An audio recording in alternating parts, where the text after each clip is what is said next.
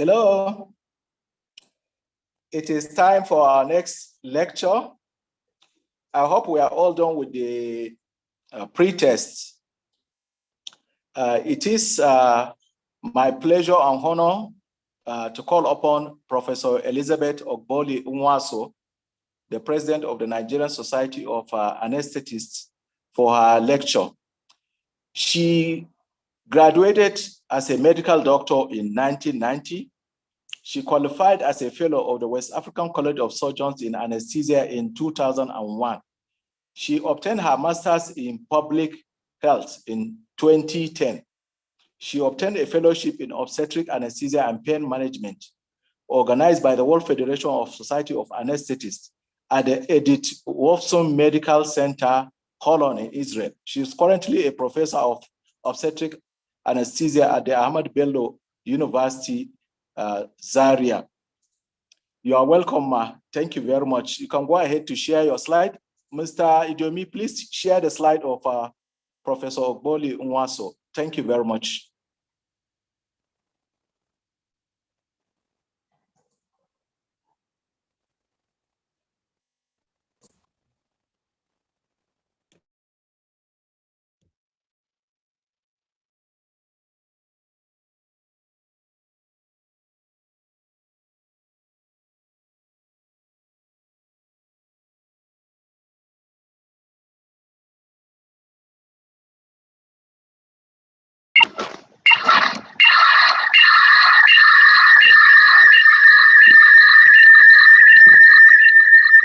Someone is using two devices. Sorry, I'm the one. I have Okay, Ma. Thank you. I removed it. Welcome. But I don't know why my video is not coming on. Did you disable my video?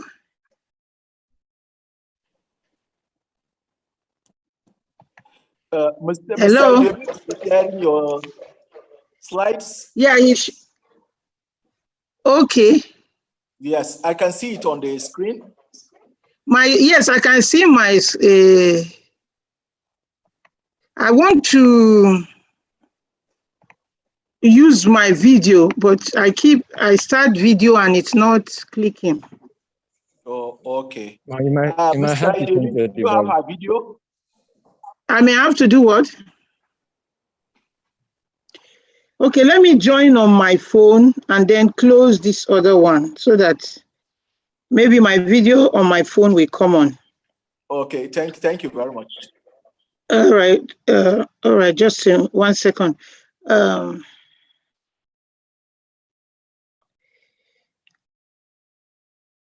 Okay.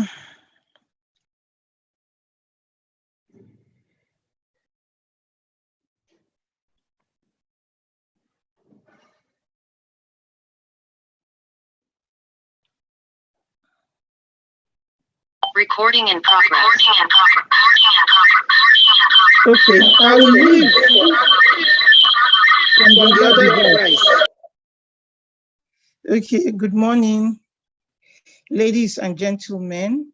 It's my pleasure to give the opening lecture in this our research methodology workshop. I've been introduced already, and so we'll just go straight to the point. My duty today is very simple, to talk on overview of research methodology. And to do that, it's a simple thing. Next slide, please. It's very easy to do overview because overview is just to say that, give a simple example of something and what it is all about. So an overview is a general review or a summary of a subject. Like if you say, please give us a brief overview of a survey, excuse me, it means you just want to hear a little about the survey. So my job here is to just give a short description and give a general information about research, methodology, dissertation writing, medical manuscript writing, anesthesia, and that is it. I'm done. And the others will be there to expand on the subject. So by way of introduction, what is research? Next slide, please. A research is a systematic investigation of something or a study of a material or sources of in order to establish the facts and reach new conclusions about something. And you know, we can say my group is carrying out a research in anesthesia, and that is simply to say that this is what we are doing. You can just use the simple word to search something. So that is what the research is about. Next slide. So what are the different types of research? There are different ways you can conduct research. You can do experiments, you can do surveys, you can do questionnaire-based studies, you can conduct interviews, you can do case studies, and you can observe something, something that is going on, either as a participant or a non-participant. You can do a trial, an observational trial. You can use different methods to do studies. Like, for example, now there's this method called Delphi that is used to do medical research. So, what is the meat of what we're talking about? We're talking about dissertation. What is a dissertation? For a major degree in a university, you have to do something called a thesis in some countries. That is used to refer to the final assignment of a PhD degree or a dissertation. There are some countries that it is used interchangeably, but most times, typically, a thesis refers to a master's degree study, whereas a dissertation refers to a PhD or a doctorate degree study. So it allows the candidate to present their findings in response to a question or a proposition that they can choose by themselves. And the aim is to test that that person has independent research skills and is able to put together what he has learned in the university or in that institution into a simple work that can help to determine the final grade. Although medical education in Nigeria is not graded, but and also the thesis and the dissertation in the fellowship program is not graded, but ideally that is what it's supposed to do. But in the thesis, in the dissertation here in Nigeria, we do pass or fail, not a grade, but actually the aim is to give it a grade. Okay, next slide, please. So what is the difference between a thesis and a dissertation? The main difference between a thesis and a dissertation is when they are completed. Please go back. Please go back. Please go back. After research, the next thing is, no, please go back, not forwards. We are on basic thesis and dissertation, okay? The differences. After overview, next slide. Next slide.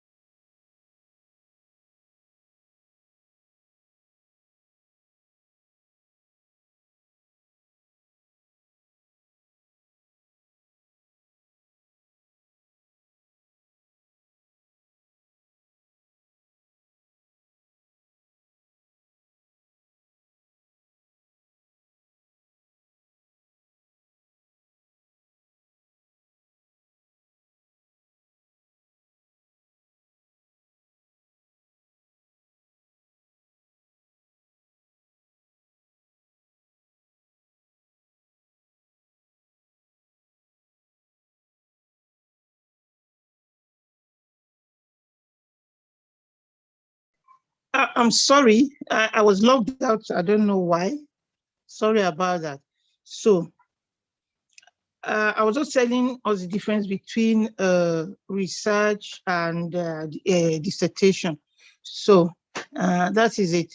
So a good research follows a systematic approach.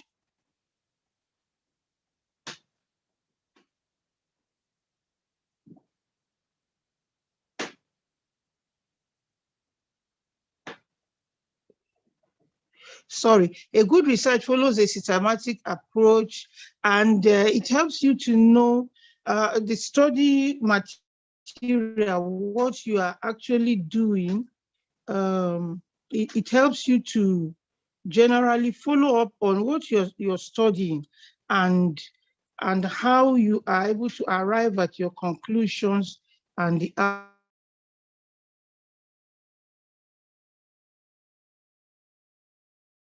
of listen. So I'm sorry, I don't know why this thing is hooking up.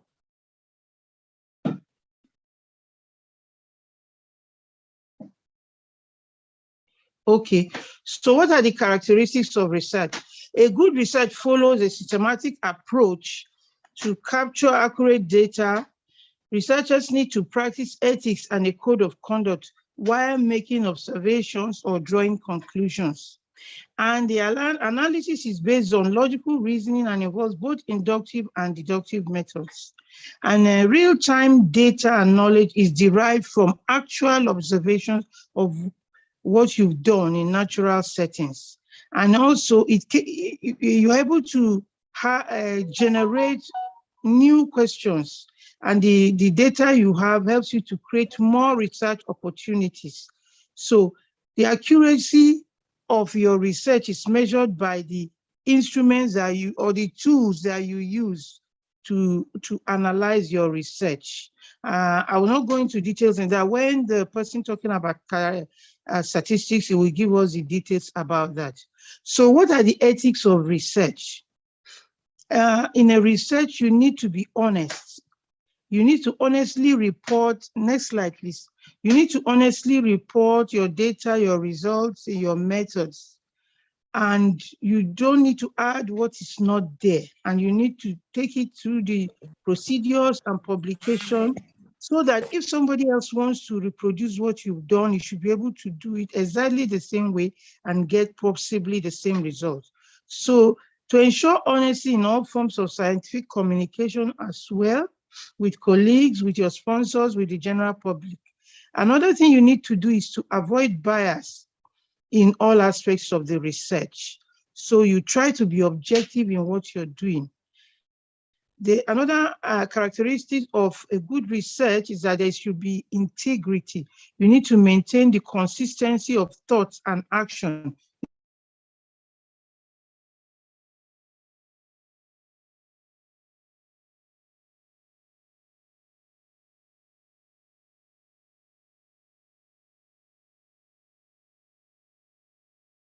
Avoid reading some results that are vital to what you are doing.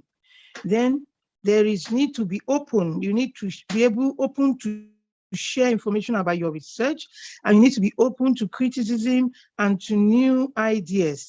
As a researcher, as a candidate that is doing a research for a dissertation, people can give you suggestions and say, look, this thing you've done, it's not ideally supposed to be like this. Why don't you do it this way? And then some people say, no, I'm going too far. This is how I'm going to do it. This is how I'm going to do it. You know, it brings a lot of trouble.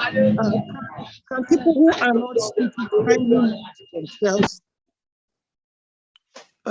So transparency is another thing. You need to disclose all the necessary information needed to evaluate your research. You don't have to hide things from your research subjects or from the medical community. Then you need to be accountable. You need to be responsible for all that concerns and is related to your research. Then you need to have your intellectual property. You need to avoid plagiarism. This is a very important aspect. I'm sure that when the details are, people going into details will tell you more about this. But nowadays, because of computer, you see people, they copy and paste. They can take a whole study, a whole study that was done in Kano, for example. I'm using Kano as an example, and then they just replace everything with Zaria, and then present it, and that is it. And that is not acceptable in medical research, and it's not acceptable in dissertation writing. In fact, now the colleges, I know, they use plagiarism checker to check the degree of plagiarism. That's the amount of things you've copied, just directly lifting one place from one place to the other. Once you are seen to have more than 30% of copying, it's not accepted, but there are some things that you may be allowed to reproduce. I think is 30% is accepted. I'm not quite sure what is accepted, but you must give proper credit to all that have contributed in your research in one way or the other. Any way people have contributed in your research, you must acknowledge them, and you must honor all forms of intellectual property. If it's a picture you took from a journal or from wherever, you must say this picture was taken from this, because there's copyright law that protects every intellectual property. And if you contravene it, even if you publish that research 20 years ago and it was discovered in this year 2021 that it was copied and not duly acknowledged, you can be asked you will be asked to give a corrigendum, and if you cannot really account for it, you may have to retract it and it will be removed. You will not be accepted to be the author of that material if you've been seen to have copied. The another thing is confidentiality. You must protect and safeguard all confidential information recorded in your research. Everything you have used, you should accord with the proper acknowledgement. Next slide, please. Okay, so another thing is that you must be responsible in your publication. You must publish for the sole reason to advance the knowledge in your field. Some people are doing publish and perish now, and I beg me, sir, please add my name authorship. That is not acceptable. Responsible mentoring. It will help you to mentor other researchers and promote their welfare. That is what a good research does for you. So when you see you've finished your dissertation, you've published it, 2-3 years time, you see somebody trying to do some research, you should be able to mention that person, say, this is what I did, this is what I did, this is how I did it. And it should give you responsible mentoring. Then respect for colleagues. You must respect and treat all colleagues fairly. There should be social responsibility. You should aim to promote social good through your research. You should avoid discrimination in all forms against your colleagues through your research. And then research builds competence. It helps you to improve your own personal competence and promote the competence of science as a whole. And then it gives you legality. It helps you to obey all relevant laws and policies. If the law of the land, like I was mentioning one candidate about a drug he wanted to use for dissertation, for the research dissertation, and the drug was not registered by NAFDAC. And I said, look, if you use this for your dissertation, it's not going to be accepted, because the research should follow all the laid down guidelines. Only the things that are registered to be used in Nigeria can be used for a proper ethical research. And so they had to write to NAFDAC, they had to get clearance and all that and all that. So getting a drug right from outside the country and then trying to use it in Nigeria because you want to do research is actually not accepted. They even, before you even start your research and ethics committee in your hospital or in your institution, they're going to stop you. And then there is animal care. You must respect and care for all animals. In fact, when I was doing research on mice when we were studying the use of resveratrol in mice, and then when we're studying the use of Plumera acuminata, frangipani leaves, you are not allowed to expire animals just because they are animals and because you're using them for your research. There is an acceptable number of animals that you are accepted to use for your research. Like when we were using dogs, and the researcher wanted to use, was my PhD candidate, he wanted to use 30 dogs. The animal use committee in ABU's area rejected it. So you cannot do that. You cannot just sacrifice 30 dogs because you want to do research. And so I think he had to trim it down to 20 or so. So there must be respect for anybody, human or animal species, that you're going to use for your research. Human subjects protections, you must respect human dignity, you must take special care and precautions when needed. Next slide, please. So, next slide, yeah. So I've told us before, there are different ways you can do research. You can conduct experiments, you can do questionnaires, surveys, interviews, case studies, participant, non-participant observation, observational trials, and so on. So what we are really talking about today is dissertation. The majority of degrees end with this assignment. And sometimes it is known as a thesis. I've told you that before, but we call it dissertation because what we are doing in the fellowships is actually superior to PhD. But since the PhD is the highest acceptable degree in the university system, it is the word used for PhD research. So I've told us the basic differences earlier. The next slide, please. Next slide. Kindly, yeah. Yes, we've discussed this. Next slide. Okay, the basic differences between a thesis and a dissertation is when they are completed. So I said thesis marks the end of a project, is the project that marks the end of a master's program, whereas the dissertation occurs during the doctoral study. Doctoral study or doctorate degree is a PhD. So the thesis is a compilation of research that proves that you are knowledgeable in what you are doing, but the dissertation is your opportunity during your doctorate program, during your fellowship program, to contribute to new knowledge, to new theories or practices in your field. And our field, we know, is anesthesia.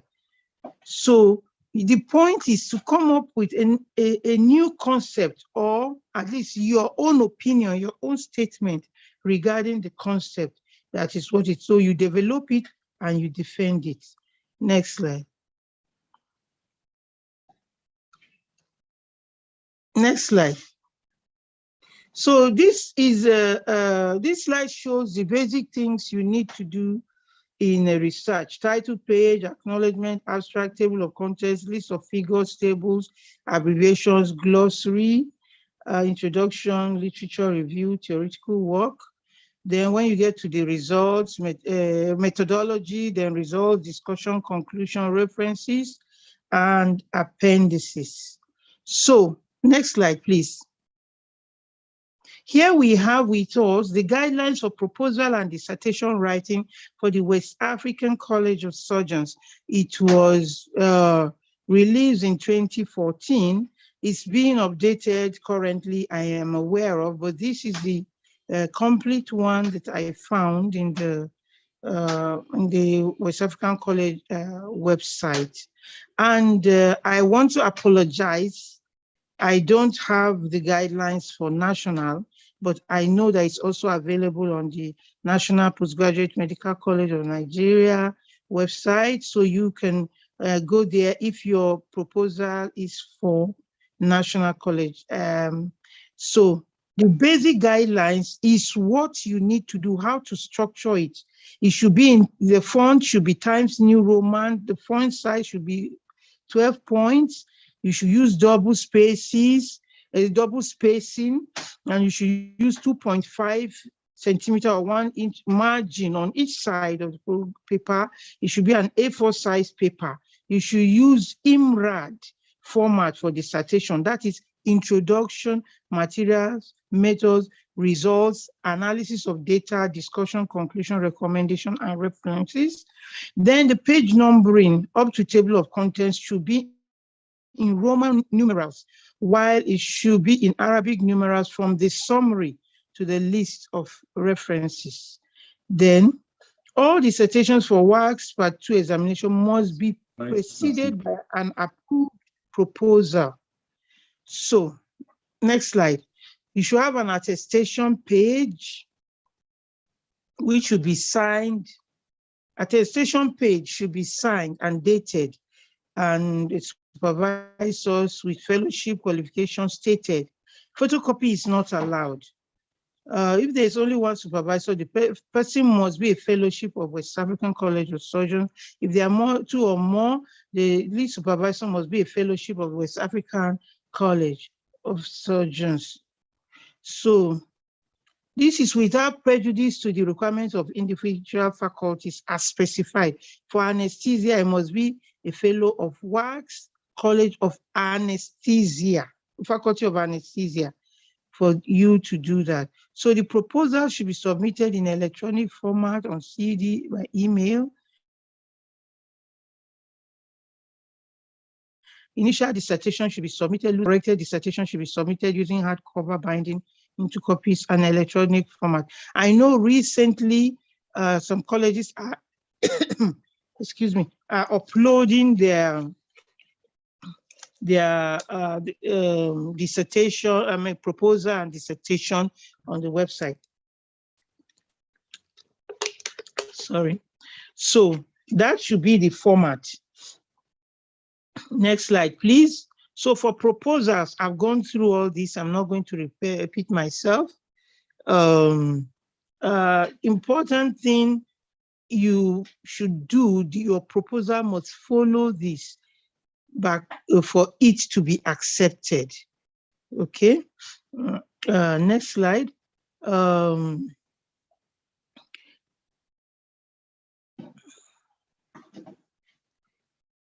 Okay, next slide. So you have introduction, literature review, justification, aim and objective, materials and methods, list of list of references, appendices. Okay, and this one is for the dissertation. Next slide. Yeah, okay, good. You are there. So you should have the cover page. You should include the full title, the full name of the author, the basic medical degree, the faculty, month and year of exam in view. Some candidates make mistake in this. Once you make mistakes in this, it will be sent back for you to you say, oh, it's just the cover page, it's not important. Everything is important, please. Title page also important, declaration page to be signed and dated by the candidate, attestation page to be signed and dated by the supervisors with the fellowship qualifications stated. Then there's another attestation page signed and dated by the head of training department with the medical qualifications stated. Then you have the acknowledgement, table of contents, list of tables. Next slide, list of figures, structured summary. The summary has to follow the structure of background, objective, methods, results, and conclusion. Then you have the introduction, literature review. All these have to be followed as stated in the guidelines.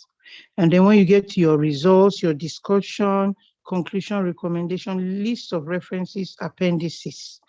Now, these things are important because if there is a deviation right from the proposal stage, it will not be accepted. So kindly go through the accepted format for the college that you're writing for and follow it. And supervisors are encouraged to take the candidates through the correct format.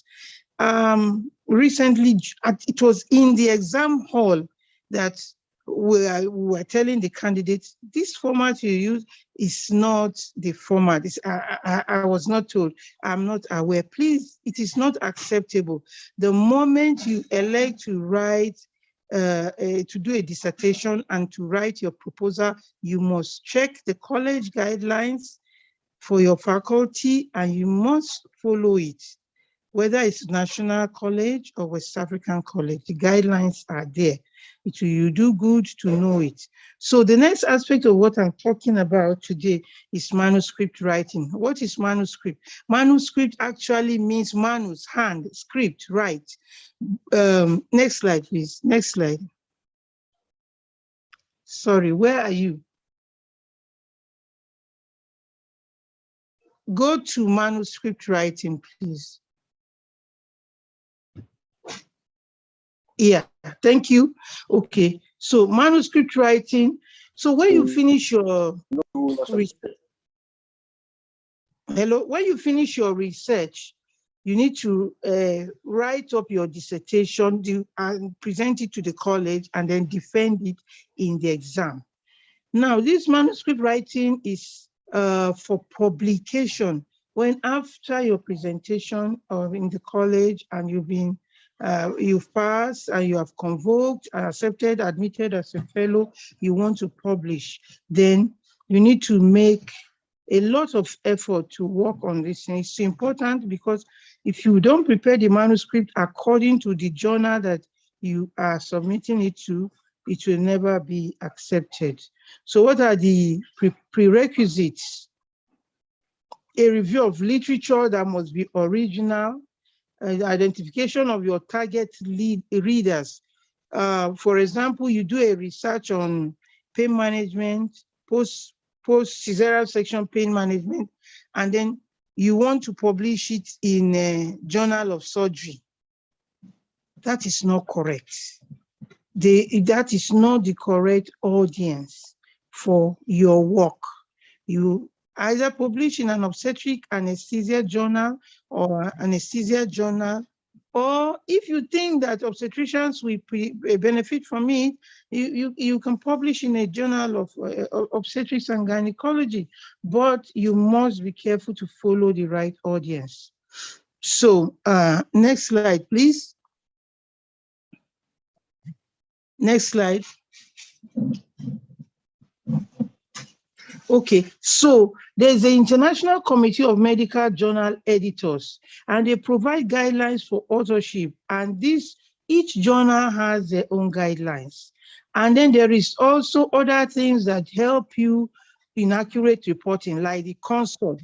CONSORT is Consolidated Standards of Reporting Trials. For clinical trials, you can use STROBE. STROBE is the reporting of observational studies in epidemiology for observational studies. Then the PRISMA is preferred reporting items for systematic reviews and meta-analysis. And it is for meta-analysis if you've done a meta-analysis, and then you discuss the skeleton and empty tables and figures with your co-authors to help you in creating a clear and concise storyline. So you have to follow the guidelines by the author, by the editors of the journal that you're submitting to. For instance, I got this in from British Journal of Anesthesia and Anesthesiology. Their clinical investigations has to be up to 3,000 words, 40 references, 6 tables of figures. Laboratory investigations have to be 3,000 words, 40 references, 6 tables of figures. Review articles, you can get up to 5,000 words, 150 references, 6 tables and figures. What am I saying? What I mean is that you must follow what the journal wants you to do. Like for British Journal of Anesthesia, you have to contact the editorial office. There is online submission, and then if you want to submit it as a special article, it can be up to 4,000 words. 150 references, 4 tables of figures. Special articles are usually invited. Maybe you are a leader in a particular field and you are invited to write something, a special review on something. And that is, you have to follow the guidelines. Case reports, 1,500 words, 15 references, 1 table of figure. Correspondence, 1,000 words, 10 references, 1 table of figure. Book reviews, 600 to 800 words as appropriate. That is for BJA. Now, a manuscript you want to submit as a single file. And usually they will give you the instructions on their article submission page and all that. You have all the things as outlined earlier that I told you that a dissertation is supposed to have will be there in the article. And then your tables, some journals will ask you to submit your tables separately and the appendices separately. So it depends on the journal you're submitting to. So this is for anesthesiology journal of the American Society of Anesthesiologists. You can have the title page, abbreviations, abstract, the text, references, tables, appendices, and so on and so forth. You must follow it. One of the things is that there are roles for each author. The corresponding author has this role. If you have a group of 5, 6, or 7, or 10, you must know what each author is doing. Each author has to have a specified role and responsibility. And then there are other non-author collaborators. For example, somebody helped you to type your manuscript. Somebody helped you to organize your research study room, like if you're doing an animal research, somebody helped you to keep the animals and feed them and prepare them and all that. You must acknowledge them. Okay, so I've told us there should be copyright laws. There are things about scientific misconduct, which are things that if you do things that are not accepted. There are things about human studies, animal studies, and then there is this issue of conflict of interest. Do you have a conflict of interest? Maybe you are in the board of directors of a group, and then you're conducting a study in that group. Then definitely you will have a conflict of interest because you will want the study to be successful. You will want the paper to be accepted. So you have a conflict of interest. You will be asked to declare. If you have a conflict of interest, you will not be accepted to continue in that authorship or that role that you want to play. Or maybe you are advertising a drug for a company, and then you are conducting research on that drug for that company, and then you are now asked to conduct research by that company. Hello, please, can you mute yourselves? Thank you. Then you are asked to conduct a research on that drug. Definitely, you are being paid by that drug company. You will want the research to say that the drug is perfect, there is no side effect, there is no complication to its use and all that. You have a conflict of interest, and you may not be allowed to continue to proceed in that role that you're trying to do. So there are other things about original investigations. There are things you need to sign authorship forms. You need to do a lot of things for the journal. The journal will specify all the things you need to do. I'm not going to go much into this manuscript preparation because we've gone through it in the dissertation writing. But it's just to tell you that every manuscript of every journal, they will tell you how they want it, and you need to follow the guidelines of manuscript preparation for that journal. So in anesthesiology, an author must satisfy 5 criteria. Scholarship. That means you must have contributed intellectually to the research from the conception stage, the design, the execution, the data analysis, interpretation, and results. And you must qualify to be an author. There should be authorship criteria. Now, there are some people, they don't contribute to any research, or maybe you supervise. Please, can you mute yourself, Dr. Idris? Please. Please, maybe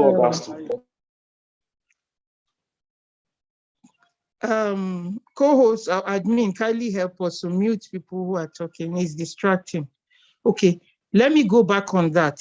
Let's say you have supervised a candidate as the supervisor or professor and all that, and you just say, when you write up everything, just put my name there. We've set line for the patients. Your patient did not come with line. Is that how? It's not supposed to be like that, please. Yes, I know that you need to qualify to be put as an author for that publication.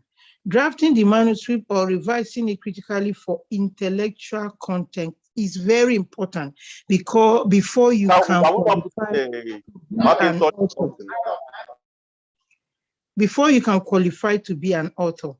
Then some people, some supervisors, some big people, trainers, as the candidates brought the thing to them, that is how they'll give it back to him. Garbage in, garbage out. They don't even go through the manuscript. That is not acceptable.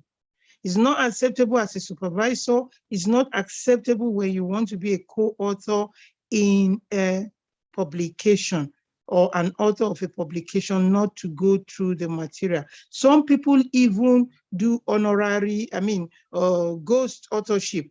You know that somebody is very good in research, and this is, you tell him, okay, please just write it for me. Everything I give you, just do it for me, just do it, and put my name. It's not acceptable. Is ethical misconduct in research, and it's not acceptable. And if found out, the person can suffer a lot of things.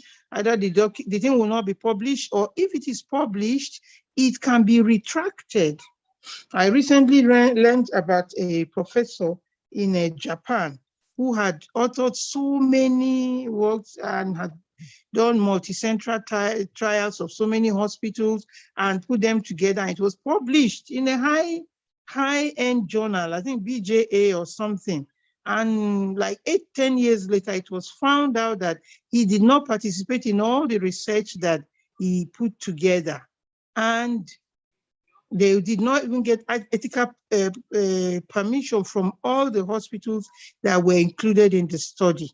And the research, all of them, there were many. I can't know the exact, I don't know the exact number. They were all retracted. And of course, that affected his status, his promotion, and everything. So some people have been promoted to associate prof or professor based on research that involved ethical misconduct. If it is found out, the promotion can be withdrawn. The person can be demoted to senior lecturer or lecturer 1. I think it happened recently in Calabar or UNIUYO, I'm not sure, but there were people, not in medicine though, but in the university, and they were demoted. Okay, so one has to be very careful. So the third thing is that you have to have final approval from all the authors. Then the ethics, you have to agree to be accountable for all aspects of the research and manuscript. And there must be integrity, ensuring that the questions related to the accuracy or integrity of any part of the research and manuscript, even the ones in which the author was not personally involved, are appropriately investigated, resolved, and communicated where needed. So that is that about the criteria for authorship for anesthesiology. I've put down some things for BJA education that you need to know. In summary, your research, your dissertation must be specific. It must be measurable. It must be something, it should not be something nebulous. It should be something you can put your finger on it and actually count it and say, this is the outcome of this study. And when you are doing a study for a dissertation, it should be achievable. It should be realistic. I was discussing with a potential candidate recently, and he wanted to do a particular number within a particular time. And in their hospital, they don't have the caseload. So it's not realistic. It's not achievable. You want to finish your research in 3 to 6 months, and you want to do 200 patients, and you have only 2 patients for that procedure in a week. How is that achievable? So either you do multi-center, or you change the focus of your study to something. You use a target audience or population that you know you have the caseloads and it's achievable. So it must be realistic, and the time, it is time bound. Research dissertation is time bound. Proposals, permissions or approvals for dissertation to conduct research are given time. In my hospital, I think it's 1 year or 1.5 years. If you keep doing and then the time it elapses for that research, you cannot present it for that exam again, because the time on your proposal has elapsed. You need to apply again to the ethical committee to either extend your time or to give you a new approval. So in summary, your dissertation should be KISS. Keep it short and simple. I say the good research should be the one it's like a lady's skirt or a lady's gown, long enough to cover all the important vitals, and short enough to be fashionable and good to look at. So keep it short and simple. KISS. I thank you very much for your time. Next slide. I thank you very much for your time, and I think we will take questions in the Q&A section if there's anything we want to talk about. I put up in the last slide, next slide, I put up something because it's another manuscript writing workshop that is by the West African College of Surgeons. I think it will be next week. If you don't get enough material from this, you can also join that one and do the best that you can. But the aim of this workshop is that those that are potential candidates, by the end of this workshop, you should have a proposal at hand. Those that have not written their proposals, and those that have written their proposals and are about conducting their research, by the end of this workshop, you should have written up your research and be ready to present for the exam. And for those that have presented for the exam and have not published it, at the end of this date, by the end of today, you should know how to publish your research in a reputable journal. I thank you very much for your audience. Bye.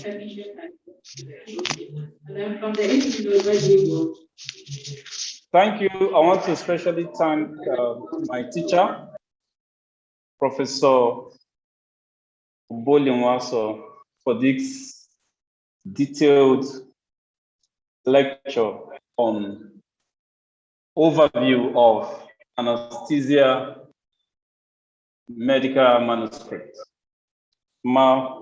We are pleased by this lecture. Next on the list will be Dr. Finet Ndukwe Kalu. She will be taking us on proposal writing. A brief citation of Dr. Finet Ndukwe Kalu. She's a consultant anesthetist and past chairman, Medical Advisory Committee at the University of Calabar Teaching Hospital. She is an associate prof of anesthesiology in the University of Calabar and holds the fellowship of West African College of Surgeons, as well as post-fellowship diploma in anesthesia from the World Federation of Societies of Anesthesiologists. She has special interest in cardiopulmonary resuscitation and global health as it relates to anesthesia quality and safety. She is a past president, Medical Women Association of Nigeria, Cross River State Chapter. a member and past National Vice President, Nigerian Society of Anesthetists, among many other professional associations. She is a mother of two widely traveled industrious. She is creative, hardworking, and a great motivator, intelligent, and good team leader. May I welcome Dr. Pinet Ndukwe Kalu. Ma, the stage is all yours. Thank you. Thank you very much, moderator, for that introduction. Thank you, beloved participants, for signing in to attend this very important workshop. I want to thank the Nigerian Society of Anesthetists 2021 Local Organizing Committee for having me. I'm going to be talking about proposal writing, as already announced.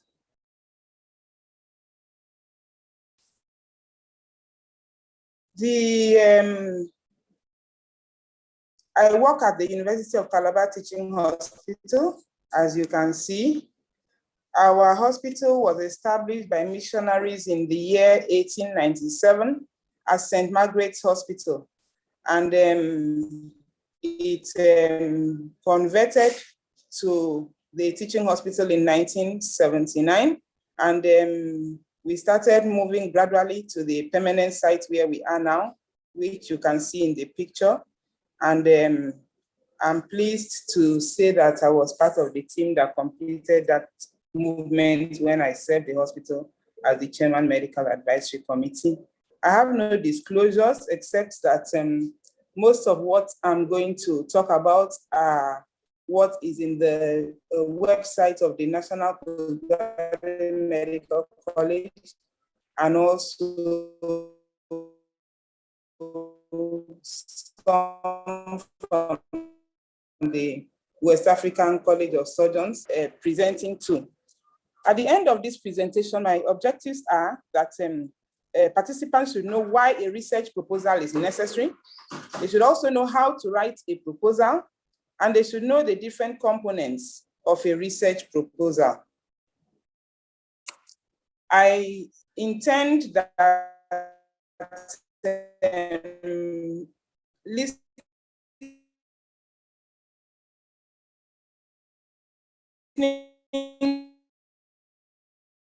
to this presentation, participants should know guidelines, and just like the president said before I came on, start writing a proposal.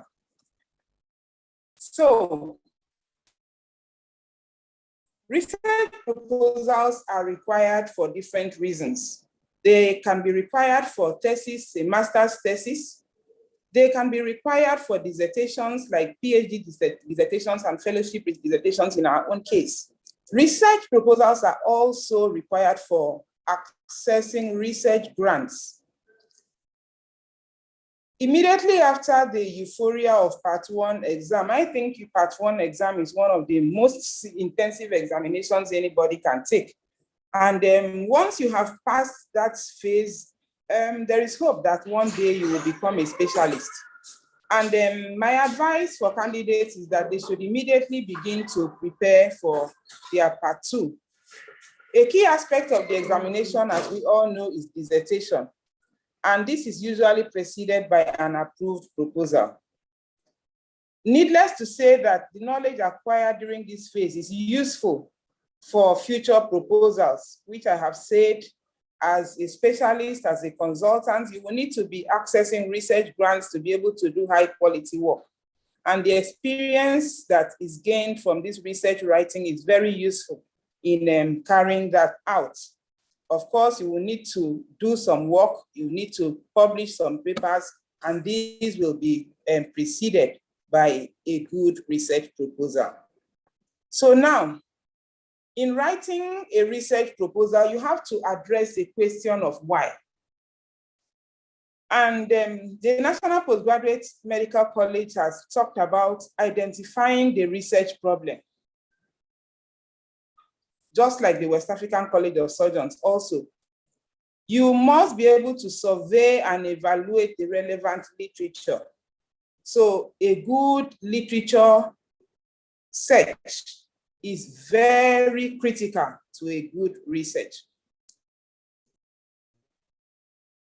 You must be able to describe the plotting the research.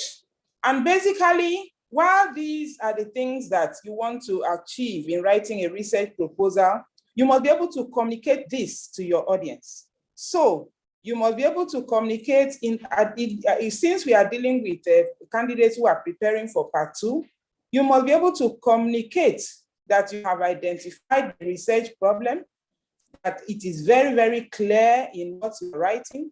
You must have had a very good literature review, and that you have a very good plan for conducting the research in such a way that your research will be able to answer the research question. So just looking at your research, you're looking at your proposal, your assessor should be satisfied that you have communicated adequately, that the research problem is identified, that relevant literature has been searched. You must not put together a half-baked proposal. You have to be sure that you have thoroughly done research on previous work that is done in the subject that you're going to be researching on as part of your part 2 dissertation. So, and you must know your examiner, your assessor should, by reading through your work, be sure that the plan that you have put in place in terms of methodology and all that is able to answer or address the research question that you have put forward. So basically what you're trying to do in writing a research is to convince your assessor to approve. And of course, the same applies when you're talking about research work that is going to access a grant. Grants are very competitive. So assuming there is a grant of $25,000 and there are 50 applicants, only one person is going to be chosen. It is the assessor that would look at what you have written and see that you have addressed all these issues, that they have been communicated very adequately. That is what is going to win you the grant. We all know that in the universities now we have TED fund grants, and then we should be able to access them for writing our research work. And I think the teaching hospitals, the committee of CMDs, I think they're also working on seeing how they can get TED fund to the university to help us with medical research. But there is always an assessment. And your aim in writing a proposal should be to get a first approval, a first time approval. So now, the question of what do we write usually comes up when you have decided that, okay, like I am suggesting, I'm advising that when you have completed your part 2 dissertation, you should quickly work on a research topic and get on with your research work. Excuse me, sometimes it's very challenging to decide on what topic. There is a topic in the workshop on research, so I'm not going to dwell on that.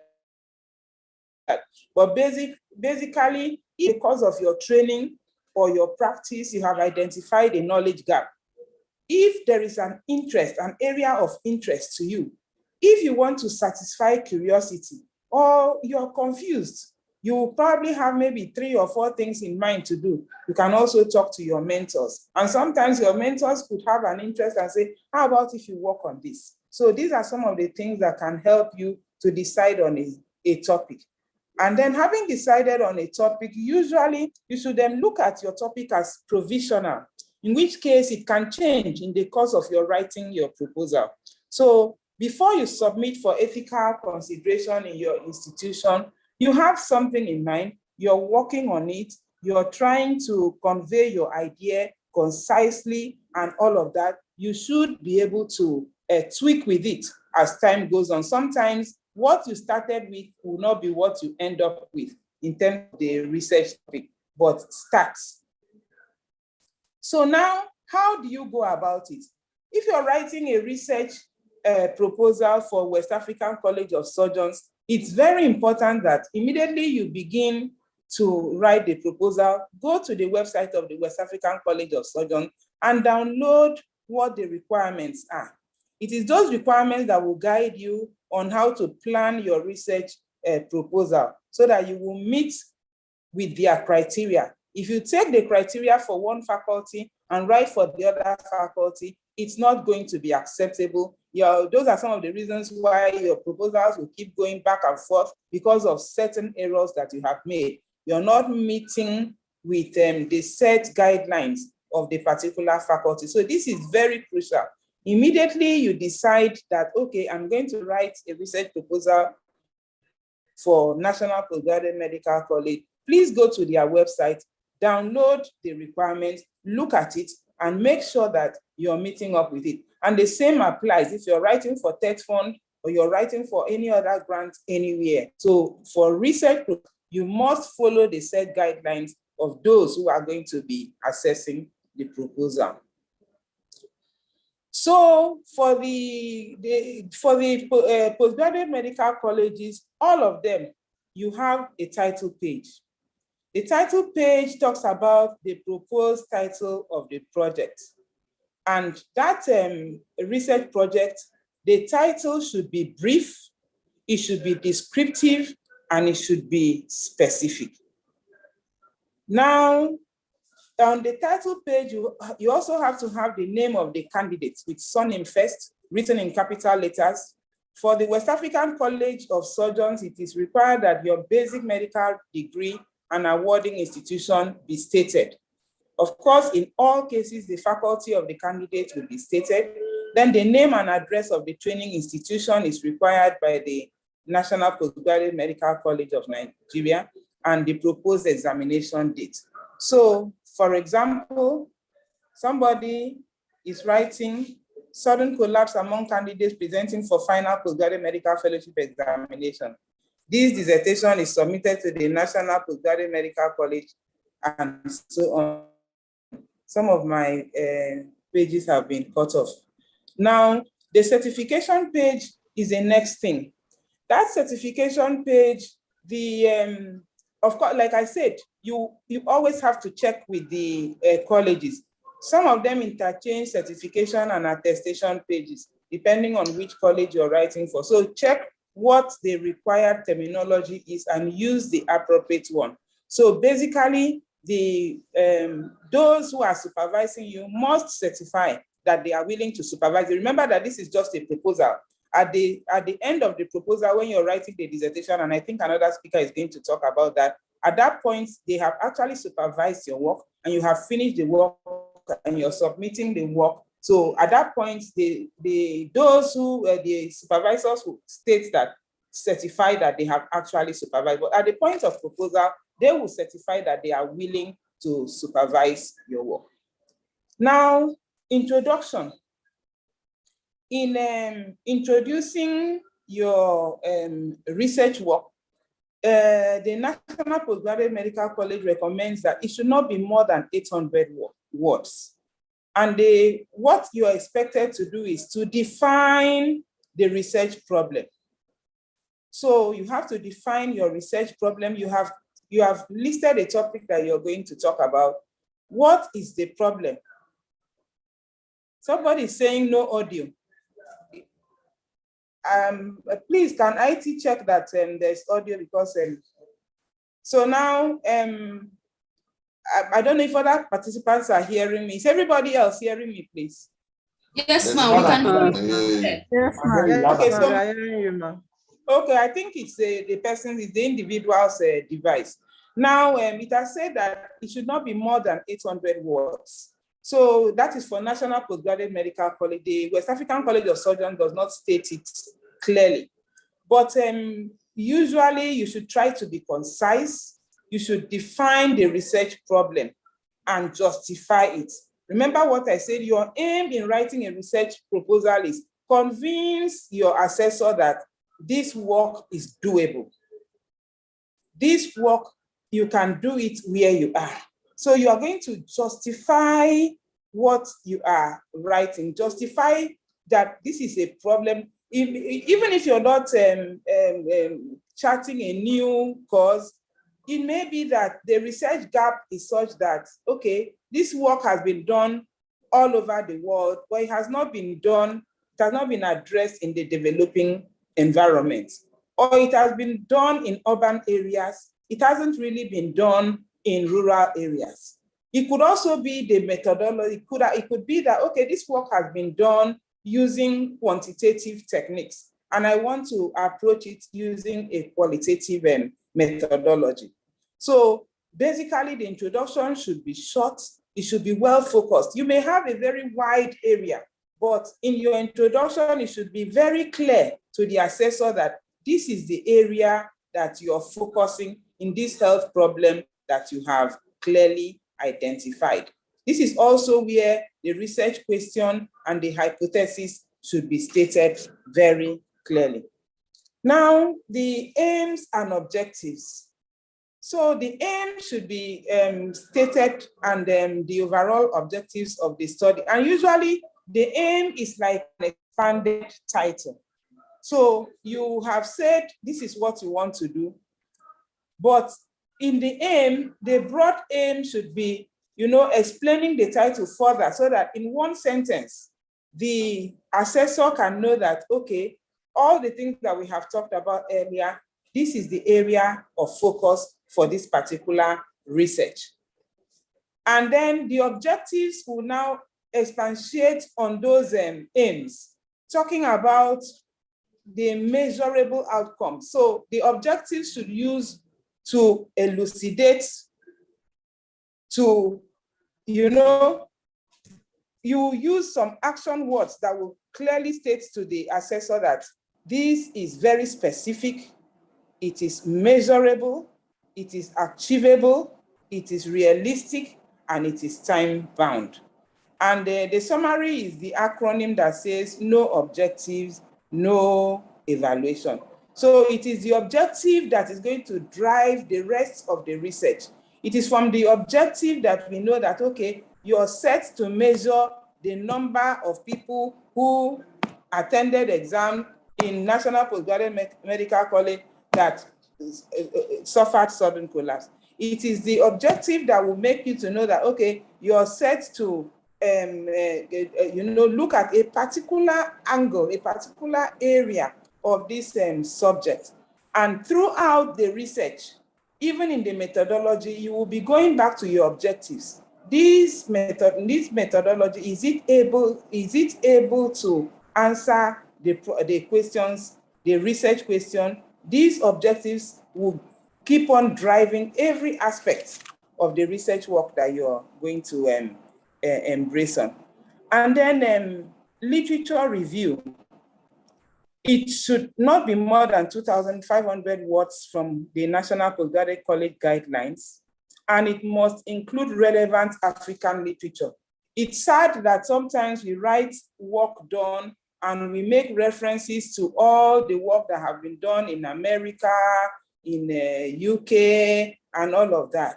But if we search the literature properly, fortunately now most journals are online, so most published works are online, and it is possible for candidates to see work that has been done locally. So you need to use all the softwares and search the literature appropriately to be sure that you're able to capture all work done around the world, around your subject. Literature review, you must read very, very widely. And basically, you want to identify the key factors in the subject area. And you want to identify how those factors, affect the work you're going to do. So you must understand what already has been done in that area of research. You must understand and state very clearly. Remember that what you understand, you must write down for the assessor. You're trying to convince. The introduction, for those of you who are perhaps just joining down, is that basically what you're doing in your research proposal is to communicate that you understand your subject. You also want to make sure that you convince the assessor that this work is worth approving so that you can carry on with it. So you must read very widely. You must read very widely. The other thing you need to do is to demonstrate in your literature review about the gap in existing research. So having read widely, you have seen that a lot of work has been done, maybe anesthesia, local anesthesia in lower limb surgery. Nobody has looked at local anesthesia techniques in upper limb surgery. And that is the area that you want to focus on. So you identify that, okay, you demonstrate from your literature search that this is the gap. And if you don't read widely, you may say that there is a gap where actually there is no gap. So it is important that you read very widely. The other mistake that candidates make is to just run down a descriptive literature review. You just copy and paste what other writers have done. The best way to do literature review, or the advisable way to do literature review, is not just to be descriptive, is to synthesize all what you have gathered from the literature, and then put it down in a way that will communicate what has been done previously, the gaps that have been identified, and then where this particular research work is heading. So you must do your literature review in such a way that it is a potential answer to your research question. So you have to guide the reader and make it very interesting. So now you have to cite the literature that forms the basis for defining your health issues, your hypothesis, and your research question. That is basically what I've been trying to say and trying to explain. Now, proposed methodology. The proposed methodology should include the study location, or if it is a multi-center study, locations. You can be doing a study on primary healthcare centers around Cross River State, for example. So you're going to state that, okay, this study location is Cross River State. Cross River State is, where is Cross River State? Why did you choose Cross River State? The Cross River State is close to this place. Why did you decide on primary healthcare centers? Maybe this is where you have identified some gaps. How many primary healthcare centers do we have? And all of this. So your study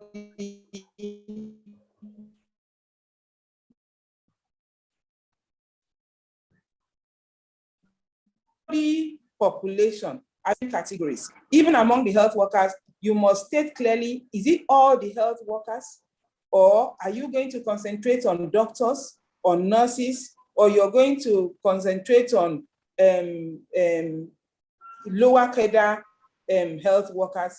So these are the things that should be clearly defined. Or have you decided to look at lay people that are, maybe people, a disease population, diabetic patients? These study populations should be clearly stated.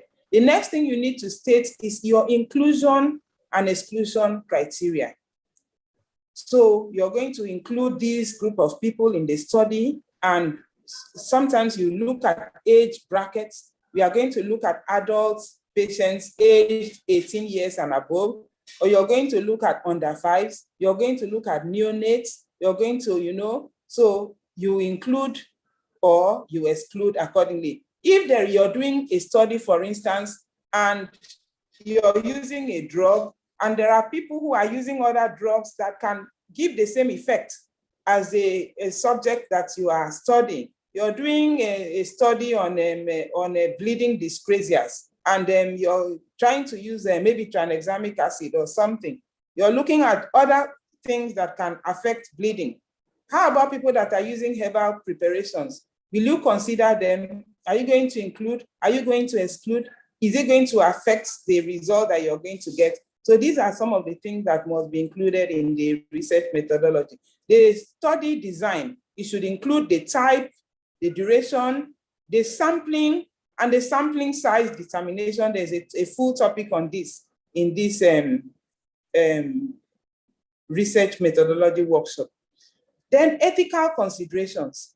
So you must at all times have ethical approval before you embark on your work. So you must include the institutional ethical approval. That is why, again, I said it's very important that you start thinking about your research work early enough. Because if you take 1 year to recover from the euphoria of passing part 1, by the time you come up with a topic, and then you start writing to the Health Research and Ethics Committee of your hospital, it takes them a bit of time. Some take 1 month, most of the ethical committees meet monthly. So if you miss out sending your ethical approval, your request for ethical approval on time, it will further delay you. And by the time you submit it, they take a bit of time, they send it to all the assessors, they look at your work, and then they send you back. It takes a lot of time. Even when it gets to you, remember that it's still going back to the college and it's still going to take more time. So it is important that you consider your work on time, send it for ethical approval. In the ethical approval, one of the things that will be required for ethical approval is if your study is going to involve human subjects, you need to get informed consent. So that your informed consent should state clearly what you're going to do, what samples you're going to take from the patient, what information you're going to need from the patient, what you're going to do for the patient. And you must state clearly that this study does not affect the individual's health care. So you cannot, for example, deny people of care because they refused to consent or to give consent for your research work. Everybody must be given good care, whether they give consent to do the research, to be participants in the research or not. And then the procedure. So you must state clearly the procedure, you must state clearly the materials, the methods, the patient preparation, and so on. So we are going to do spinal anesthesia. What are the materials? What are the things that we need for doing spinal anesthesia? We are going to do epidural anesthesia. What method are we going to use? You must state very clearly, how are you going to ascertain loss of resistance? Is it loss of resistance to air, loss of resistance to saline?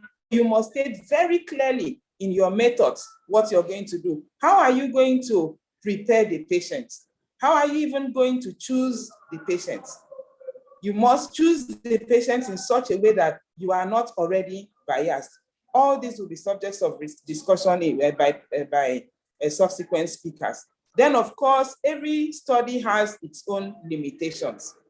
Some limitations can even be because of funding. Some limitations can be because of the patient population. Some limitations can be because of location. And those identified limitations, you have to state them very clearly in your work so that the assessor knows that you know that this is already a limitation to this study. Then the relevant and specific method of data analysis, that is also going to be addressed. If you're going to use people, very commonly we use our colleagues in community medicine, our colleagues in mathematics and statistics, people who are very knowledgeable about data analysis. Of course, you have to have a fair idea of the appropriate data and analyzing tool that is going to be used for your work. It is important that from the time you're writing a proposal, carry them along. It is always very sad when you have finished gathering data, then you now go and identify somebody, oh, come and help me analyze this data. At that point, he will start noting, oh, you should have gotten this information. Oh, you should have gotten this information. And by that time, it is too late. You will be struggling with the data. And sometimes you run the risk of your proposal being thrown out after you have done so much work on it. So my advice is that when you begin to write your proposal, that person that is going to assist you in data analysis that has capacity, even if you want to do it yourself, go online, go get the resource materials that you need and look very critically and carefully at what you need. You may need to bring up dummy tables and all of that. If I get this data, if they look like this, this is the kind of analysis I make. So at that point, if there's something you need to adjust in the methodology, that is a good time.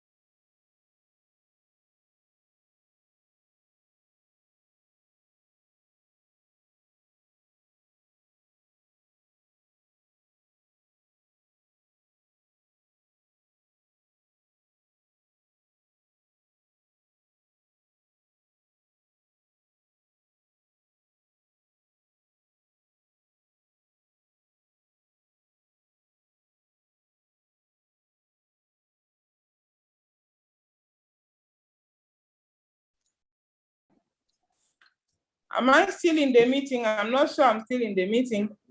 Yes, I can hear you now, but there was a pause before. It was not. I think my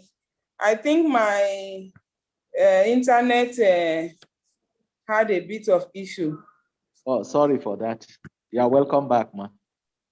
Okay, so let me reshare my screen. I think my screen is also off. Let me reshare my screen so that I can continue from.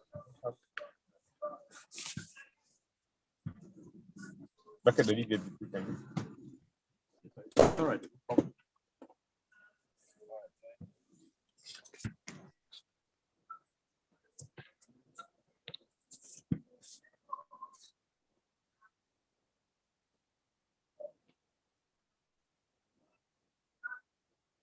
Okay, I think I was on methodology.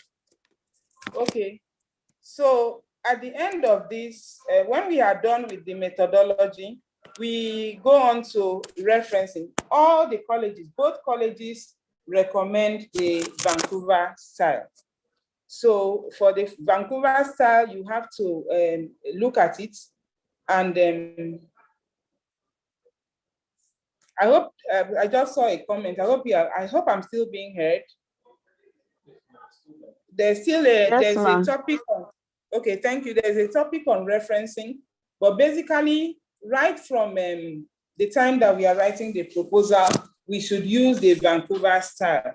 All the colleges recommend from your introduction, you must show that you have done your work thoroughly. You have read the literature, the relevant literature, you understand it, you have a good grasp of your work and all of that. And every work that has been done should be acknowledged as shown. So there are references for journal articles, there are references for textbooks, there are references for when you have more than 5 and you want to say it all, and then so on and so forth. So you must use the appropriate referencing. And you can use a referencing assistance like Mendeley and others to help you in referencing your work appropriately.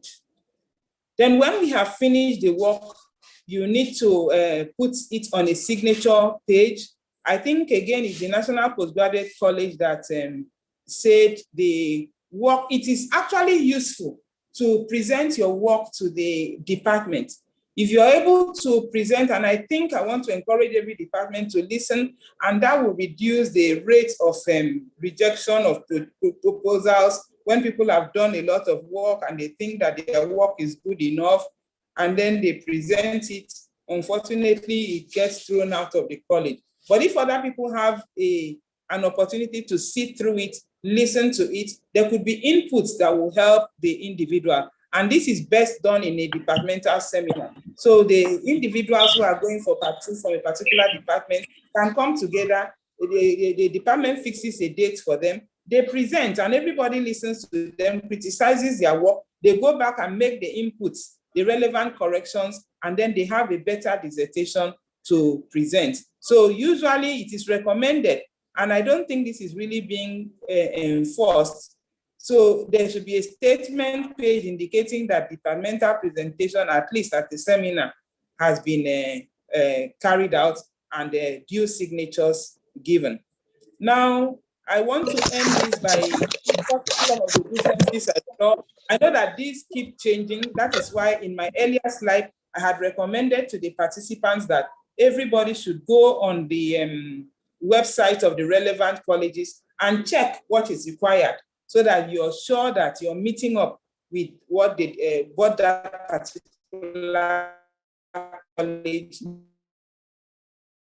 So I have on my left side the West African College of Surgeons, and on the right side what I found on their various websites. Now for West African College of Surgeons, the title page should be 18 words of 200 characters maximum.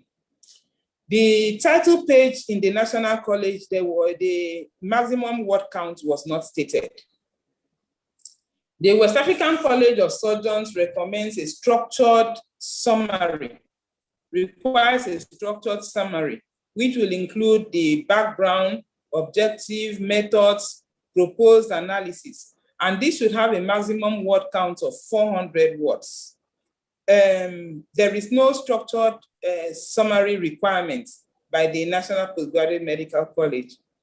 The introduction in the West African College of Surgeons did not state a maximum word count. The literature review did not also state a maximum word count, whereas the literature review in the National College states a maximum word count of 2,500. The other difference I found was that the aims and objectives in the West African College of Surgeons guidelines comes after the literature review, whereas in the National College, aims and objectives are at the end of introduction with the relevant justification.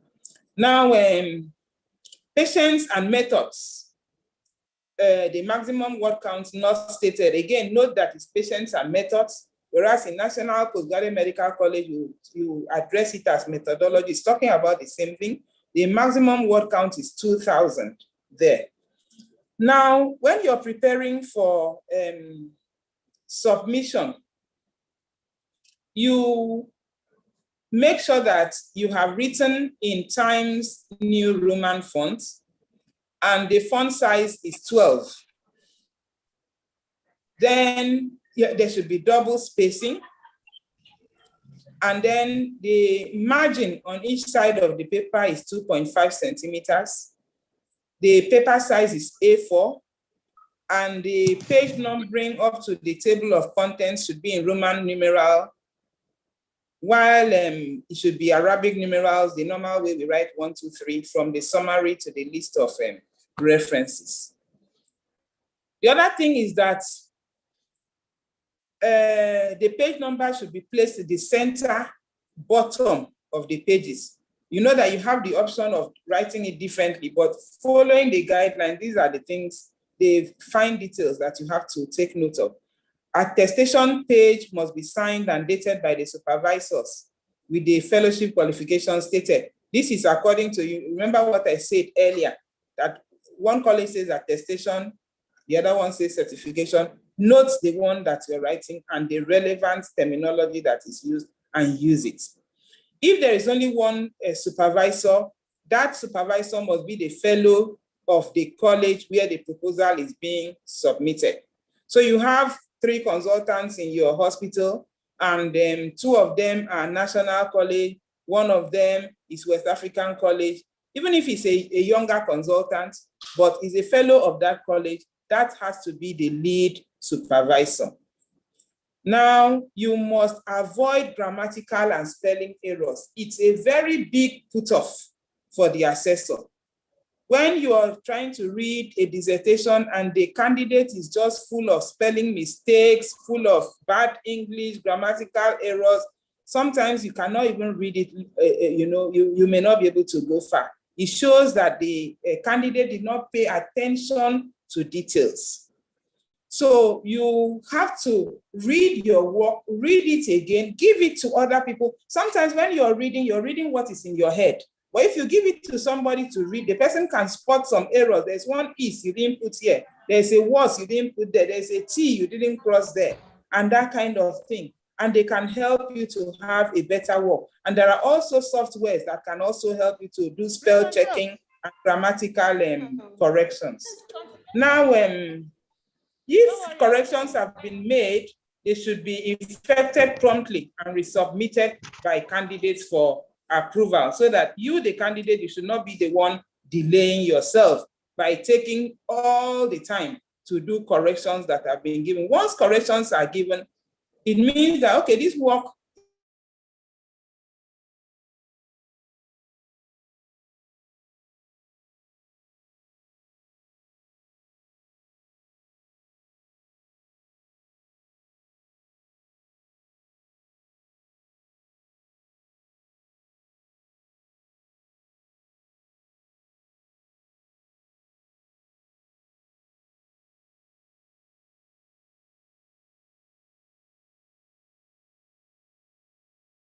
is subject to a top.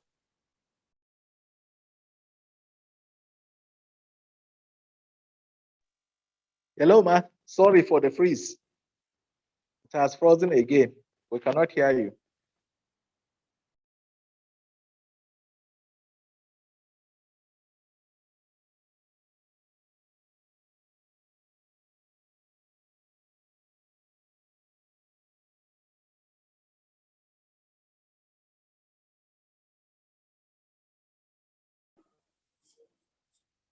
Am I back?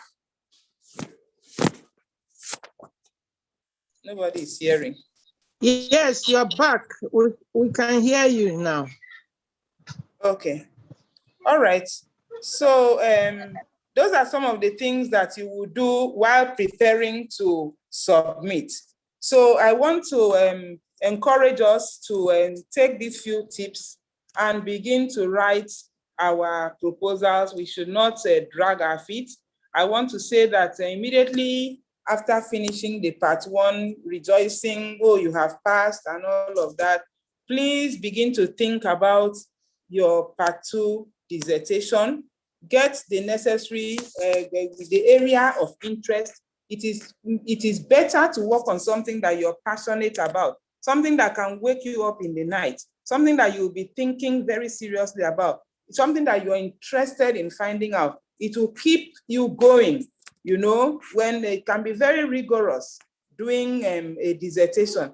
But if you have a passion for it, you find out that, you know, you just keep working on it. And don't worry if you start with a particular topic that at least it's in the area. As you continue to write the proposal, you keep tweaking with the topic until you arrive at a topic that is concise and meets up with the requirement that we have stated. And then when you have started your work, make sure that you involve those who are going to assist you in data analysis early in the work, so that you don't get to the methodology and you have submitted, you have gathered your data, and then you find out that you cannot analyze them. So at the time of writing the proposal is communicating that this your work is specific, is measurable, is achievable, is realistic, is time-bound. Make sure that you are able to convince the assessor that this proposal can go at first submission. Thank you very much for listening. Thank you very much, Ma, for this detailed presentation. I must say, this is proposal writing made easy. And we're encouraged to start writing our proposal from today. Thank you very much once more. Next on the list is... Sorry, please, we have a question. Hello, sir. I have a question to ask Dr. Quinet. Okay. I'm raising my hand. Go ahead. Thank you very much, sir. Good afternoon, Ma. Good afternoon, sir. I'm Dr. Daramola from General Hospital, Lagos. Okay. Thank you for the presentation, Dr. Quinnet. We are very grateful, ma. Please, ma, I submitted my proposal and but I stated that I was going to use SPSS for my data analysis, ma. But it was after then I went for an update course in data analysis using Stata, which I found very interesting, ma. And now I just got the first response of my proposal from the college. So I wanted to ask if I could change at this stage to using Stata method for analyzing my data, ma. I think there's going to be a talk on data analysis. But basically, ideally, even though we say proposal is not cast on stone, there are certain things that when you state, for instance, you cannot say, I'm going to do a qualitative research, and then you end up with quantitative research, and then it flies.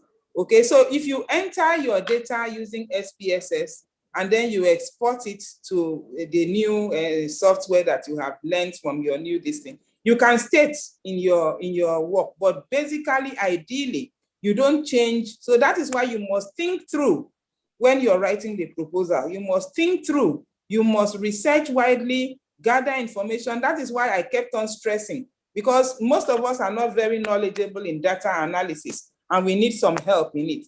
So if you know the kind of data you're going to collect, at the time that you're writing the proposal, you should engage the person, your data analyst, to help you decide on the best way forward. I would like somebody to help me with this answer, because if you have stated clearly in your proposal that you're going to use SPSS, and then you now go to... I have not collected data, ma.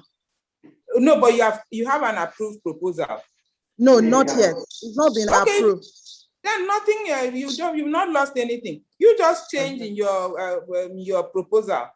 You send your proposal with what you want to use, because you, as much as possible, you should not deviate from your approved proposal.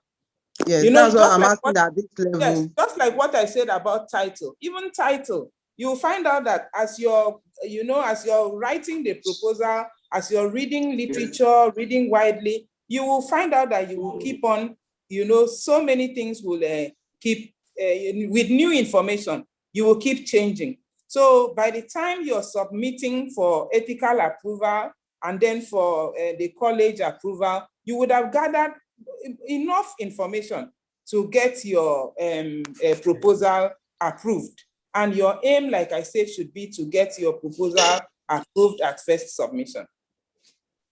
Okay, thank you very much, Ma. I think we're going to be having the question. Thank you, Daramola. We're going to be having the question and answer session after this. I think the chat box, you can also put your questions in there, and I think we're going to recognize you from there. But before then, I want to give the president of Nigerian Society of Anesthetists the chance to make an input. Okay, thank you very much. Thank you very much, Professor Quinnet Kalu. That was very detailed and really enlightening. There is a comment on the chat box that said, if you have been given corrections from the assessors of your proposal, it means they are in the process of accepting your proposal. So I really want to ask Dr. Daramola, at what stage have you gotten ethical approval, or have you applied for ethical approval? Thank you very much, Prof. I have gotten ethical approval and I've submitted to the college. The college just gave me a response last week with few corrections to make. Hold on there. In your ethical approval, you stated that you're going to use SPSS. Yes, ma'am. That was what my initial proposal said. Okay, so that is it. That's what it is. Wow. It has to be SPSS. You are excited about Stata. Your research potential has not ended with your dissertation. You can still do, since after my fellowship, I've done umpteen number of research. You have so many other avenues to use data. But if you apply for ethical approval stating SPSS, the only way you can change it is to go back to ethical committee and apply for a correction of your research methodology, of your research proposal. And some of the things that people don't really like correcting is methodology, and data, and how you will state your results or how you will present your results. So don't be carried away by your excitement with data. Use your SPSS, because the process of changing, unless if your ethical committee is not like the ethical committee in ABUTH Zaria, they only meet 4 times in a year. And if they've attended to you, unless you have correction, which they have invited you to defend the correction they are asking you to correct, if you are the one asking to correct an already approved ethical committee approval, my dear, maybe you are not likely to do that research, even 2022. So thank you very much, my advice for you is that SPSS is okay, it's been approved, that is it. That is it. Thank you so much, ma'am. Yes, unless if your assessor now, who you submitted to at the college, says that we don't want you to use SPSS, use data, or SPSS will not justify or will not give you a good result, use data. That way, it is coming from the assessors. But if it is you now with already an existing SPSS ethical approval is the research. Ethical approval is it. So I discourage you from trying to correct that at this stage, because it may mean that you are just a researcher who is not fixed on what you want to do. You just have any fine dress that passes. You say, okay, I will change. I will buy this other cloth. I will not use this again. Research is not like that. That was why the speaker, Professor Kalu, explained to you that you must have really made up your mind exactly everything you want to do before you even approach ethical committee. So I hope it answers that. I didn't want to leave it till question and answer session because I may just forget what I wanted to say. So that's why I'm saying it now. I hope it's understood. Yeah. Yes, ma'am. I'm very grateful, ma'am. Thank you so much, ma'am. We can also ask our trainers here. Professor Sanusi is coming on board later. Dr. Gumbi is coming on board. Sanusi has been chairman of faculty. She might be able to give us more this thing. May I ask which college you're sending it to? Is it National College? West African College of Surgery, ma'am. Or West African College? Yes, ma'am. Hello, I didn't hear you. Which college of Surgery, is it? National or West African College of Surgery, ma'am. I can talk about West Africa. Don't change it. Thank you. I really appreciate, ma'am. Thank you, ma'am. Okay. Yeah, well done. Okay, back to the moderator. Thank you. Thank you, ma'am, for that input. Like I said earlier, time is really against us, and any question should be put in the chat box or should be referred until the time for question and answer so that we can beat time. The next presenter would be, hello, can you hear me? Yes, sir, okay, we can hear you, sir. The next presenter is Professor Charles Imerangai. He is going to be taking us on 2 different topics. So if he starts, each topic has 40 minutes attached to it. So we expect that we stick to time now so that we can finish at the right time. He's going to be taking us on the first topic, title, and the different aspect of the dissertation. Title and different aspect of dissertation. And the second one is literature review. Literature review. Maybe he can start, Prof, you can start sharing your slide while I read your dissertation.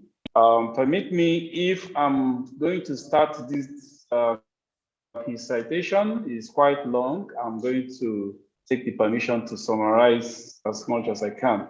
The person we're talking about is Professor Charles Osalomese Imerengai. He is Professor of Anesthesia, Department of Anesthesia, University of Benin Teaching Hospital. He has had so many institutions that he attended, but I'm just going to give you a few of them. Like I mentioned earlier, University of Benin Teaching Hospital. He also went to Mount Sinai Hospital, University of Toronto, in Toronto. And also the qualifications, the few ones I'm going to mention will include Doctor of Medicine, National Postgraduate Medical College of Nigeria, Fellowship, National Postgraduate Medical College of Nigeria also. And permit me to also say that he has been a consultant to so many activity within and outside of this show. He has been the head of department, University of Department of Anesthesia, head of Department of Anesthesia, University of Benin City, and also member Central Entrance Examination Committee, University of Benin City, and also has been Senate representative. So at this point, I think if for those that want to have the full recitation, it is handy. You can reach out and you'll have it. The floor is open for you, sir, for the topics. Thank you.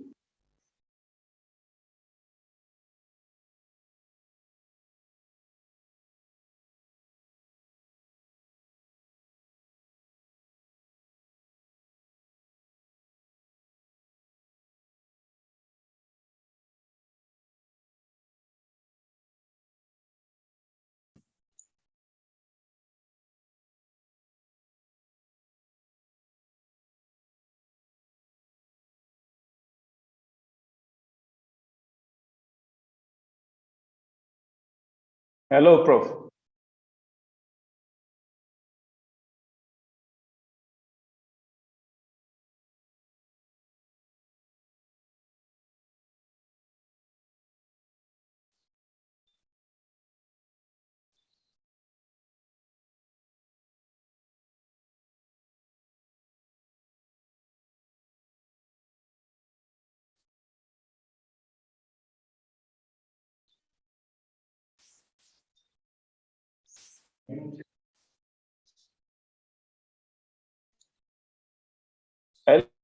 Hello, Prof. I think you are mute.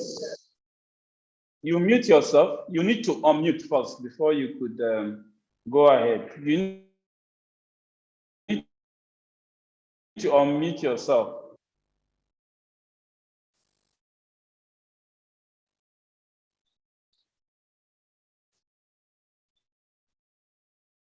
Hello, Prof. You need to unmute yourself, and your video is also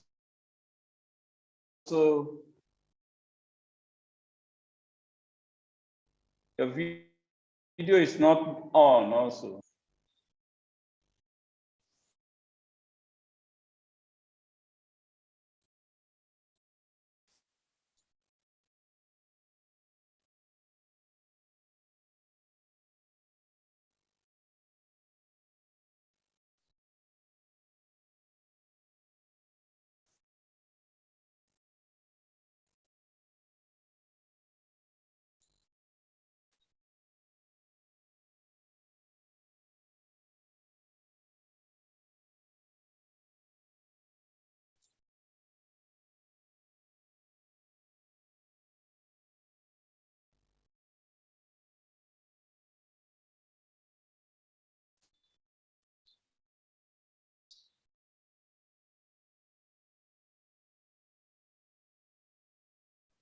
We cannot hear Prof. Can you ask him to refresh his browser? Maybe it is from his system, or to exit and log in again.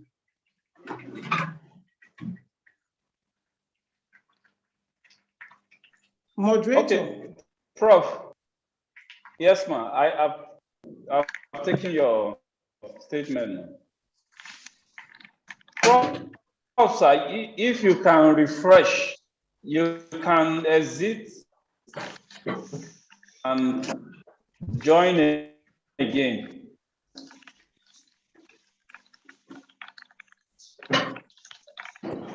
If you can exit and rejoin.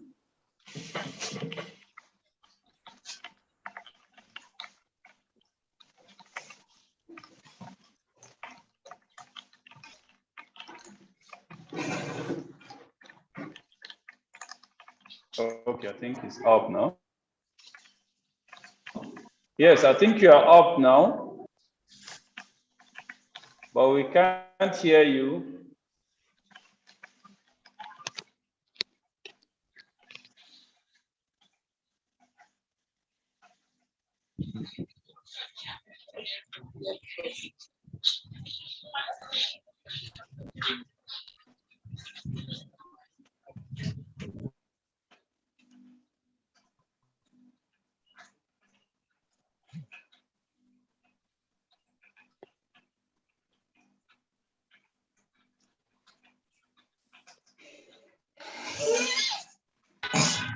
Hello. Hello, good afternoon, Prof. Yes, we can hear now. you, Prof. Go ahead, your screen is displayed.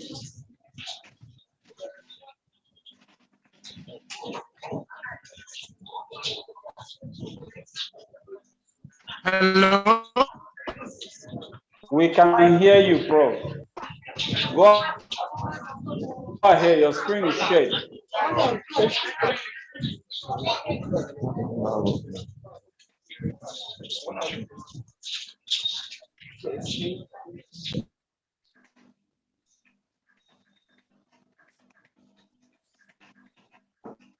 think Prof is out again. Yes, there's a little problem with network over where you are.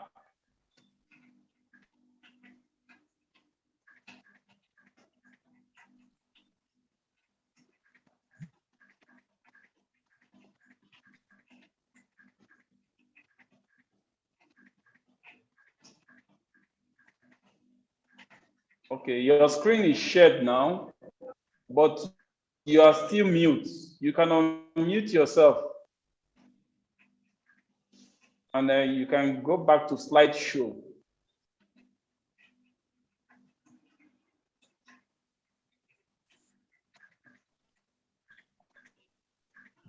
Hello. Yes, I can hear you, Prof. I can hear you, Prof.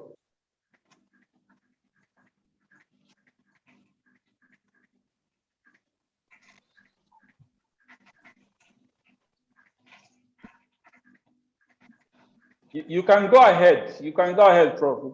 You're okay. We can hear you and your screen is displayed now. You can go ahead.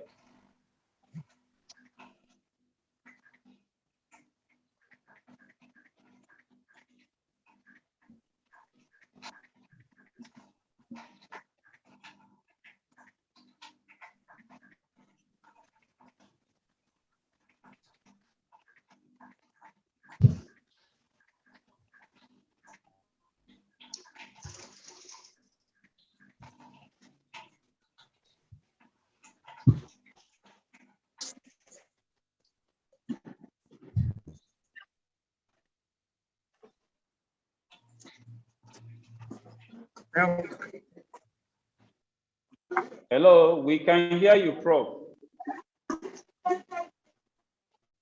If you can hear me,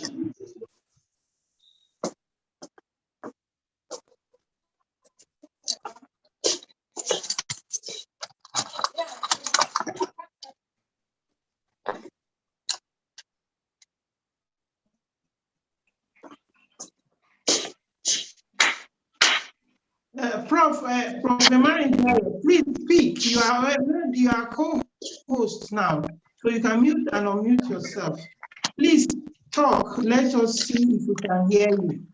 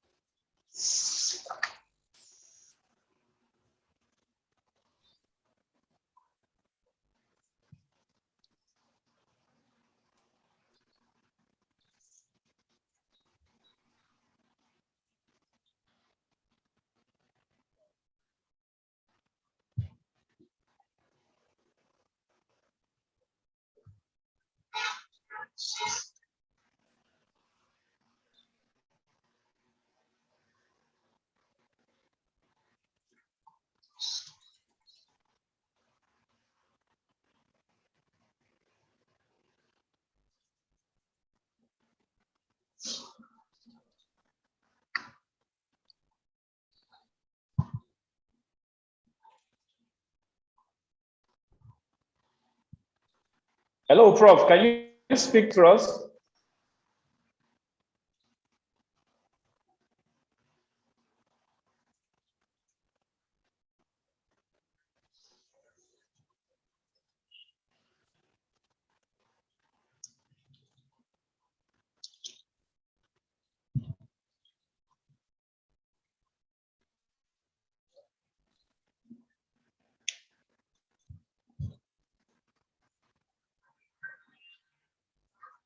I think he has a very low bandwidth for network, and that has disturbed the audio.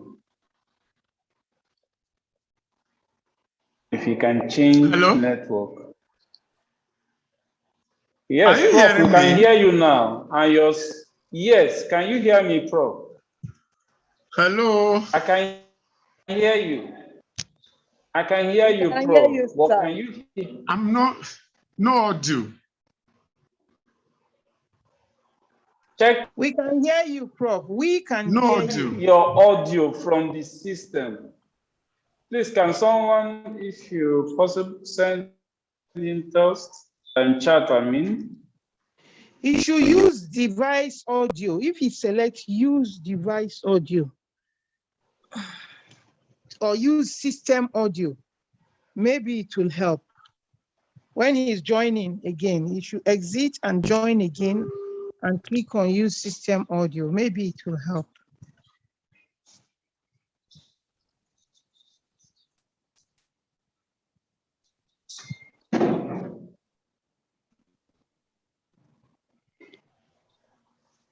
Hello. Hello, sir. Hello, Prof. Yes. Sir, we can hear you, but you cannot hear us. Okay, so I should continue, eh?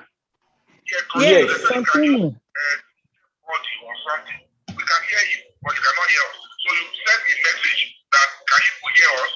Can you hear me? They say yes, you continue. Okay. The system audio. All right. I'm having problem here. We can hear you, sir. We can see your screen. Let me carry on.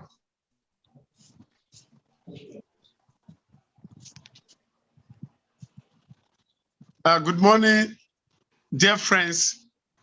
I'm sorry for the technical hitches. I'm going to speak briefly on title and others, miscellaneous. I understand you are hearing me, but I'm not hearing you, so I'll just continue. You know me, I'm Charles Marinjai. Thank you for the kind invitation. Well, I must make some things clear. I'm speaking because I'm an editor, so I've seen a number of manuscripts, and I know why assessors do reject them sometimes or accept. I've also reviewed for several writing and learning how to write. To these great teachers of mine, Professor Emo Biaya, Alison MacArthur, and Frances Chung. What I'm going to talk about is basically on good science. If you know what to do to achieve good science, then you know what not to do in order to not to end up doing bad science. So in good science, always try to do something new or do something differently. So it's not, I need to say this very early. Most of the people in the audience now are topic for your part 2 fellowship examinations. Do not choose a topic based on the fact that you want to pass part 2. Choose the topic that you want to contribute to the body of scientific knowledge. And at the end, obtain a part 2 fellowship. If you decide to do research because of part 2, I think a lot of people bring bad topics, bad research effort because they want to pass exam.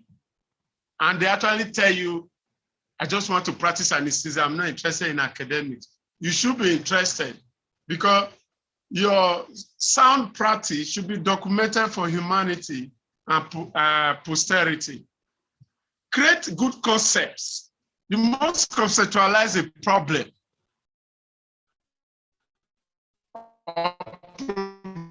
Problematize a concept. It sounds also moronic, but for example, say if you maneuver the oral cavity, the tongue with your 2 fingers, the middle and the index finger, you may be able to expose glottic opening. The problem is exposure of the glottic opening.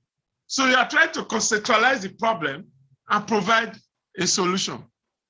Or there may be a concept, but you are not seeing the inherent problem in that concept. Perhaps, I don't know whether the example will be apt. We know, for example, I've been thinking about this research, but I've not been able to do it. We know how to assess recovery from CPR, where if the patient has recovered. But we do not know how to know a rescuer that is tired. So you can see from one concept, you are trying to create a problem which you hope to solve. And it's actually a problem because you see, in the team effort and resuscitation, some persons get tired. They don't want to say so. They become ineffective. So, well, there's enough to develop good concept. You must read. And you read widely, otherwise you may just be repeating what another person has done.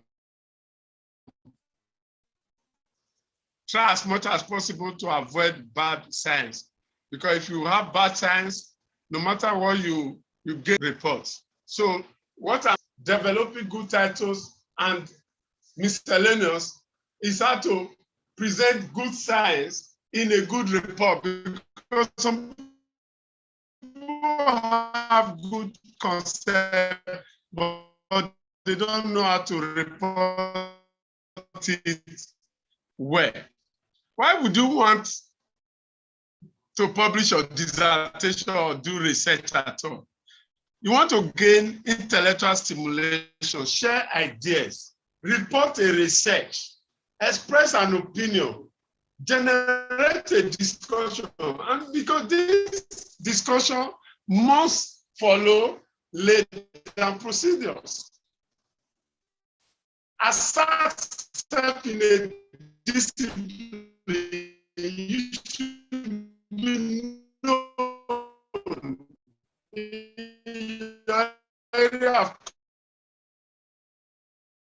of case, perish, promotion, tenure, published. Or when you're able to publish a full sky, it's well known everywhere. If you Google personal reputation, yes, some people say, oh, he's a professor, he has PhD. That is all. The bank account may not reflect the status they ascribe it to you.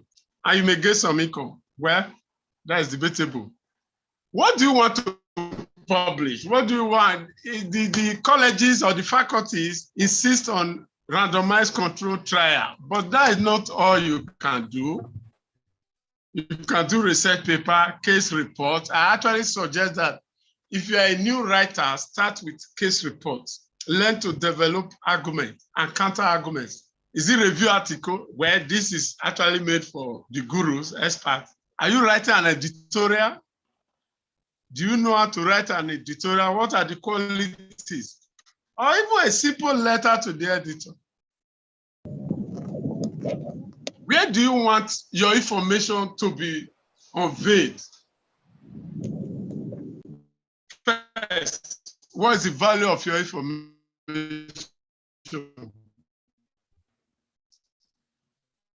Is it for a Kagati rhyme? Is it robust poetry that you want to take to the highest level? Is your information for general medical interest or is specifically for anesthesia?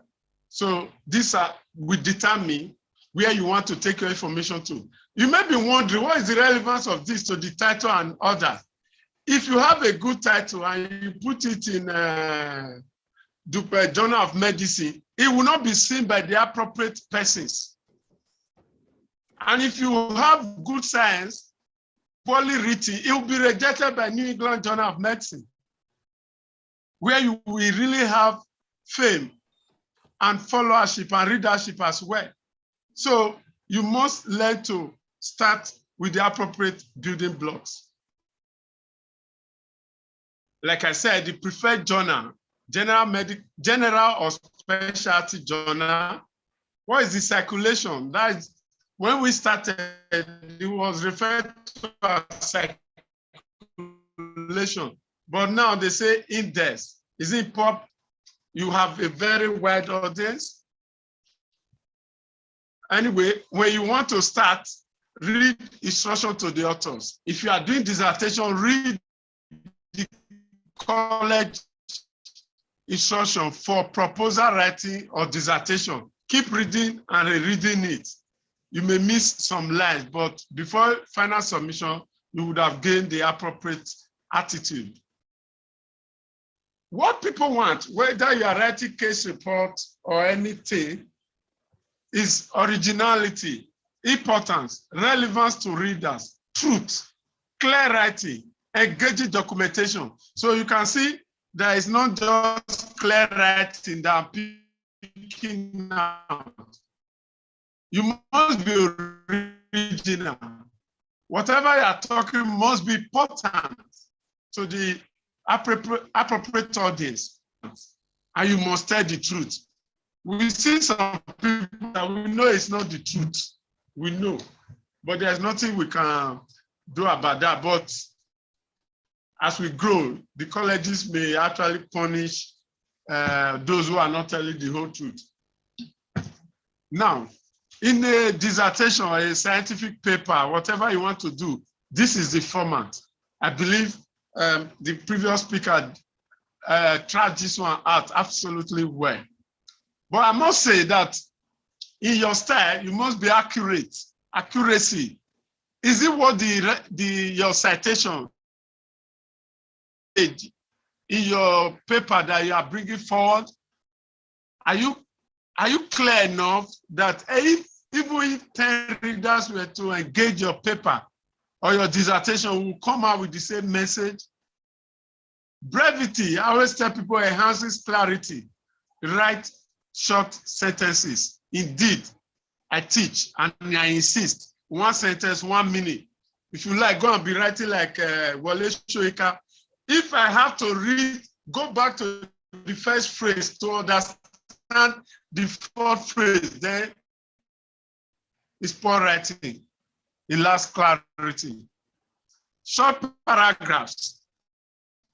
Well, most people don't even know how to write paragraphs. When we started, we thought we'll just look at the paragraph, say, this thing is getting too long. Let me reduce it. No, it has its own formula. A paragraph you have start with a topic sentence.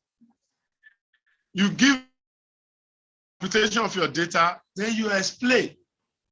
In other words, 3 sentences may just be enough for a paragraph. So it doesn't have to be half a page or a full page.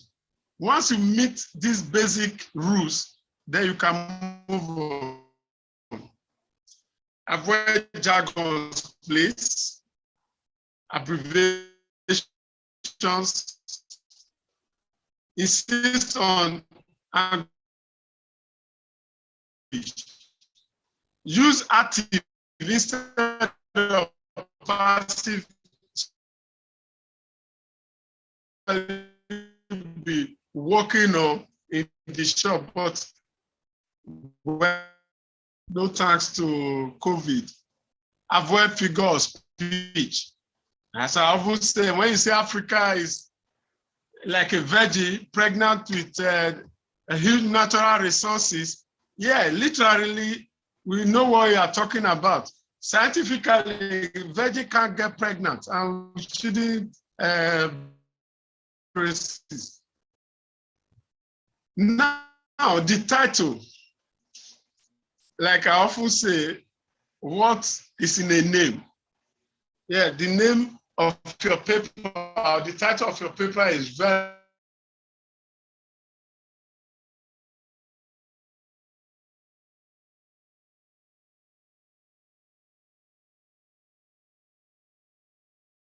content of the paper in a sensitive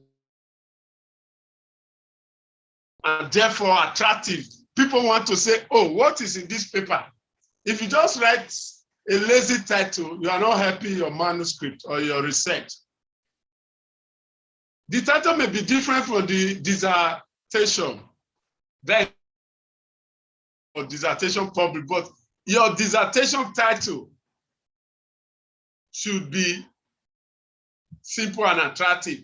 Some of you who are examiners in the college, you remember there was a book that passed. After passing, the court of examiner had to revisit the title. I mean, on our faculty share. The general rule is PICO. You can use PICO, that is the formula. Title may also raise a research question, but for beginners like us, I will hold on to PICO and I will define that shortly. PICO should include, in your title, should have the population, intervention, comparison, and outcome. For example, one of the dissertations I've supervised had a title, a comparison, a comparative evaluation of 2 dose schemes for postoperative analgesia for herniatomy. Yes, some person will say, where is the population there? Because the 2 dose scheme is the comparison. Caudal block is the intervention. The outcome is postoperative analgesia. The population is there, herniatomy, which is a surgical procedure only for children. So it will also be wrong to say you want to evaluate cesarean section in women. I mean, no man will go for cesarean section. So the title, the population may also be derived from the intervention. For example, I don't know whether you are seeing this clearly on the screen. There are 2 titles there: a randomized, double-blind, placebo-controlled trial of epidural morphine analgesia after vaginal delivery. So the population is there. All the attributes are there. This is a title from Anesthesia and Analgesia. This second title, cognitive function is minimally impaired after ambulatory surgery, only real gurus can give this kind of title. And I do not take responsibilities for any of these titles, although my name is on these 2 papers. But as you grow, you will begin to see it. Well, on the other side, I'm going to rush through all that you needed to do, but I'm not going to be very detailed. Introduction, again, everything has formula. I'll be mentioning the formula to you from time to time.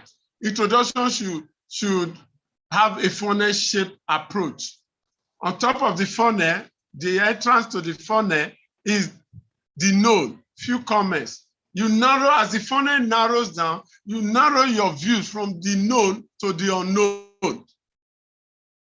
Then you get to a point, you declare a vacuum in knowledge you tend to fill.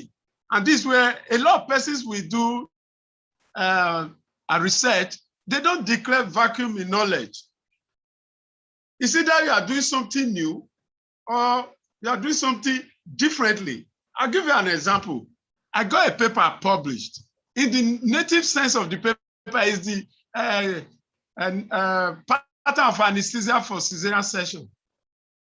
In across Nigeria, we went to 4 hospitals. Those of you who are authors on that paper will remember. But what is new? 1, we say a snapshot survey. The snapshot survey is new. Multiple hospitals across Nigeria is new. It converted it from a multi-center prospective study instead of a retrospective study. So it added more value. So the vacuum in knowledge is that all reported previously done work were mainly on, were retrospective. Is it relevant? Yes, it's relevant because right now, more cesarean sessions are done under spinal technique. As I guess when we started the specialty development. Then the research question. And this page for a dissertation should not be too long. In the research question, it should be the last sentence in your introduction, which will define your aim. Say this study therefore seeks to determine the quality of analgesia after caudal block for herniatomy. Therefore, the research question must be final, feasible. Is it doable? Is it interesting? Is it novel? Is it ethical and relevant to practice or research? You know, the colleges will prefer the first one, relevant to practice. But you know, there are many questions we've not been able to answer. Then the abstract. The abstract should be the last to be written, even when it appears very early in your documents. It could be structured or unstructured, but the faculty encourages structured abstract. It should provide a summary of the work. 2-3 sentences on purpose, method, results, and implication of your finding. You must have that there. The implication of your finding. Methodology, you should do a study design, report study design, eligibility. But most of what you see there is inclusion and exclusion, where there is eligibility in itself. So I think the broad title should be eligibility. There you code down inclusion and exclusion. And most people report it as bullets or listing. I don't think it should be like that. It should be in prose, okay? Consent, randomization, and intervention. Well, I think these have been dealt with. You must report your power analysis, which often is at the end of the method. Okay, there is a pre-hoc power analysis. That is what determines your sample size. And for all its worth, the primary outcome should be what will determine your sample size. Otherwise, you are likely to have a type 2 error. Okay. You see, for example, this is the pre-hoc power analysis. If you can read it, it says sample size calculation was based on the incidence of women requiring opioid analgesia. And one other common mistake I find is that people take, if they are doing proportion, they take P1 and P2 from the same journal. I don't think that is necessary, except the previous work was done in your center. If you have a P1, you should have some assumptions that your P2 is expected to be better than P1 to this degree, to this proportion. Usually 30% would have been most ideal, but sometimes when you use 30% difference, the sample size may be too large and may not finish within your 2 years to 3 years of training as a senior resident. So you juggle between 30 and 50. I will try to avoid 50, but remain within 30, 35 up to 40. But always have assumptions. Some people say they were busy. Results. When presenting your result, the objective presentation of key findings, table, tests, and figures. The result, the test should tell the story, the tables give the evidence, the figures illustrate the highlights.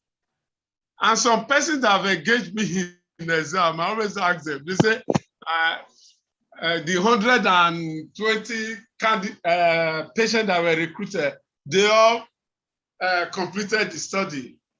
That is not possible. We are in the field. There are those that initially they joined, but somewhere along the line, they refused further participation. Maybe I'm coming to wake up somebody from sleep to start giving your questionnaire. Some others will say, I'm okay, I don't think I can continue. Some persons will give consent to participate. The husband comes around, the whole story changes. You must account for all these fallouts. You must account for them so that we know whether it's the population that should give the answer to the research question that participated in the result. For example, you want to do the HIV prevalence or certainness survey in your neighborhood.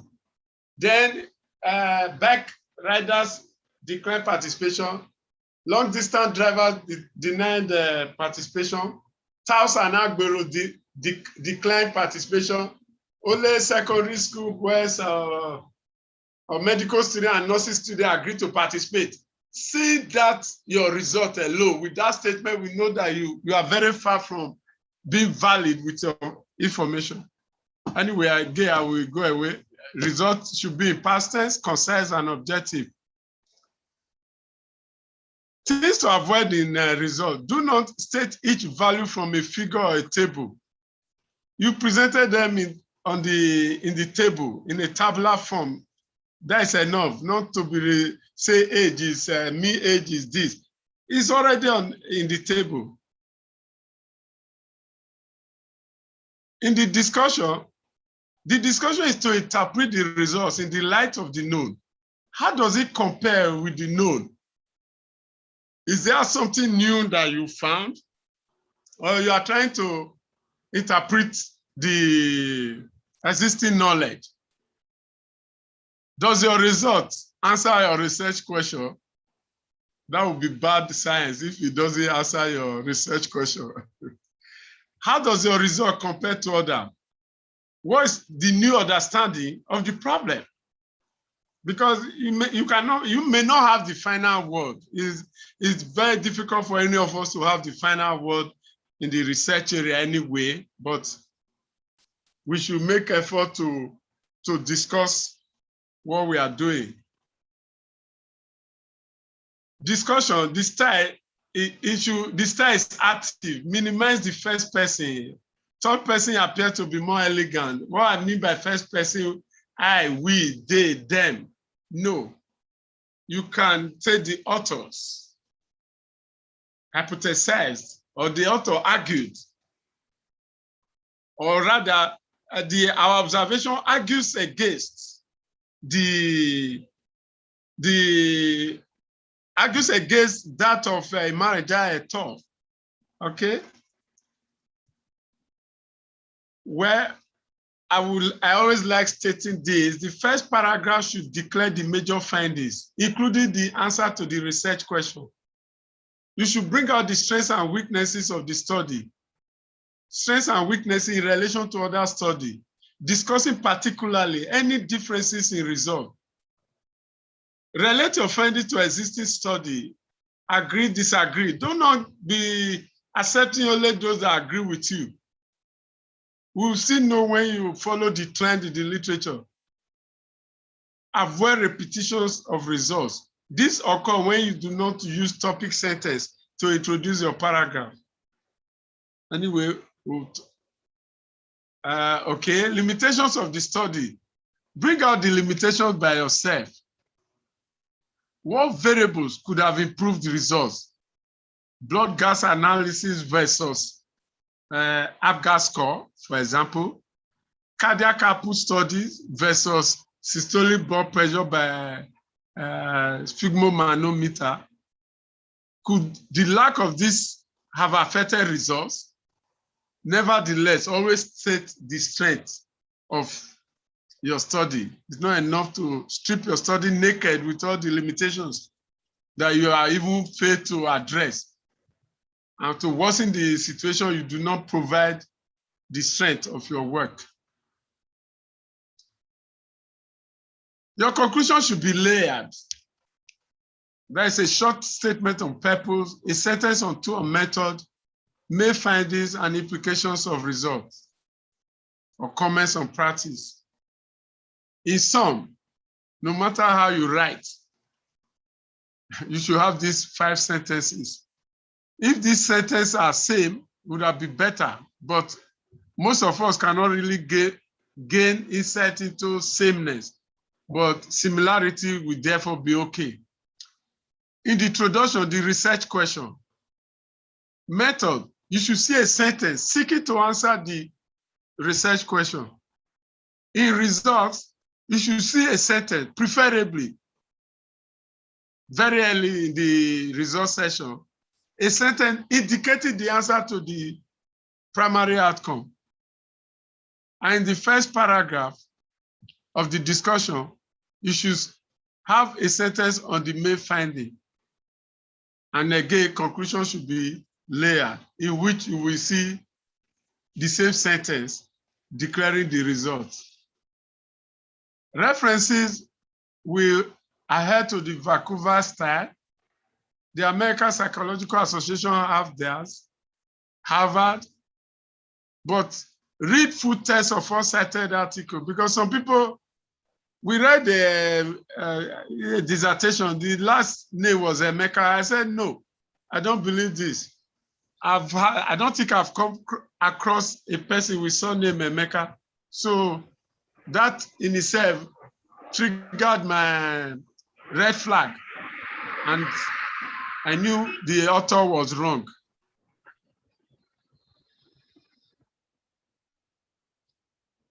Well, that is it. Criteria for authorship of International Committee of Medical Journal Editors is something you should read from time to time. Authorship should not be gratuitous. Don't, I've heard people say, that case report you are writing, I was in theater that day.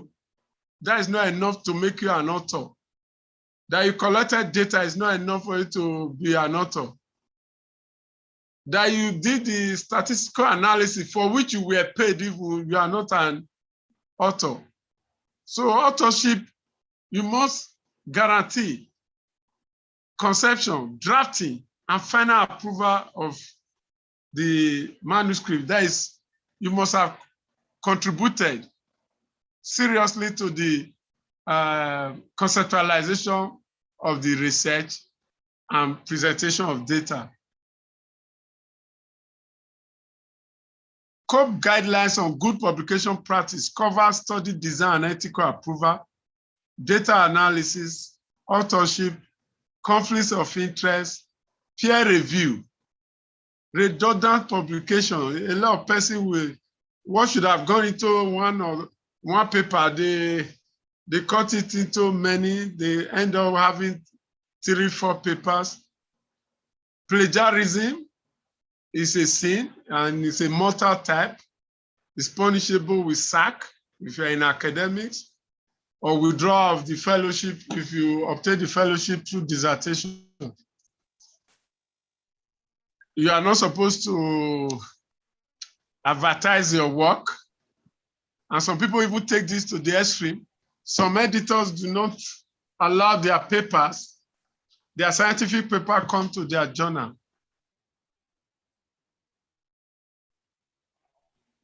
So thank you for this overview, and with particular attention to the title of the manuscript. I think I can move to the second presentation, which is I consider the main thing today. Yes, Prof.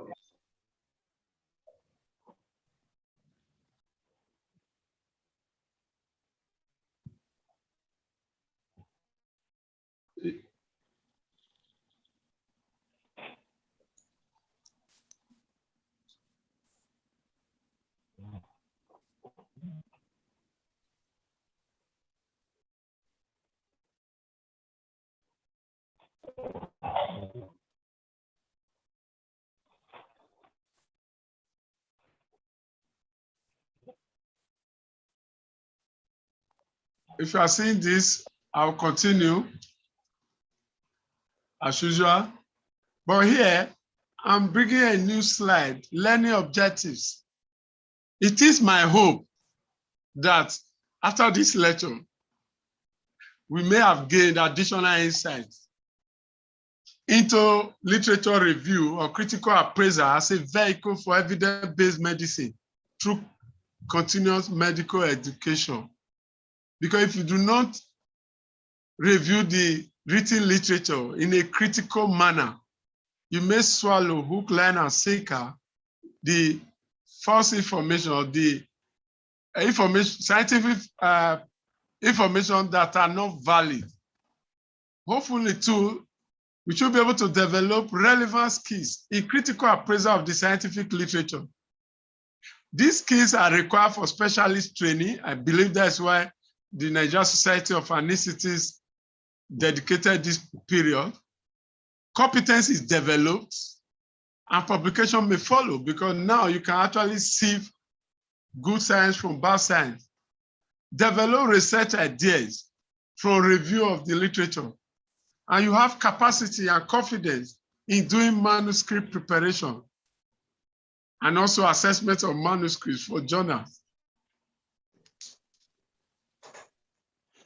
Why do you want to even read an article? Perhaps you want to do your part 2, which is the last day, an assignment. Later, Professor Manu Boadu will refer to it as chef science. It's like just going to the chef to pick a book. It will not be tedious.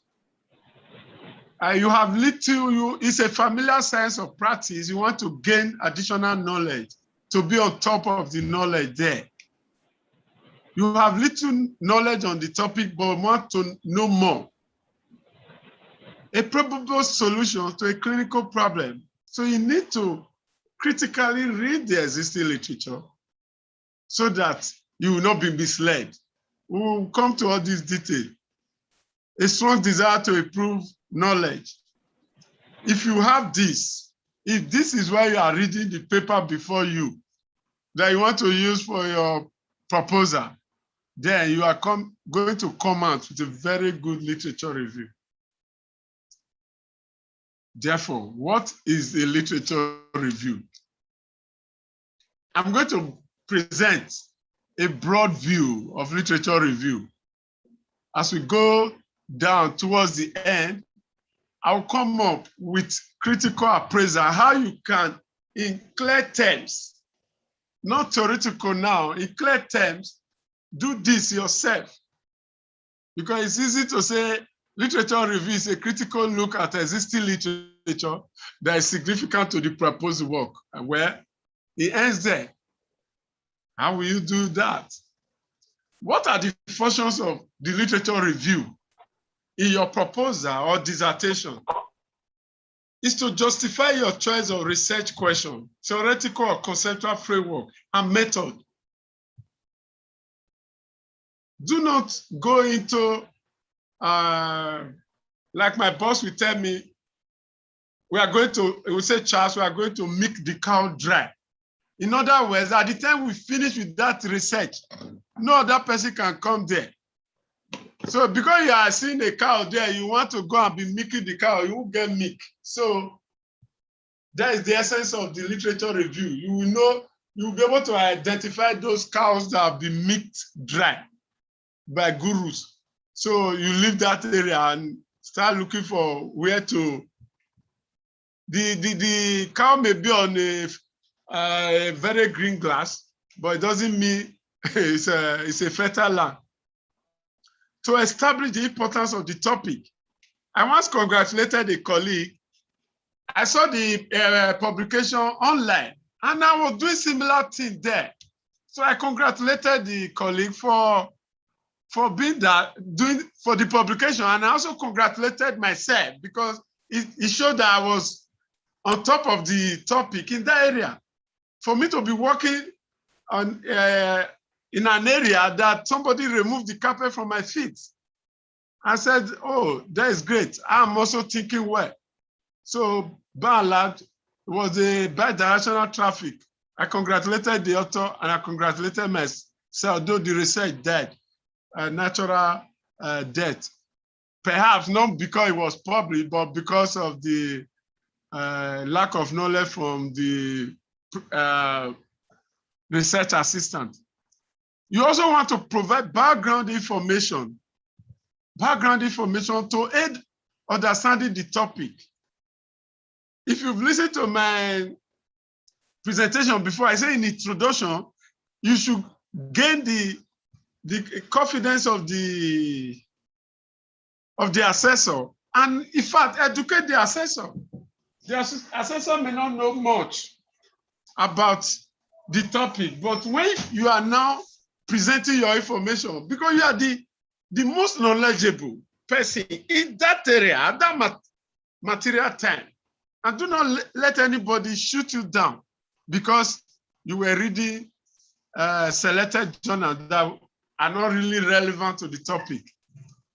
It will also help you to get familiarity with significant and up-to-date research relevant to the topic and to launch your study. Your study must belong to this committee of nations, a link in the chain of research that is developing knowledge in your field.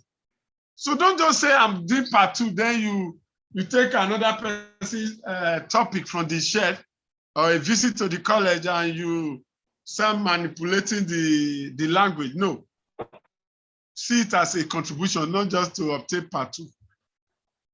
Ideally, your part 2 dissertation should create your research enclave where you may retire from. Yeah, you keep working there in the next 10 years or thereabouts. Now, how do you do this critical look at existing literature that is significant to the proposed work? Summarize the relevant research. It's not everything. You will read as much as possible, but it's not every published paper that you will read. You will read the ones that are relevant to your work. And I will say, read the ones that are relevant to your study objectives. Study objectives. And your study objective must be robust. I once examined a candidate who worked on, he did a technique on labor analgesia. I said, did it affect first or second stage of labor? He said, these were not part of my study objective. So what are you talking about?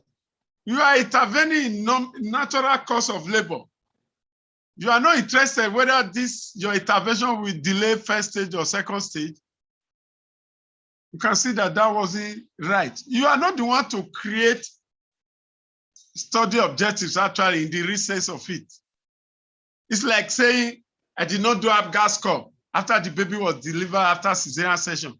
You can't do that. How will you now say if this technique, yes, was good for post-operative analgesia, post-cesarean section pain control, but all the children that, all the infants that came out went to SCBU. Nobody is going to buy that.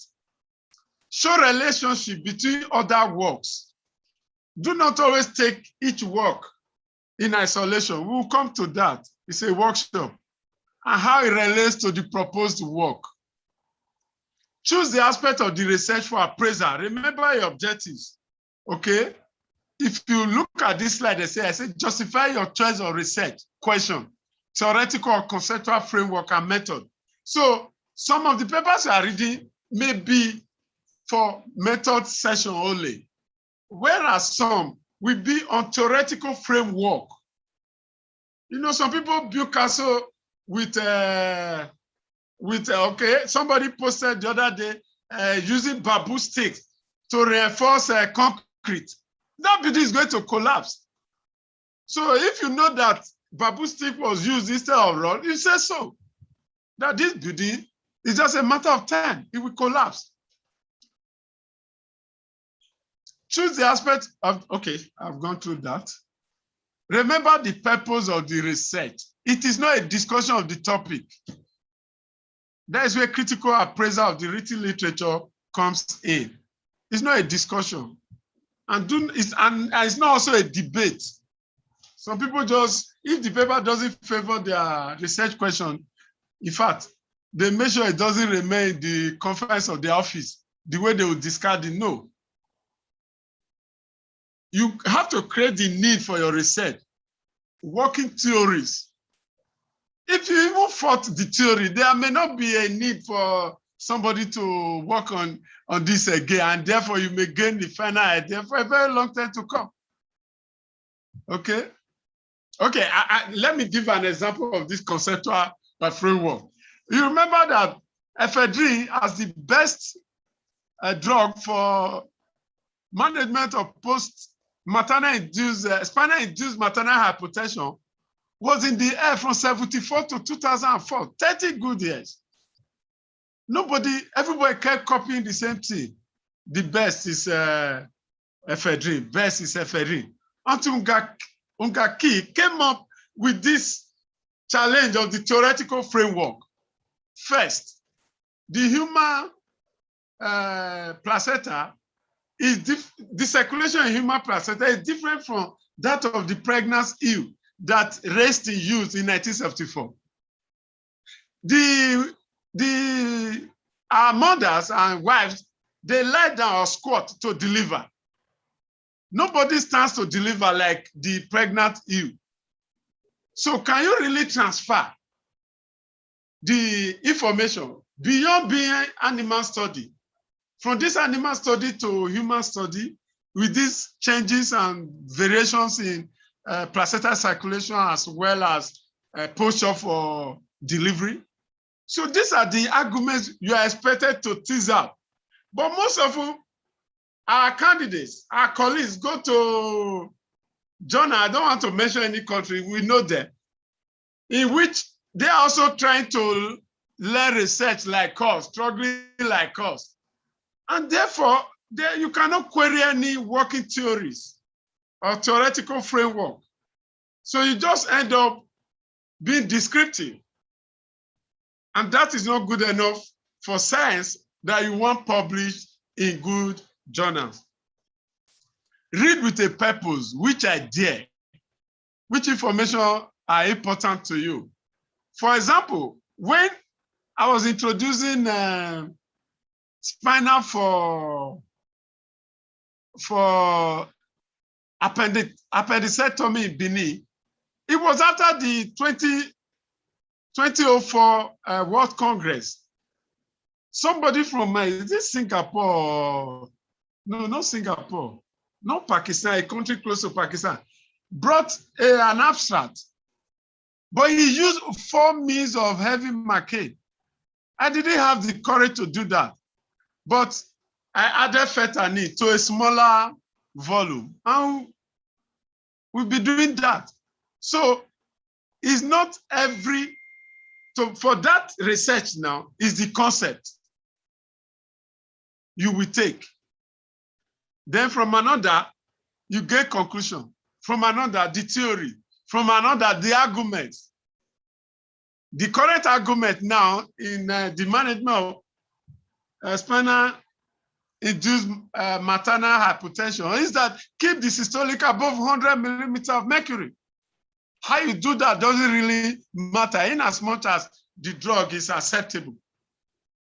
Write with a purpose, evaluate, and show relationship. Things to avoid in literature review: do not use abstracts, please. Abstracts, sometimes you'll be shocked. Abstracts will not represent what you are reading in the main text. Try not to read everything. I overheard, or rather I saw on her slide, because I've not been hearing transaction since. Dr. Kalu giving word limits. Yes, because you should review those literature that are important to your study objectives. So don't go and be reviewing everything because you are trying to read everything. Avoid reading and not writing. What I mean by this, I have a paper here now. Yes, application of information and communication technology on library science in University Library in Nigeria. It gave me a concept called modification of the written literature. I wrote it on top of the paper so that when I want to use that in an aspect of my discussion, because I gave keynote address to Nigeria Library Association. When I want to use it in a particular, I should know where I got it from. Because if you do not write, or some of you will do what we did those days, we will write into a small notebook because the paper didn't even belong to us, and we didn't have sufficient funds to photocopy. Don't laugh, we've been through hard way. So you will copy out what you want into a small notebook. If you do not write the bibliographic information, the author, where it was published, your publication, at the time you use it for citation, there will be problem, incomplete referencing. So you must write. I rather write on the paper and keep them in a jacket or a carton that you can enter your car, enter your house, come to the office, because it's a serious business. Because when you become a consultant, you are going to earn big. Huh? Big, you know what I mean? Literature review should be written in past tense. And your citation should not just be a marriage at all, every paragraph, marriage at all, once or at all, this at all. No, please. They say variety is the spice of life. You can also say other study demonstrated. Yeah. Imaraja and others, Imaraja and colleagues from the laboratory of Imaraja, you know, it gives it spice instead of the monotony of Imaraja at all. And please don't cite Imaraja because you think if you cite him, it's going to appease him. If you cite me and it's a wrong citation, I will ask you to delete it. It has no relevance here. And I don't think people should be citing authors because they say you should use local citation. If you really want local citation, do what we call hand search. You can write to Gwagwalada or University of Abuja Teaching Hospital.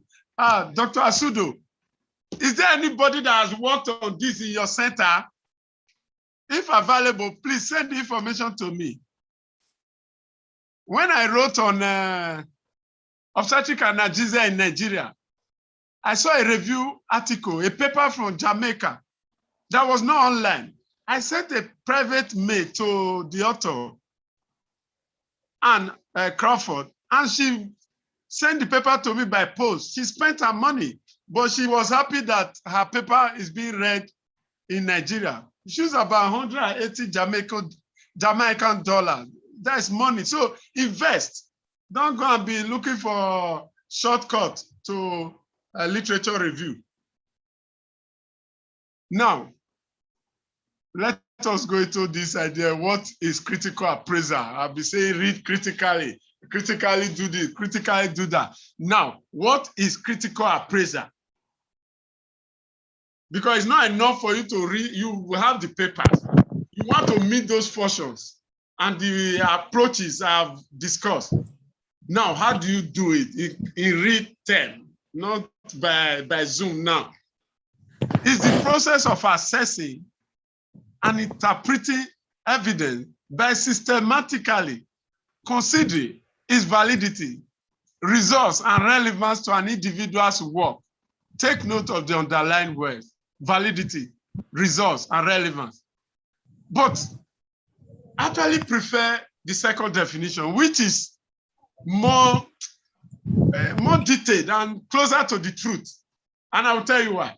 It's a critical appraisal is the process of carefully and systematically examining research to judge its trustworthiness. That word, trustworthiness, and its value and relevance in a particular context. This is the real meaning. But that trustworthiness can only be done through the first definition: validity, results, and relevance. And therefore, friends, that I will anchor my further discussion. What is critical appraisal? In a simple way, is how to distinguish the angel from the devil, how to distinguish good science from a bad one. You will soon start seeing bad science. So if you know how to do this critical review, you start seeing bad science. I read the paper, we reviewed the paper in a journal team. Oh no, sorry, somebody was writing proposal and brought the paper. In the paper, it said we had, in the main paper, it had 25 in each group. In the abstract, they reported 4 groups. Is it that they had 12.5 in each group, 12.5 persons? So you see, that is bad science. That's the devil. I must throw that paper away. So I asked the guy, speak to that. That is the issue. So this paper is not trustworthy. It means they are their figures and they are trying to tell a story. And we are not going to accept it. You must bring it out and throw it away. We also read a paper in which the author interchangeably used primigravida and primipara. Didn't even understand that there is a difference between primigravida and primipara. So how do you want me to trust your research when you cannot get simple definitions right? Now, critical appraisal means critical analysis. And to critically analyze means to break something down into its component parts so as to understand the whole. That is, you take the 4 tires out. You see the hub. You see how it works. Just a minute, I'm having challenge with power here. Okay. All right. So when you break it down, you take each section. So in your reading of a paper, in the research question, is it a valid research question? You can start from there. If this research question is not valid, then why continue to read the paper? Or you may just look at it. Or the method. The research question is valid, but the method is wrong. Wrong method, wrong result. Every other thing wrong. Wrong paper. I'll give you an example. In early 90s, the Canadian Journal of Anesthesia provided an editorial to a paper. What was the paper on? Then the had to obtune the hemodynamic response to laryngoscopy and endotracheal intubation was booming. So these people did a study. that they will spray the Laris or the Apopharis and Laris before they intubate. And we wouldn't believe it. They will scope. They do laryngoscopy, scope. After this laryngoscopy, they spray the glottic area and the laryngeal, the Laris and Hypopharis. So the editorial said, the simple fact that you did laryngoscopy before spraying, you've activated the reflex arc. So bad method, bad science. So whatever result they got, 0.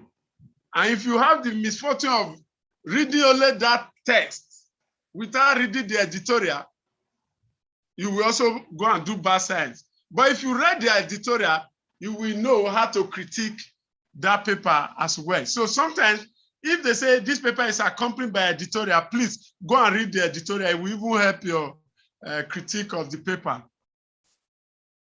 Critical means judicious assessment of what we have analyzed. My colleague will always tell me that it's fault finding, but no, it's not fault finding, because you will also see the strengths and weaknesses.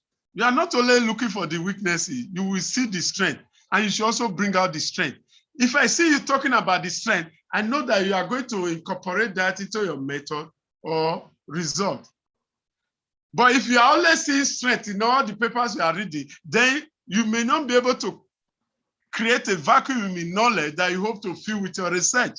So you must balance reporting the weaknesses and the strength.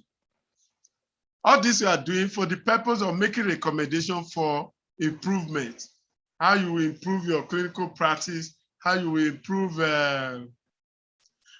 actually the best research is the research that changes practice. So don't just come to your department and say, I saw it in Lagos, this is what they now do. No, subject it to ethical committee, randomize people to what you've been doing and what you saw in Lagos, and you may find out that, you may find out that there is no clear difference between an idiot and an imbecile. So you will throw that research away. The background, the scientific literature, the purpose of scientific publication, is to communicate information, opinions, editorial reviews, objective reviews, case report, even correspondence. Correspondence, you gain information. Experimental investigation is really the object of our paper. Yes, I wish I can enlarge this. In the last part too, this was a question. Those who went for the exam, this is what they expected you to discuss. So, quality of evidence, scientific evidence. Okay? On top is meta-analysis, a mathematical approach to critical appraisal. Meta-analysis, systematic review, and critically appraised literature, and as well as evidence-based practice guidelines have been reviewed critically. And sometimes some of you who are in the audience, I say, no, you cannot be reviewing a meta-analysis. This is the simple reason. It has already been critically appraised. You cannot be redoing a literature review. You should review original articles, not a second-hand review of a critically appraised literature. Now, below that, you have randomized controlled trials, non-randomized controlled trials.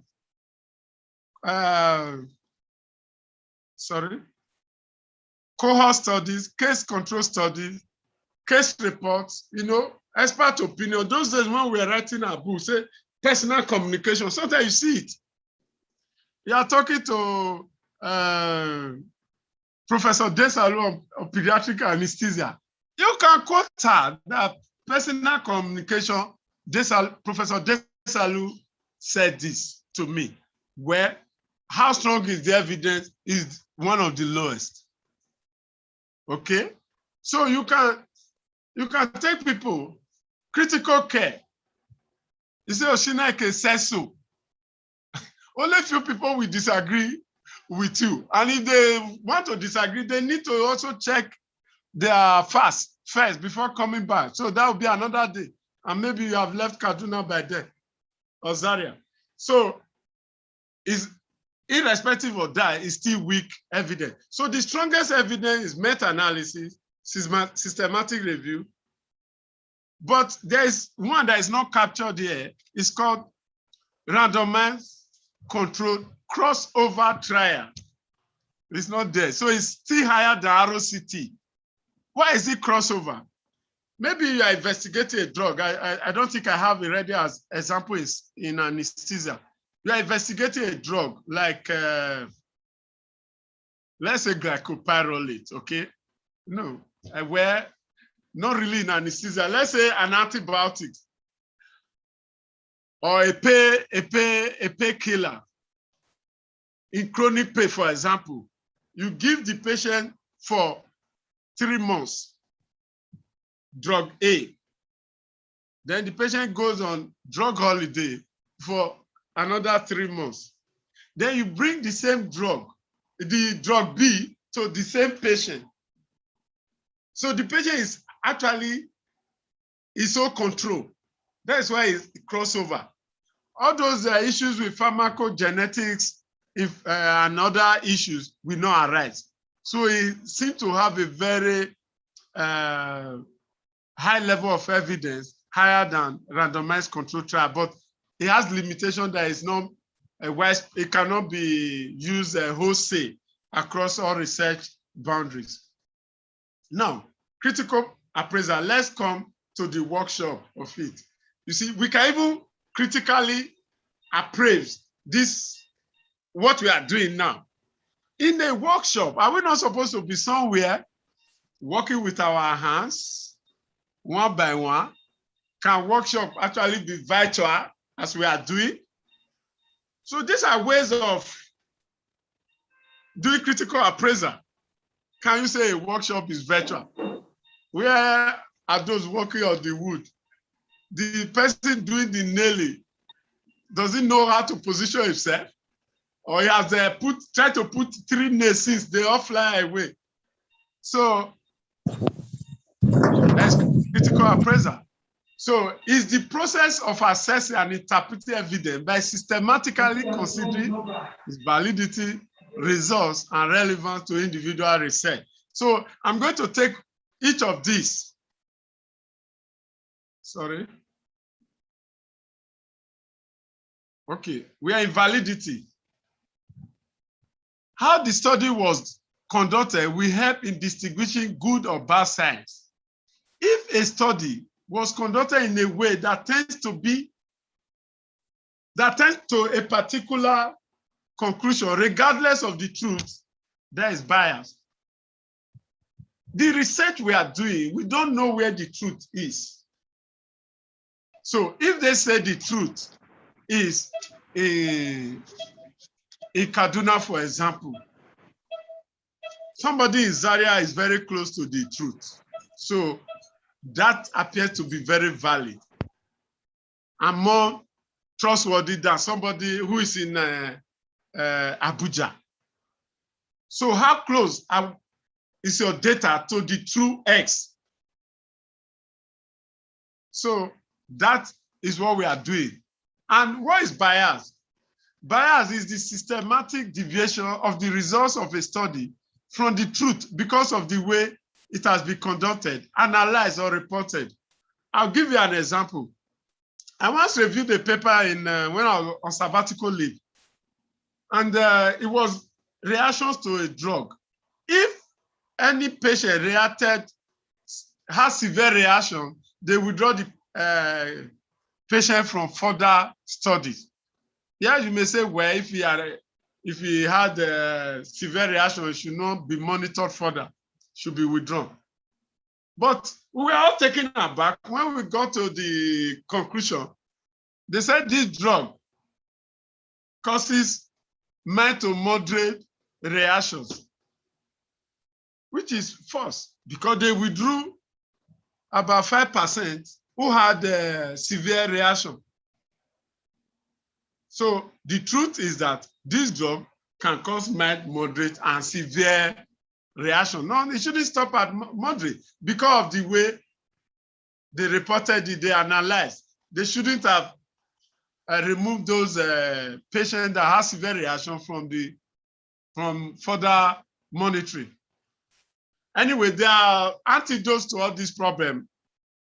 For example, selection bias. The antidote is control group, performance bias, randomization, detection bias, blending, attrition bias, intention to treat analysis. If the authors I quoted their study just now had taken note of those that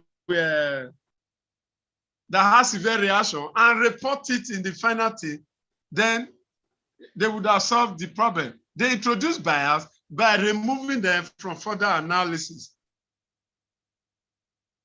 How do you reduce bias? Control group. Control outcome.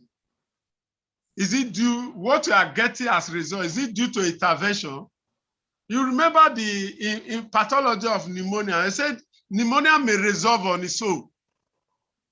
So in this study, did malaria resolve on its own, or is actually due to your intervention? That's why you need to have a control group, because the patient could have got it better anyway, whether in the placebo or standard care.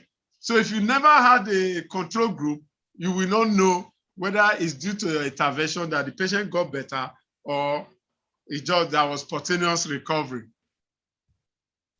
Randomization. What is the chance of group allocation? The decision of group allocation. All patients should have equal chance of being placed in a group. Sometimes when candidates come for exam, I just try to engage them whether they really understood the randomization process. So we say ballot, which is wrong English. You don't ballot. Ballot is election. There is nothing in English language about balloting. There is no election. What they want to describe is known as picking out of the hat. Now, they will say somebody studying for 80, population of 80s, or sample population of 80, 40A, 40B, says he has 40A and 40B. The only person that was really randomized in that study is the first patient, who had a probability of going to any of the groups, either of the group, 1/80. If you take it further systematically, and you keep removing, if you picked A, you threw the A away. Pick B, you throw B away. The last person will pick the only thing that is available in the heart. So that is flawed randomization. So how should it be done? If you are picking out of the hat, after you pick, return it. That is when you maintain the likelihood that every patient stands the same chance of 1/80 of picking A or B. Or you can do random numbers. Or you can do what we refer to as blocked randomization. If you are doing two techniques, epidural and spinal, you can say week A, spinal, week B, epidural. Since you are not the person collecting the outcome, you are not biased. Anyway, you can discuss with your statistician anyway, but always understand the methodology.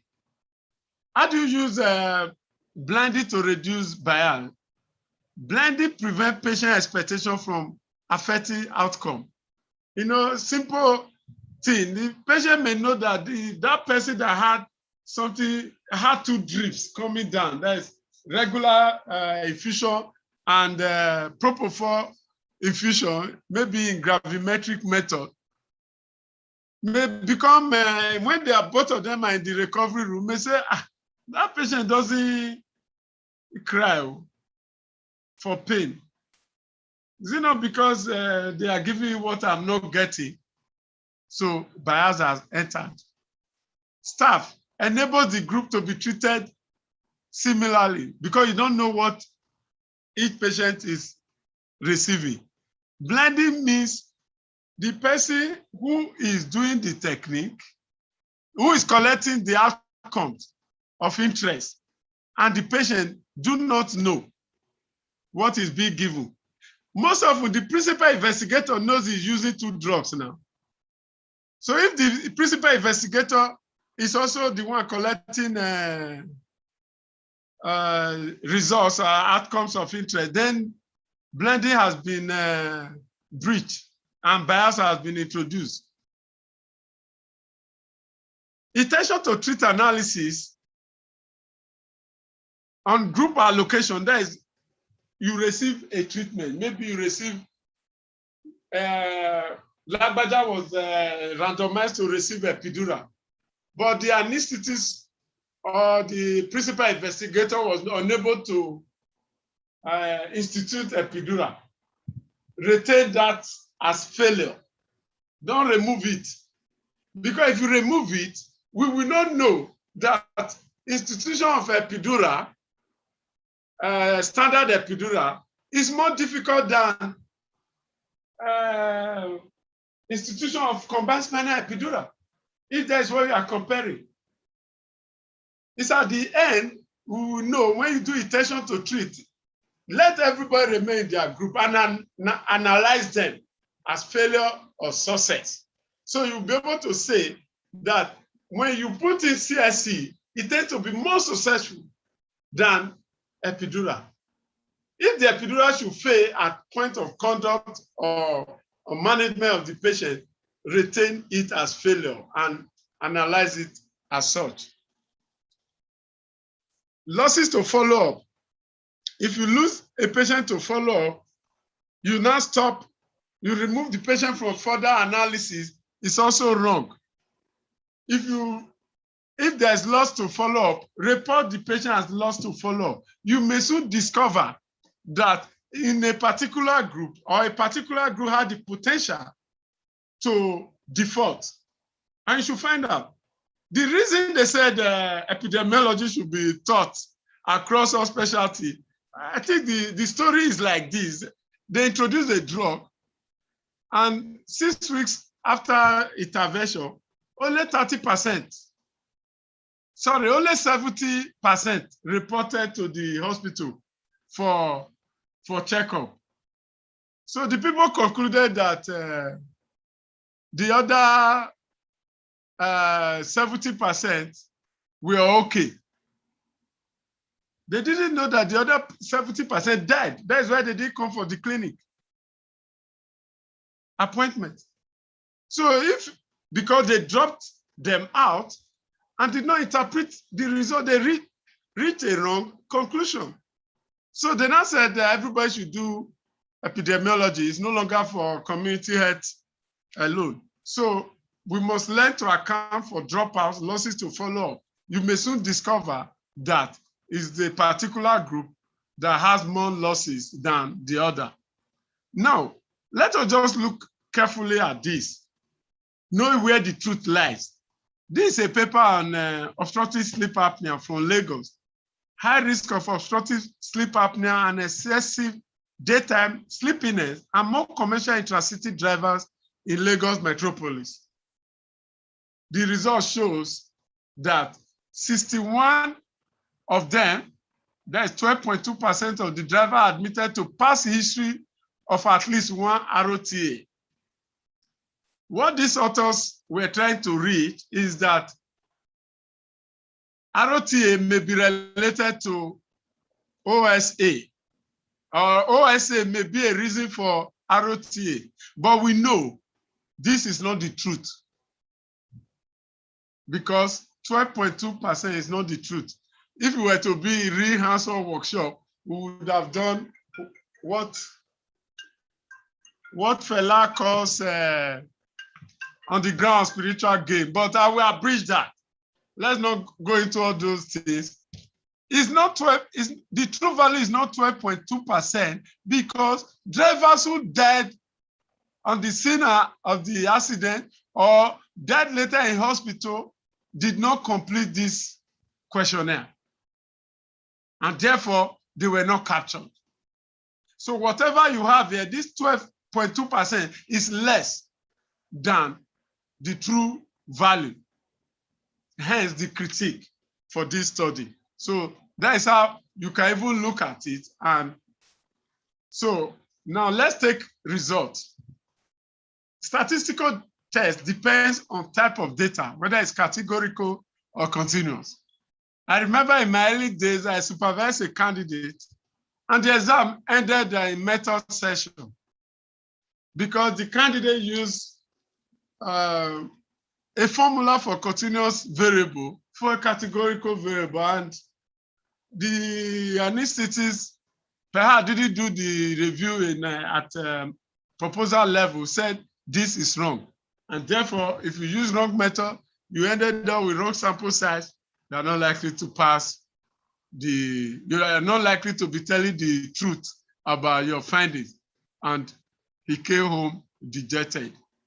Well, I think we used the right formula, but I think when he was computing his book, he put the wrong formula into the text, and that was the reason for failure. That is trustworthiness of the data. Is it 1 or 2 test? If it's 1 TAID, it's easier to achieve p-value less than 0.05, which you people enjoy so much. Always looking for 0.05 or 0.001. We put in bracket S, significant, where every reader knows what is significant, okay? If it's a 1 TAID test, it means the drug you are giving, the antihypertensive agent, you trust it that it will actually lower blood pressure. But we know that is not always true. Some may, in fact, increase blood pressure. How do you account for this? That's why you use a 2 TAID test. Independence and number of samples. Again, if your sample is very small, you are likely to have a type 2 error. In other words, your study doesn't have sufficient power to actually, because your null hypothesis is that there's no difference. Because of your small sample, you actually did not see any difference, and you will now say no difference. Whereas a true difference exists if you are used a reasonable sample size. So you see why your sample size calculation is very, very important. Okay? Distribution of data, is it normal distribution or skewed distribution? If it's skewed, your test may also move from simple t-test to other tests, Whitney U-test, and others. So if you use, I don't know whether the person is in the audience, I just asked the person, how do you compare 3 means? Because you use a t-test for 3 means, wrong formula. The discussion ended there. So, because whatever you are doing, or rather when we interacted later, yeah, you can use unpaired t-test for 3 means. But the statistical rate calculation that we follow, you may not be prepared for that. Ideally, whatever p-value you get, you divide it by the number of comparisons that you did. I think that is it's tedious. So why not just go for ANOVA straight? So that is it for distribution of data and statistical comparisons. Results. How was the data collected? Like I said earlier, they did laryngoscopy before spraying. You can no longer say that spraying of the larynx and hypopharynx obtained hemodynamic response. No way. You've elicited the reflex, and your measurement will not be after spraying. It's after the laryngoscopy. Which statistical tests were used? Like I explained earlier, ANOVA or T.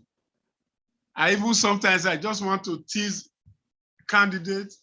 They say I use paired t-test. I don't know why people don't read. I say, which of the, you say I use the t-test. I say, which of the student t-test? They'll be looking at me at part 2 level. You don't know the test you use, unpaired and paired. And the way the exam is going now, which means one day they may say, what are the student t-test? Give 2 advantages and disadvantages of each. You know, that part 2 candidate will be arrested at that question. Are the data precise? How do you know precise data?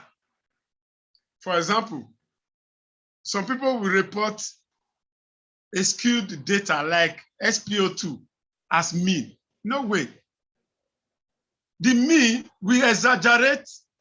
It's skewed to the right because 96, 97, 98, 99, 100 are what we have. Whether there were periods of desaturation at the time of your measurement, we will not be able to know that because your exaggerated p-value mean of SpO2 will reach something like 97.7. Great.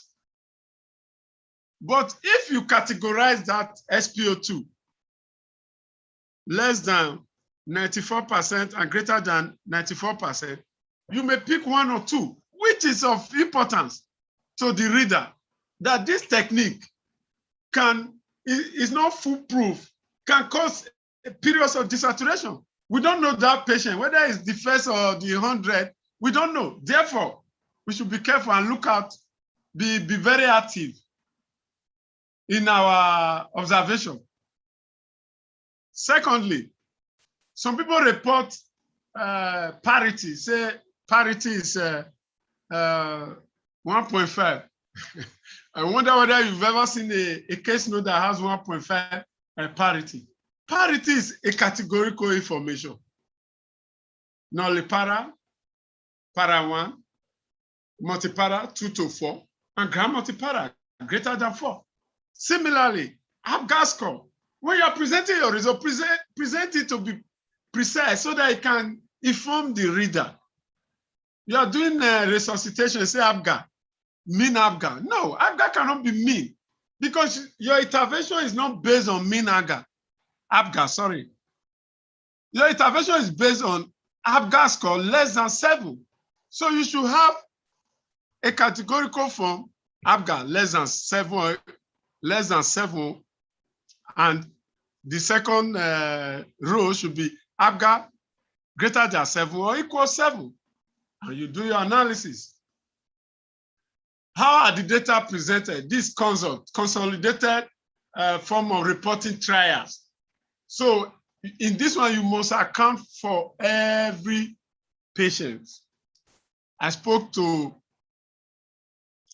the study to 200. Only 170 agreed to participate. Of these 170, 10 were not eligible. Of the remainder 160, they were randomized into 80-80.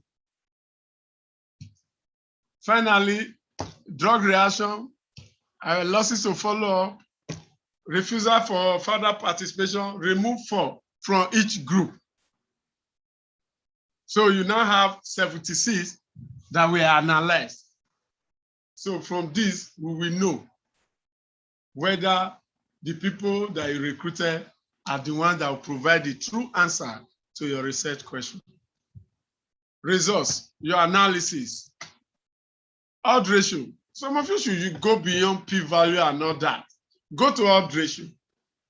Odd ratio greater than 1, that means outcome more in the intervention. And if it's less than 1, it's less in the intervention. And how do you read it?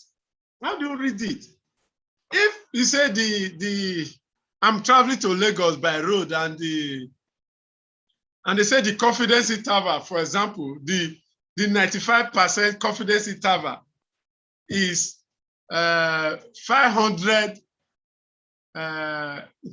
kilometers to 500 kilometers. That means a little after Benin, I'll start looking. But if they give me an estimation that is close to Lagos, it means once I go beyond Shagamu, I start looking out for the signboard, welcome to Lagos. So the wider the confidence interval, the poorer the interpretation, the true value of the odd ratio. So if you have a confidence interval of, say, 4 to 6, it's better than a confidence interval of 1 to 52. These are ways you can interpret your result and critique the result for its trustworthiness. Anyway, most of you know how to use significance. Another thing I want to speak to is power. What is the power of the study? Some people will say the problem with the study, the limitation is that the sample size is small because it's 20 per group. I begin to wonder, you declare that the p-value is less than 0.05. So with 20 in each group, they were able to observe a difference. It means if you increase the sample size, you will see greater difference. So when you are doing this, when you are critiquing power, it's only for negative studies. How do I mean? If the study has p-value greater than 0.05, yeah, you say, oh, well, perhaps if they had recruited more, the study would have been well-powered to make a difference. So then you cannot, what I'm saying in essence is that p-value cannot be less than 0.05 and you are still blaming sample size.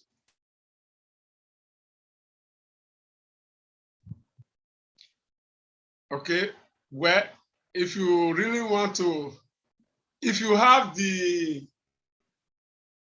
really want to critique the paper, maybe it's your star paper, or in other words, if you read every line, the paper is the center point of the leverage for your power, how do I put it? For your hypothesis, then you should read every line. Sometimes you may recalculate the pre-hoc power analysis yourself. Sometimes, don't be surprised, it will be wrong. Which means they are deceiving they've deceived the editor, they are deceiving the reader now, and you shouldn't belong there. Relevance. What is the strength of the evidence? For example, P equals 0.0495. It's less than 0.05 now. Will you consider one a strong evidence? Or when P is less than 0.001. So you see the p-value. And the p-value is almost often abused. P-value simply means if I throw a coin up 20 times, at least one of them, one of the throws will give me the head. That is 0.05, 1 over 20. In other words, if it's 0.05 p-value, it means this thing occurred by chance. If it's greater than 0.05, it occurred by chance. But if it's less than 0.05, it means it's your intervention that is making the difference and not by chance. So 0.0495, that is as close as being by chance, although it's less than 0.05.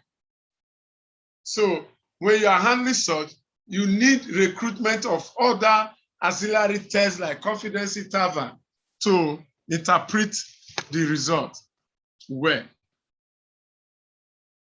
Can the result influence practice? Can it influence practice? Like I said, you have a technique that provided post-operative pain relief for the month after cesarean section, but half of the babies went to came out floppy and therefore went to intensive special care baby unit or neonatal intensive care unit. Will you recommend such? It has statistical significance, but is it of clinical relevance? Okay. Talking about relevance again, most of you may have read this paper.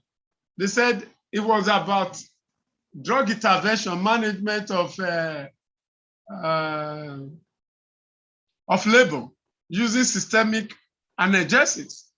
And they came out with, in 1 hour, one drug was significantly superior to the other drug.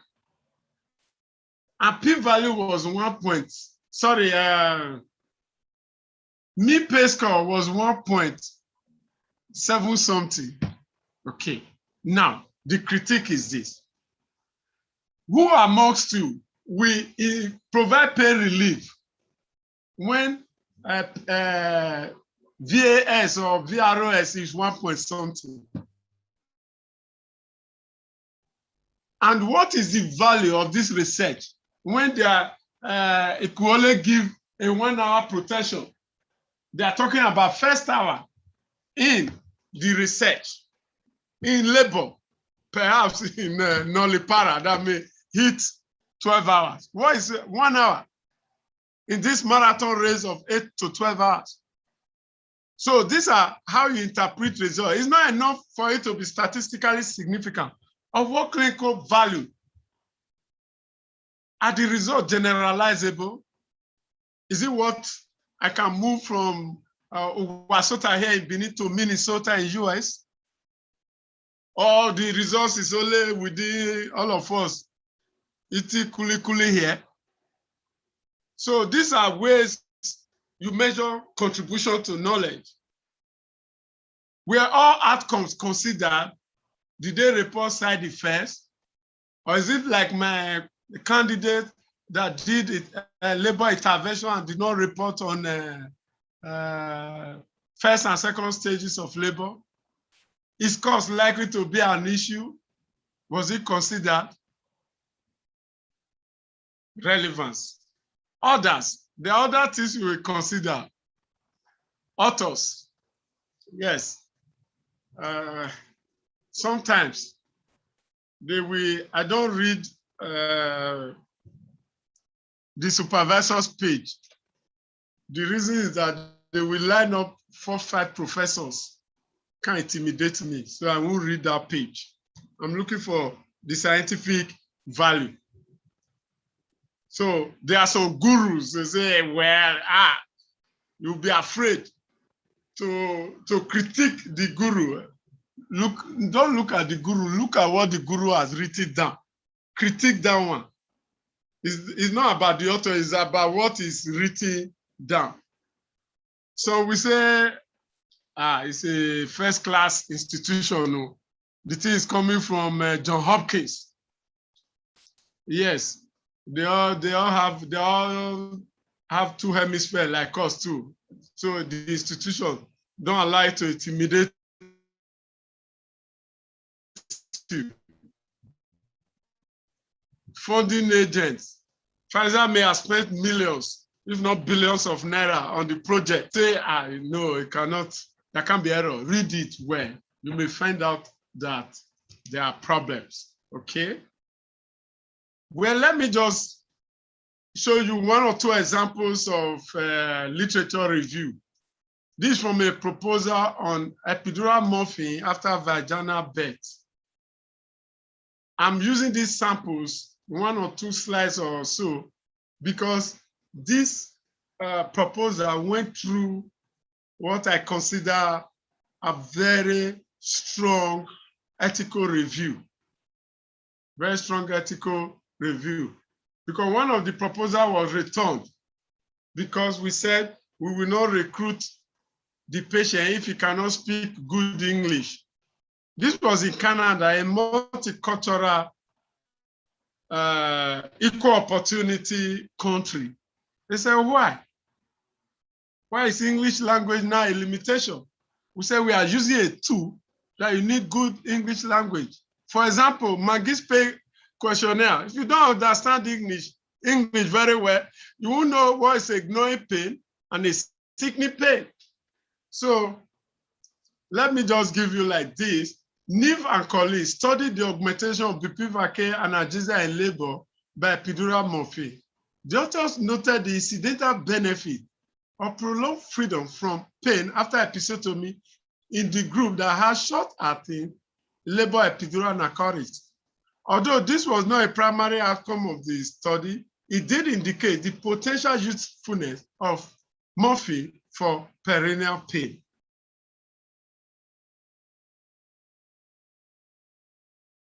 Where, like this, you see this is a very good review. But what I'm bringing out is the unequal distribution of primiparous patients between groups, with more primipara in the group that received morphine remains a major limitation to the study.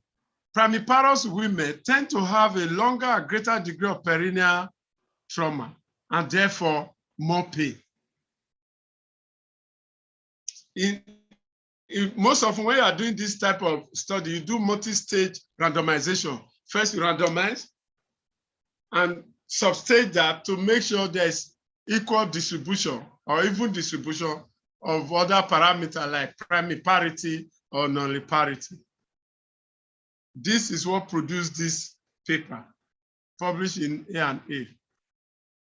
This is some examples from proposal on anesthesia and cognitive function. See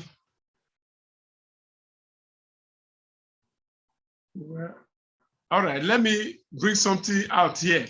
Papers with similar themes should be brought together. It should not be, it's not necessary to critique one paper, one critique. You may have up to 3 or 4 papers with similar themes or similar theoretical or conceptual framework. You can try to bring them together and issue one critique for example, say these studies were limited for several reasons. First, the studies were restricted to the evaluation of cognitive function as an indicator of early recovery from anesthesia. Second, all the studies used tools with certain limitations. The mini-meta state examination will be found to be insensitive for the assessment of cognitive function postoperatively. This brings me to another one where, not this one. Yes, most of us, we don't critically appraise the tool we are going to use for the research. As simple as shivering. People will say shivering under anesthesia, under spinal anesthesia. They report group 4. Group 4, they define as shivering involving the entire muscles of the body. In a patient that receives a spinal perioperatively, are you saying the spinal didn't work? Is it not only the muscles above the block segment that we go into shivering? This is often reported because the individual never read that paper that created that classification. That classification was for shivering after general anesthesia. You are now adapting it for spinal. You should critique it. That day, I will not use group 4 because it's not relevant in these circumstances. So, for example, self-reporting of cognitive failure after anesthesia or reported. Zamba and colleagues using this, we itemize it. And we were able to say what, we were able to provide a conclusion, a critique. The conclusion from the study are tentative because of the small sample size. The inclusion of a non-surgical group could have straightened the outcome. It was a longitudinal survey. This would have enabled the evaluation of a plausible downward variation in the rate of cognitive failure. It would also provide information on the cognitive failure in the community. And this was exactly what we did. In our own study, we had both groups. This is the report from that study. Now, having done all this, put articles with similar themes together, a fair representation of opposing views, avoid a one-sided literature review. It's not a debate where you are trying to convince the impartial moderator that spinal is better than epidural. We know where the truth lies, or we have concept. We are not idiots. We know some things. You're only trying to add, so don't abuse us. If there are disagreements, state them.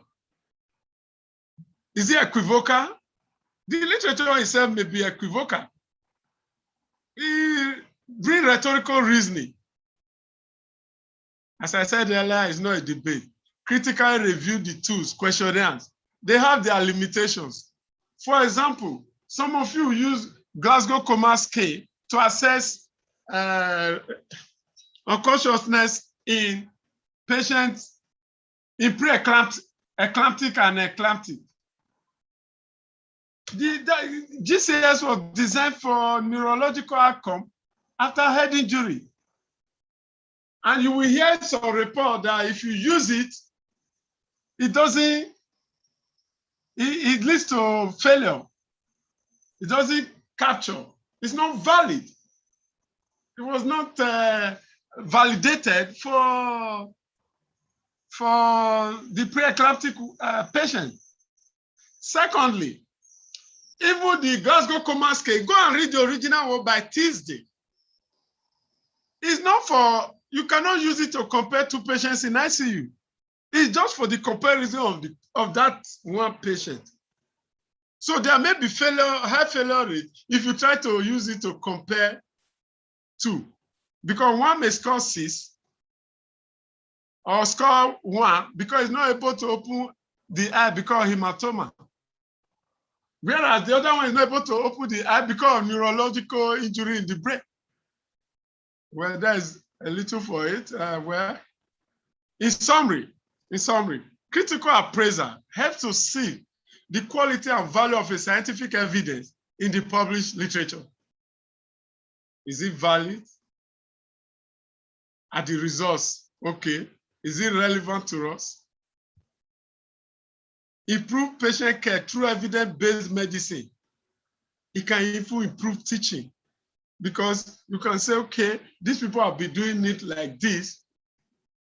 They'll be getting results. For example, when epidural was becoming popular, Parkland Hospital in the United States were more at home with systemic analgesics. It makes you a better researcher because it's when you do this that you are able to see bad science and get the true value that the researcher is bringing on board. So if you know how to look at the force or the strength, the weaknesses and strengths of others, it shows that you will know what to do to improve your own strength. And indeed, if you can do journal review in this model for a journal club, journal club program in your institution, before the end of your residency training, you'll be very much at home with a critique of the literature. In fact, the moment they mention your name, the title, PICO comes to your head. So, oh, the title is inappropriate. You did not tell us about outcome. And they think this is a great guy. Then bring out the limitation by yourself. Limitations. Limitations are not the logistic problem. So, rain, there was heavy downpour and I couldn't enter loot. As it happened to me during the exam, couldn't enter loot. There is not a limitation to the study that is expected from you. What you are expected to know is what are the ways to improve the results. What you need to do by yourself is a concept after the Menendez brothers. The Menendez brothers killed their rich parents in this big city where they do films, Hollywood. And the prosecution came to court to try and identify the killer, that these two brothers killed their rich parents. The defense said, no, we are not here to identify the killers. We are here to tell you why these two brothers killed their rich parents. And the case entered mistrial. For more detailed information, you can Google the Menendez brother, you get the story and how they were finally jailed. Thank you for listening to me. I hope I was audible enough, and I hope I added value. Thank you. And good afternoon.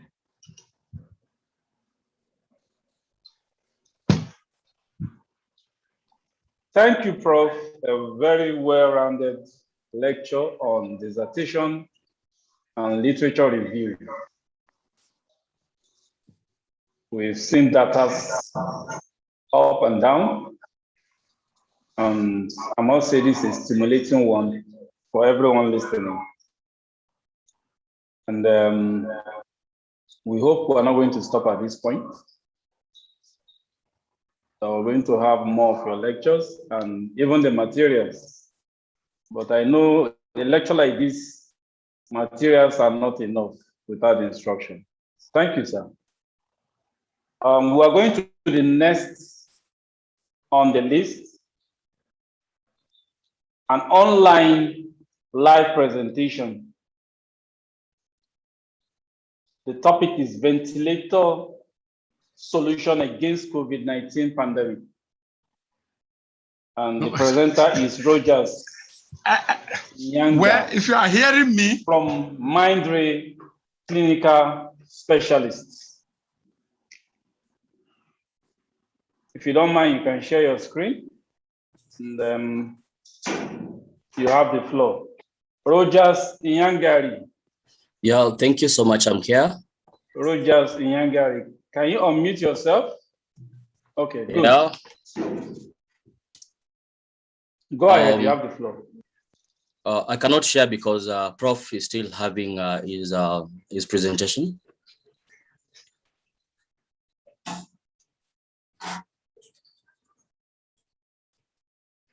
You can hear me?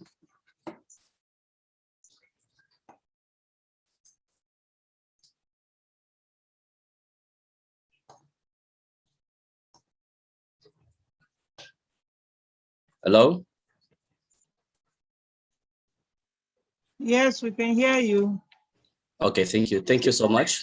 I believe everyone is able to see my screen. Thank you for having me. My name is Rogers. I'm a clinical application specialist working with Mindray Company. And today I'm privileged to be here to share with you the solutions we have with Mindray Company in terms of ventilator solution against COVID-19. So, and the topic of discussion today is about Mindray ventilator solution against COVID-19, and I'm going to share with you a very own powerful ventilator called SV300, a ventilator that is easy to configure, easy to use, with so many versatile functions that can help you manage your patient very well in the critical care setups. So welcome. And if you have any questions, kindly feel free to raise them on the chat box, and I'll be glad to respond to them at the end of my presentation. So thank you so much. Okay, so straight into our objectives of my discussions. I'm going to talk about three main aspects here, and this is where my discussion will revolve around the clinical challenges we face in the critical care setups we have in terms of management of our patients. So when we look at these clinical challenges we face as the anesthesiologist, or the intensivist to manage critical care patients in these ICUs.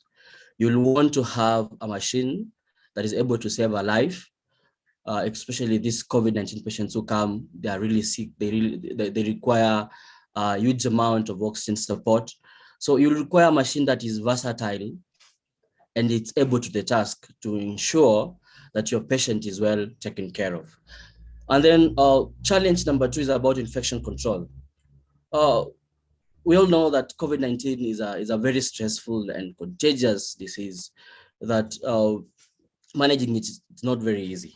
So you'll want to have a machine in your unit that you're able to easily disinfect, clean, even use it for the next patient for a very limited time. Lastly, is about the ease of use. You know, most of us have interacted with different machines in our critical care setups, where you find it is really difficult to maneuver around this machine. Even looking for a particular function on a ventilator, it's really a struggle. But what do we have as Mindray? So with our first objective about the patient's care is that as per the World Health Organization standard respiratory therapy management of our patients with ARDS, which is mainly inclusive of high flow oxygen therapy, non-invasive ventilation, and invasive ventilation. As Mindray, the SV300 ventilator is able to achieve the sequential treatment of high flow oxygen therapy, non-invasive ventilation, and invasive ventilation if your patient deteriorates.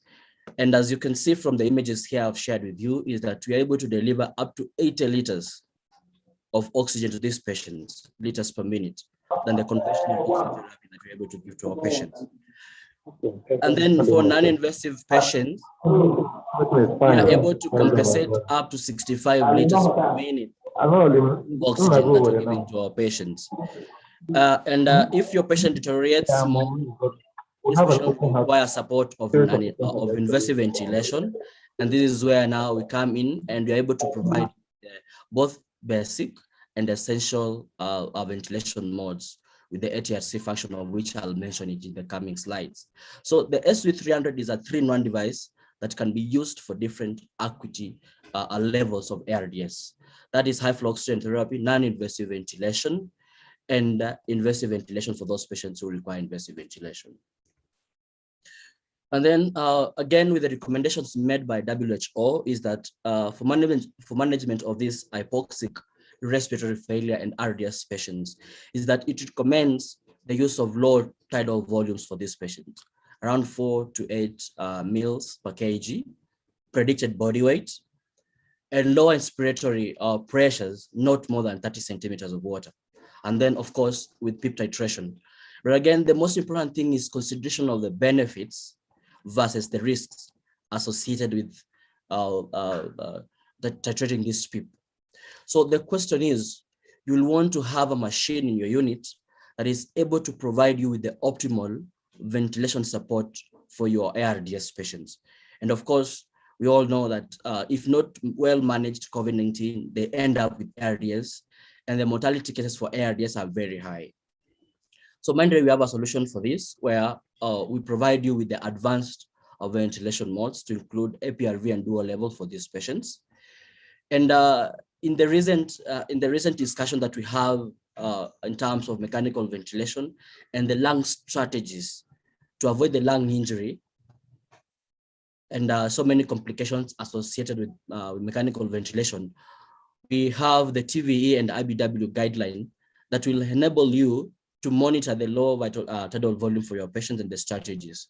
Again, as I had said earlier, regarding titration of the PEEP, you need to consider 2 factors, the benefits and the risks associated with this. So having a PV tool has 2 main functions. Number 1, it will enable you to titrate your PEEP according to your patients and how the patient's compliance is. And then secondly, with this PV tool, you're able to learn the respiratory mechanics of your patients. And as a caregiver or as an intensivist or an anesthesiologist in these critical care units, you're able to manage your patients well according to how the patient is presenting. And then when we talk about sustained inflation is a popular lung recruitment maneuver tool to help in increasing the oxygen and reduce the atelectasis for this patient.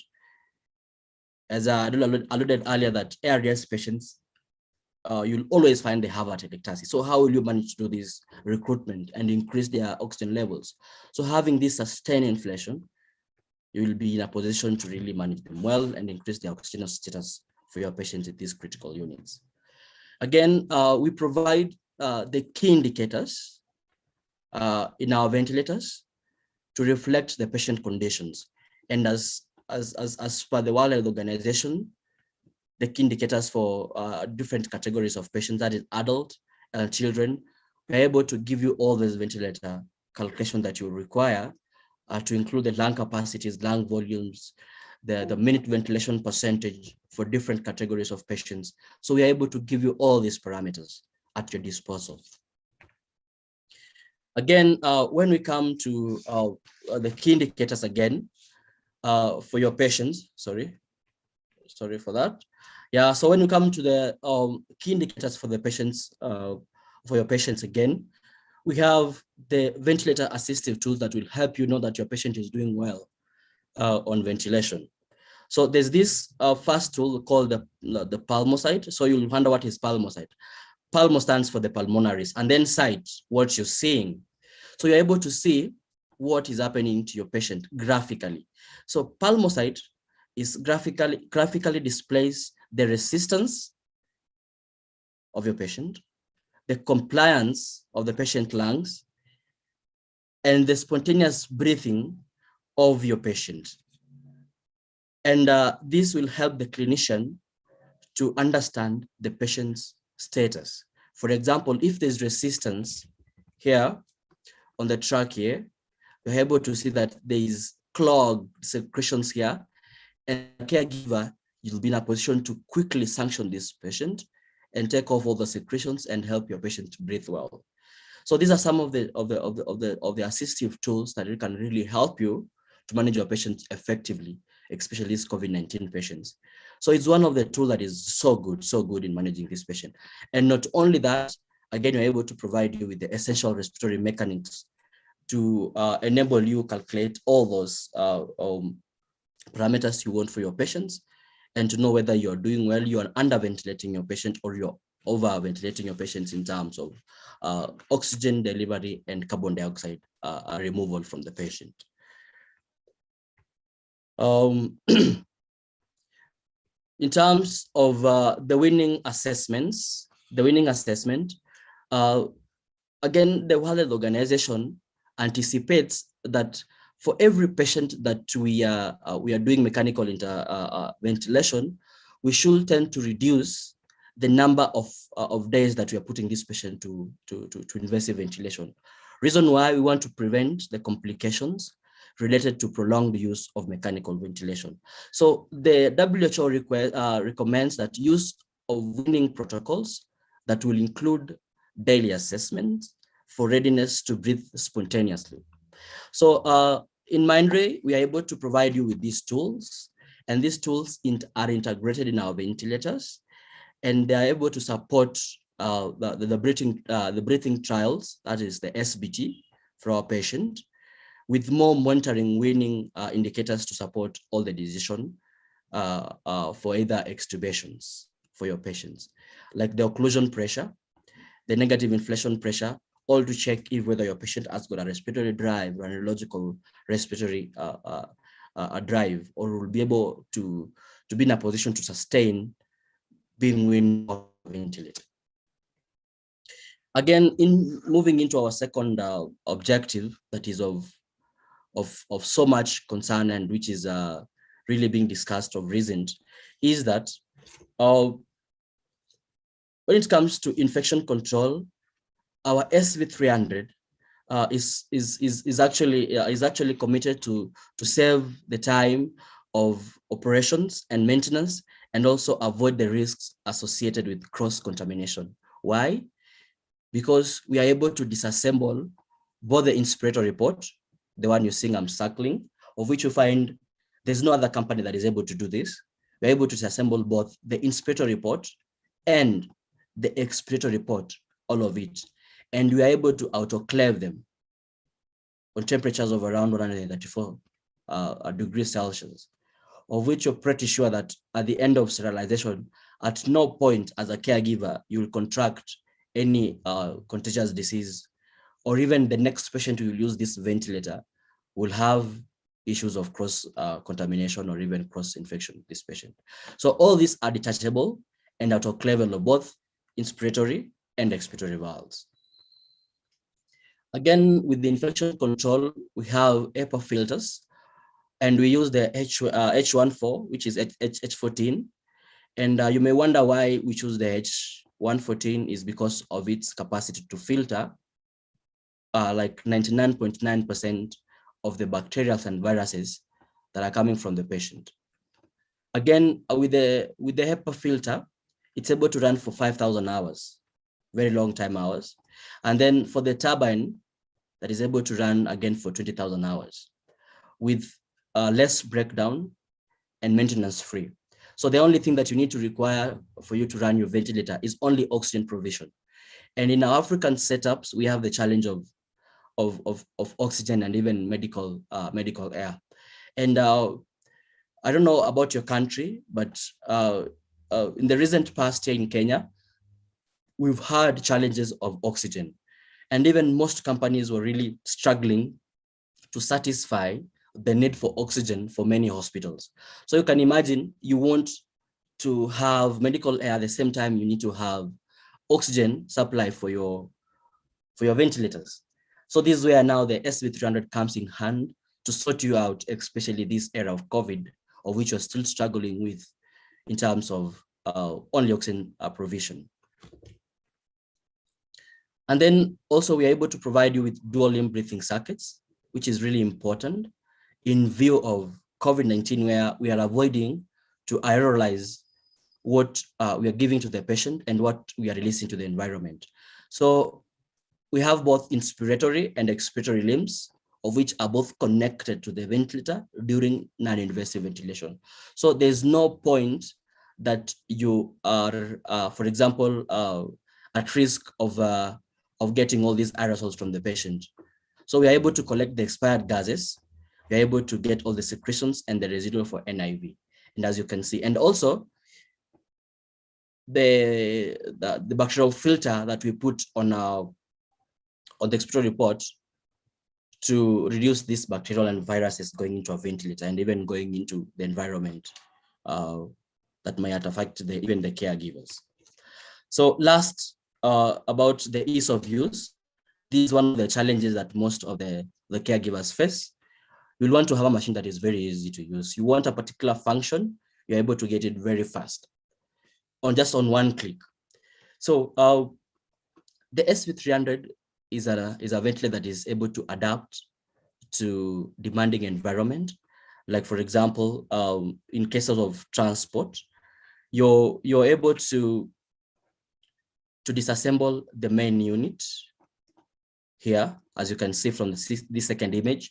You disassemble it from the main trolley. With the ASI cylinders, you're able to use it for intra-hospital transport. So SV300 is able to actually sort you out in terms of our friendly intra-hospital transportation capabilities, as you can see here. So it varies with way of oxygen supply, both high pressure source and low pressure source gas, depending on your hospital requirement. And you're able to use this because of the lightweight available on the ventilator, which is 9.8. And you're able to see on the third image that these are the doctors and probably nurses who are wheeling the patient to either a radiological department to go and have an investigation done with the patient. So it is a really good ventilator. And then when it comes to the AMV mode, you may wonder what is AMV mode. AMV mode stands for Adaptive Minute Ventilation. It is an intelligent ventilation mode. It's a closed loop where, for example, where you combine it, when you combine the the MV mode with the IntelliCycle, you're able to achieve very good synchrony of your patient with the ventilator. What do I mean? So let me explain it this way. So the IntelliCycle is automatically adjusts the parameters of your patient. I mean the parameters of the ventilator, of inspiratory, both inspiratory and expiratory trigger values, including the T-slope of your patients, based on the waveform analysis of your patient. And by this, it's able to alleviate the workload of the clinicians and improve the patient ventilator synchrony.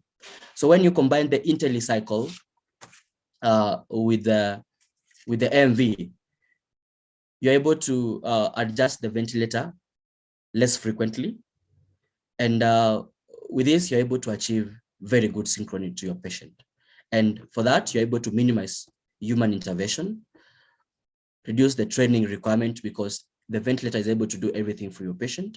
And if we employ this as a standard mode for all our critical patients, we're able to standardize the care for our patient, the critical care units. When it comes to the ease of use of this ventilator, it's that tab layout structure where you are able to get all the controls at your disposal. Just 90% of the operations can be directly reached in one step. You don't need to struggle. Like for example, you want to change the ventilation mode, just here, you're able to see that window. You just click in and then you confirm you've changed the mode. If you want to change the parameters, you just find the parameters are here. You just click, just one click, and you're able to change all this. And also, very importantly, about patient safety, we have the safety limits, the parameter prompt that will always pop up in case you're setting your ventilator away from the accepted range. It will tell you that what you're doing is not right, and it will give you the normal range that you're supposed to play around in terms of the settings of your ventilator, which is really good in terms of ensuring that we achieve the patient safety.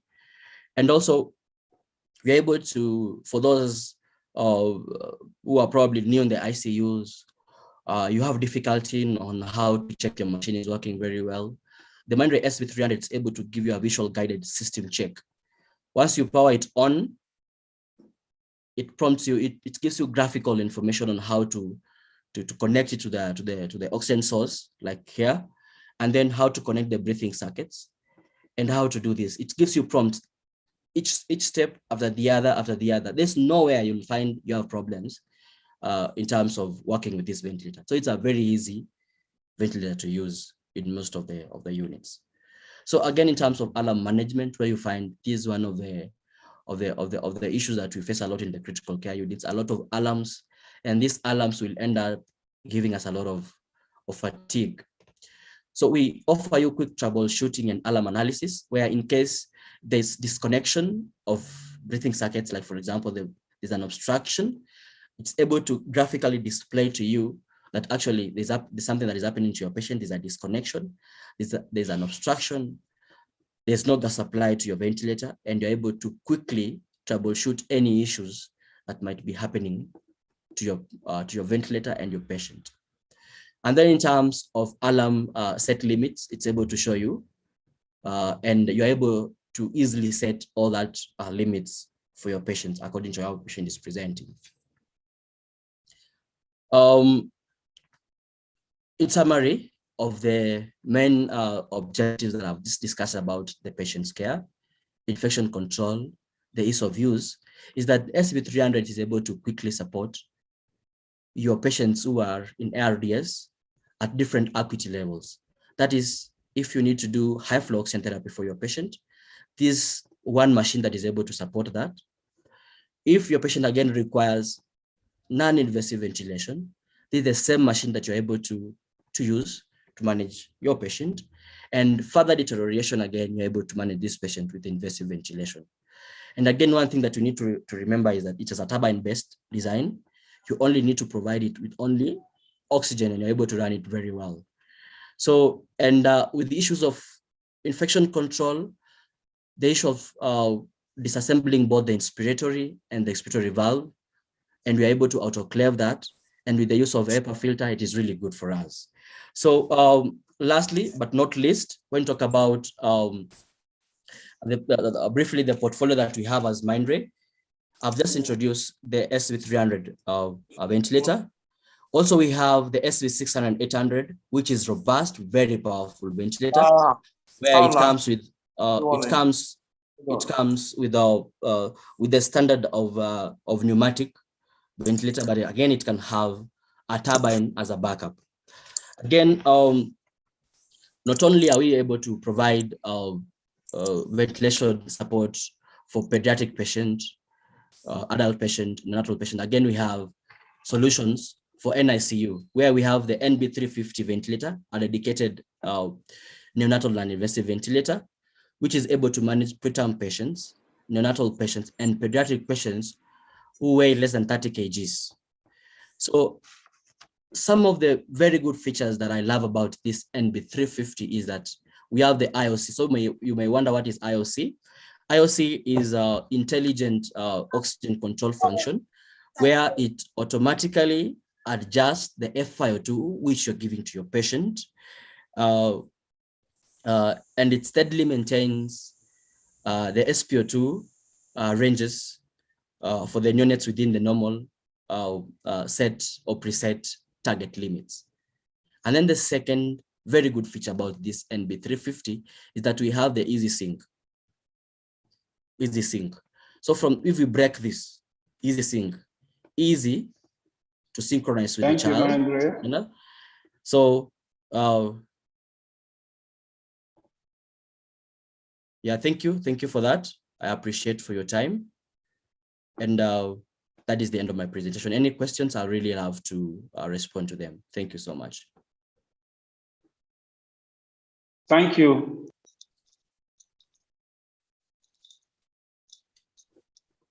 Thank you, Rogers, for the presentation from Mindray. Mindray is one of the sponsors for NSA. Mindray is always right to time in terms of new invention to aid the work we do as an anesthetist. You are welcome. Thank you. The questions will come during the question and answer session. So we would like those that have questions you can put it in the chat box, or better still, you can have it with you and get to ask the question when the time for question and answer session is due. I think we're making progress. The next on the list will be methodology and pro forma design. Methodology and pro forma design. This will be taken by Dr. Oyebola O. Adekola. For those of you who don't know her, I mean, she is an alumni of Lagos University, a fellow of West African College of Surgeons, and National Postgraduate Medical College of Nigeria. She's an associate prof, University of Lagos College of Medicine. She has a lot of publication, over 50 publications in peer review, local and international. And she also will be addressing this topic from the United States of America. I would like you to share your screen and unmute yourself. The floor is yours. Thank you.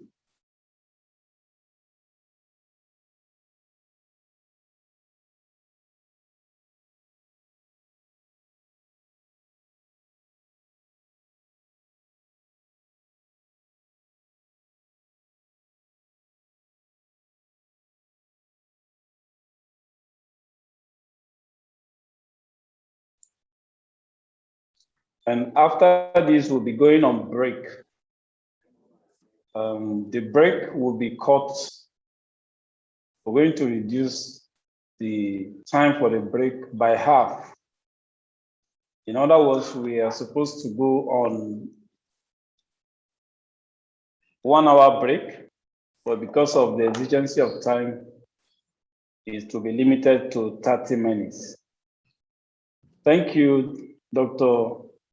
Oyebolash. You can take over. Good morning. Can you hear me? Yes, we could hear you. Can you see my slide? We're only seeing you, ma. You have to share your screen. Okay. Share your screen, then you open the slide. Your webcam is the only thing showing.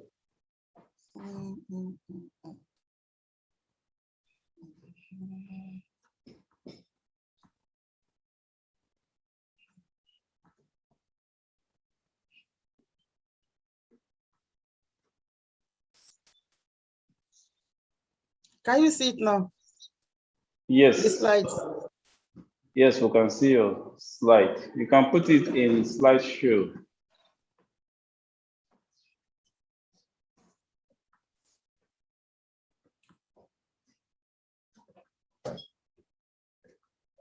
Okay, good morning, everyone. Good My morning. name is Dr. Adekola, Associate Professor of Anesthesia, University of Lagos College of Medicine, and Honorary Consultant with Lagos University Teaching Hospital. It's a great privilege to be here this morning, and I say a very big thank you to the organizer for asking me to come here this morning for this presentation. I'm going to be brief and keep to time as much as possible.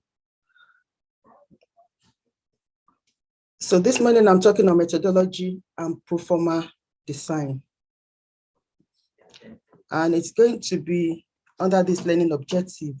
So at the end of this presentation, I expect us to be able to differentiate between the term methodology and method, to be able to understand what the methodology section is all about, to be able to tell us the different components of the methodology section, to be able to tell us what the procedural part of the methodology section is, and then to be able to prepare a proforma.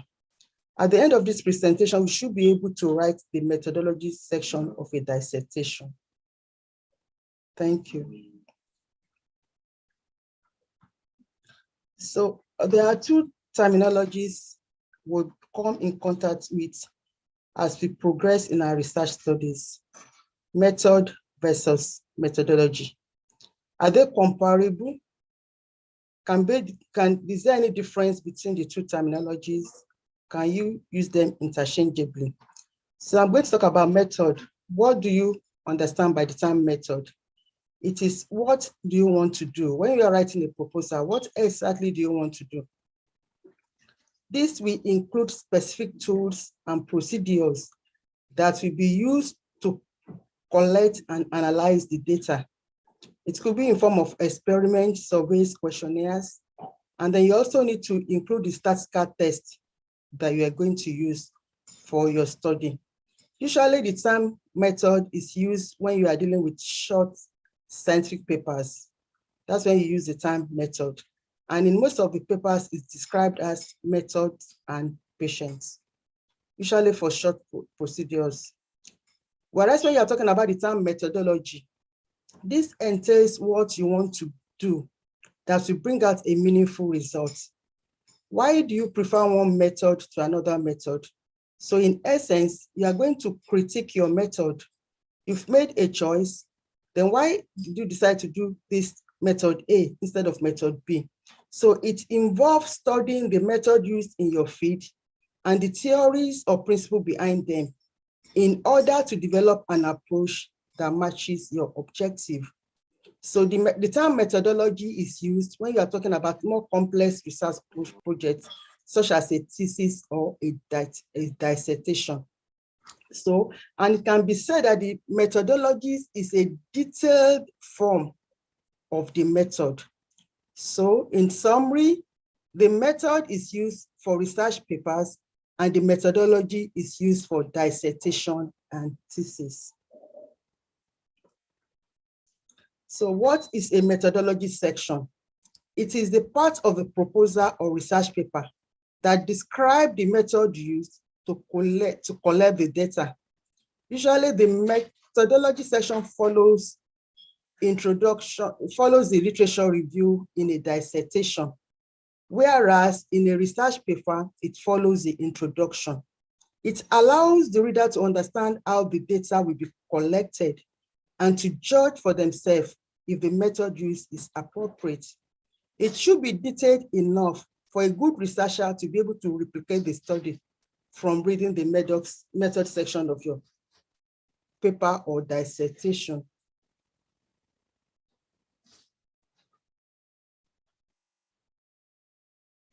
So what are the components of the methodology section? For simplicity, I'm going to divide them into 3 sections. We have the subject or the patient in the clinical setting or the participants.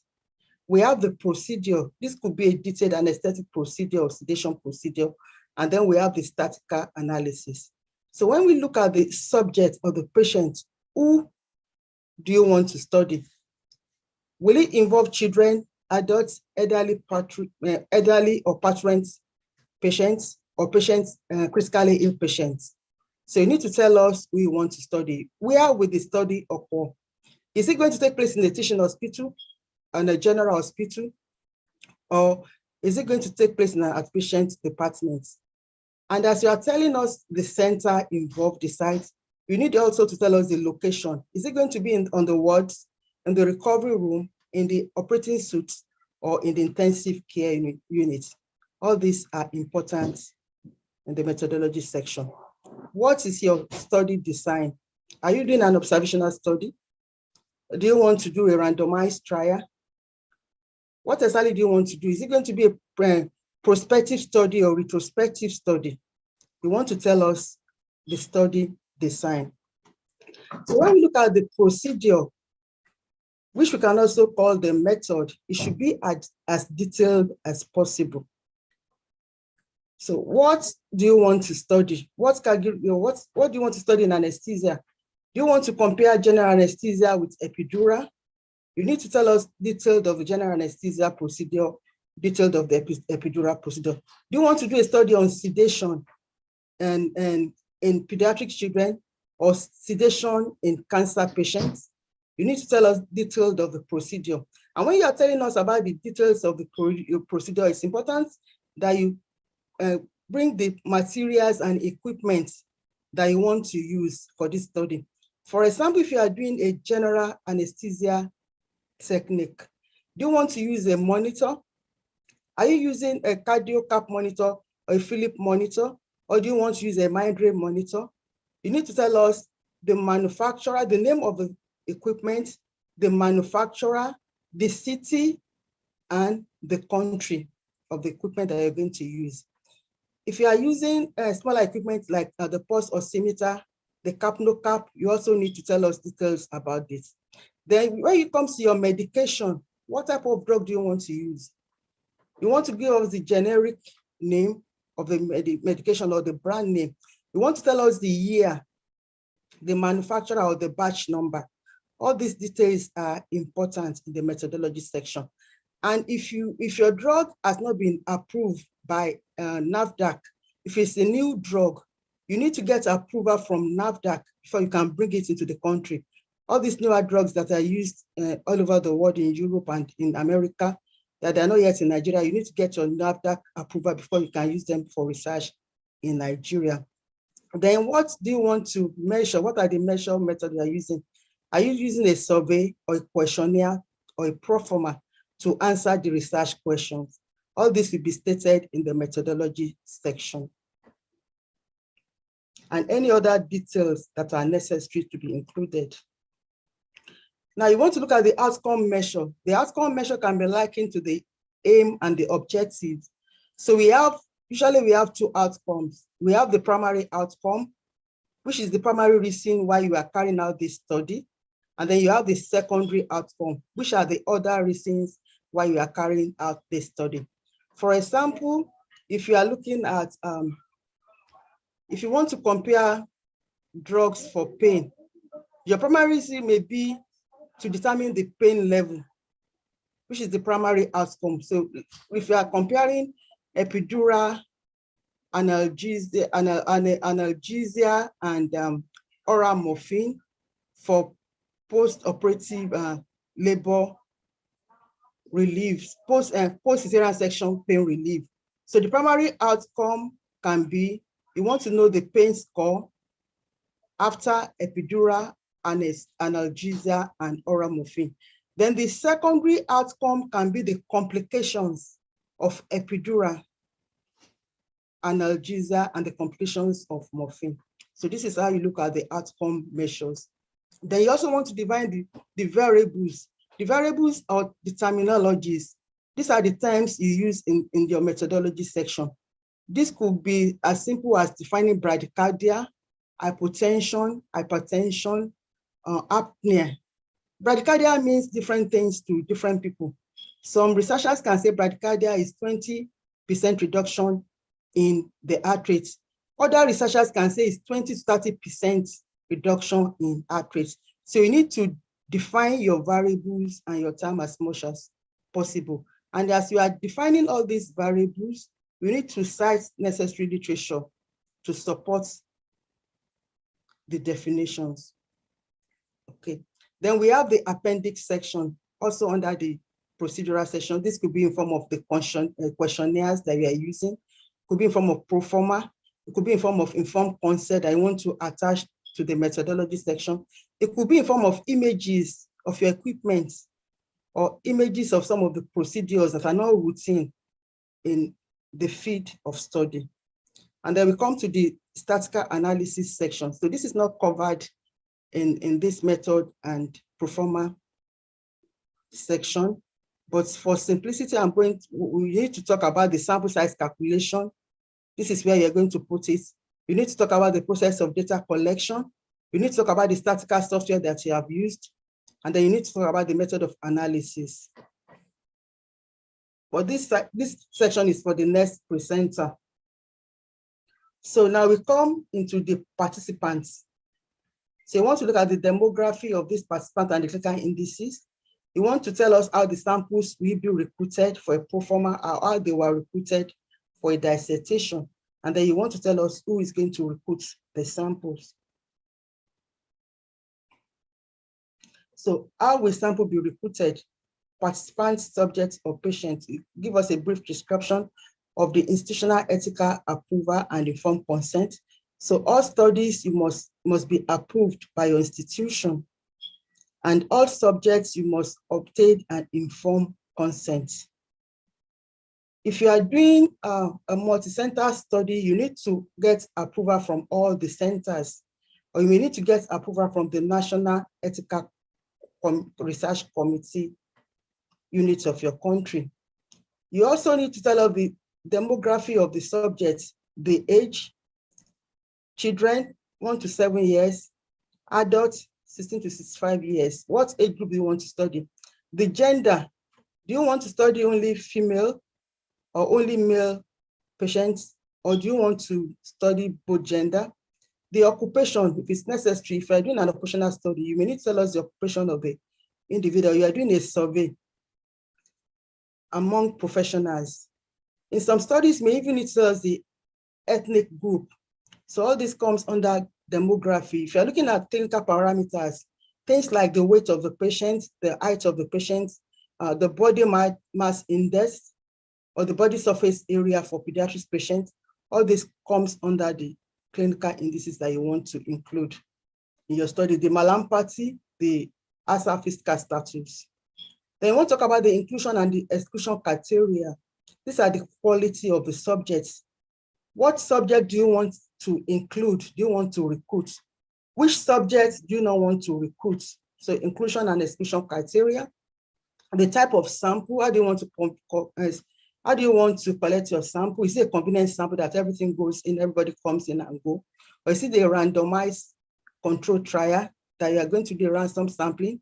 Or is it a stratified random sampling? These are the common ones that we use. So the study site and design, I've said that already. So who is going to collect the data? Are you the one collecting all your data by yourself?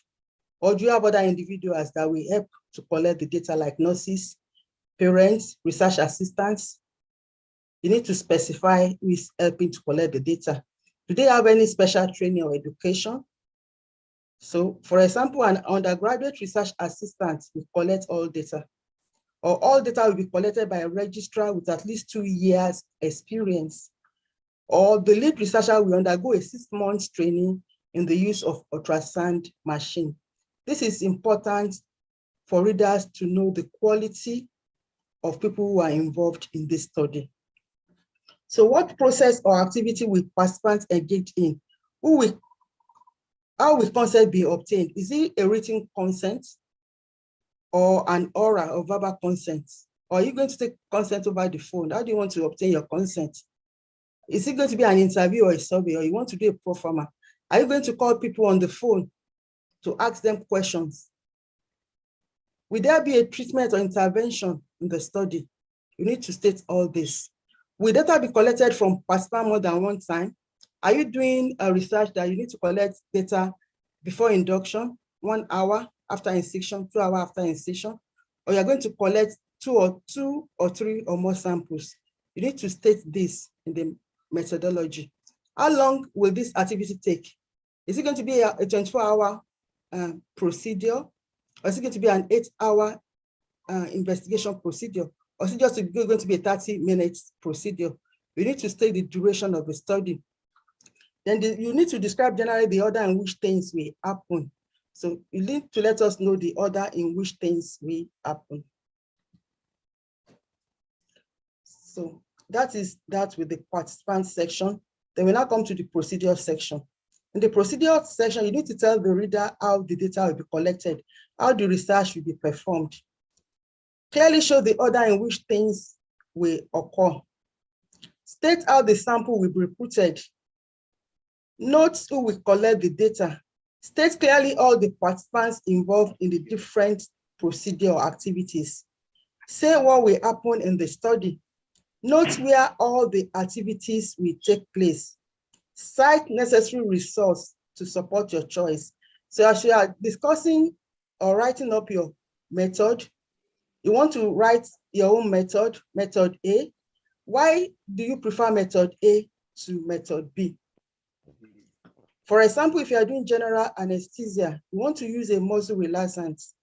Why do you prefer pancuronium to atracurium?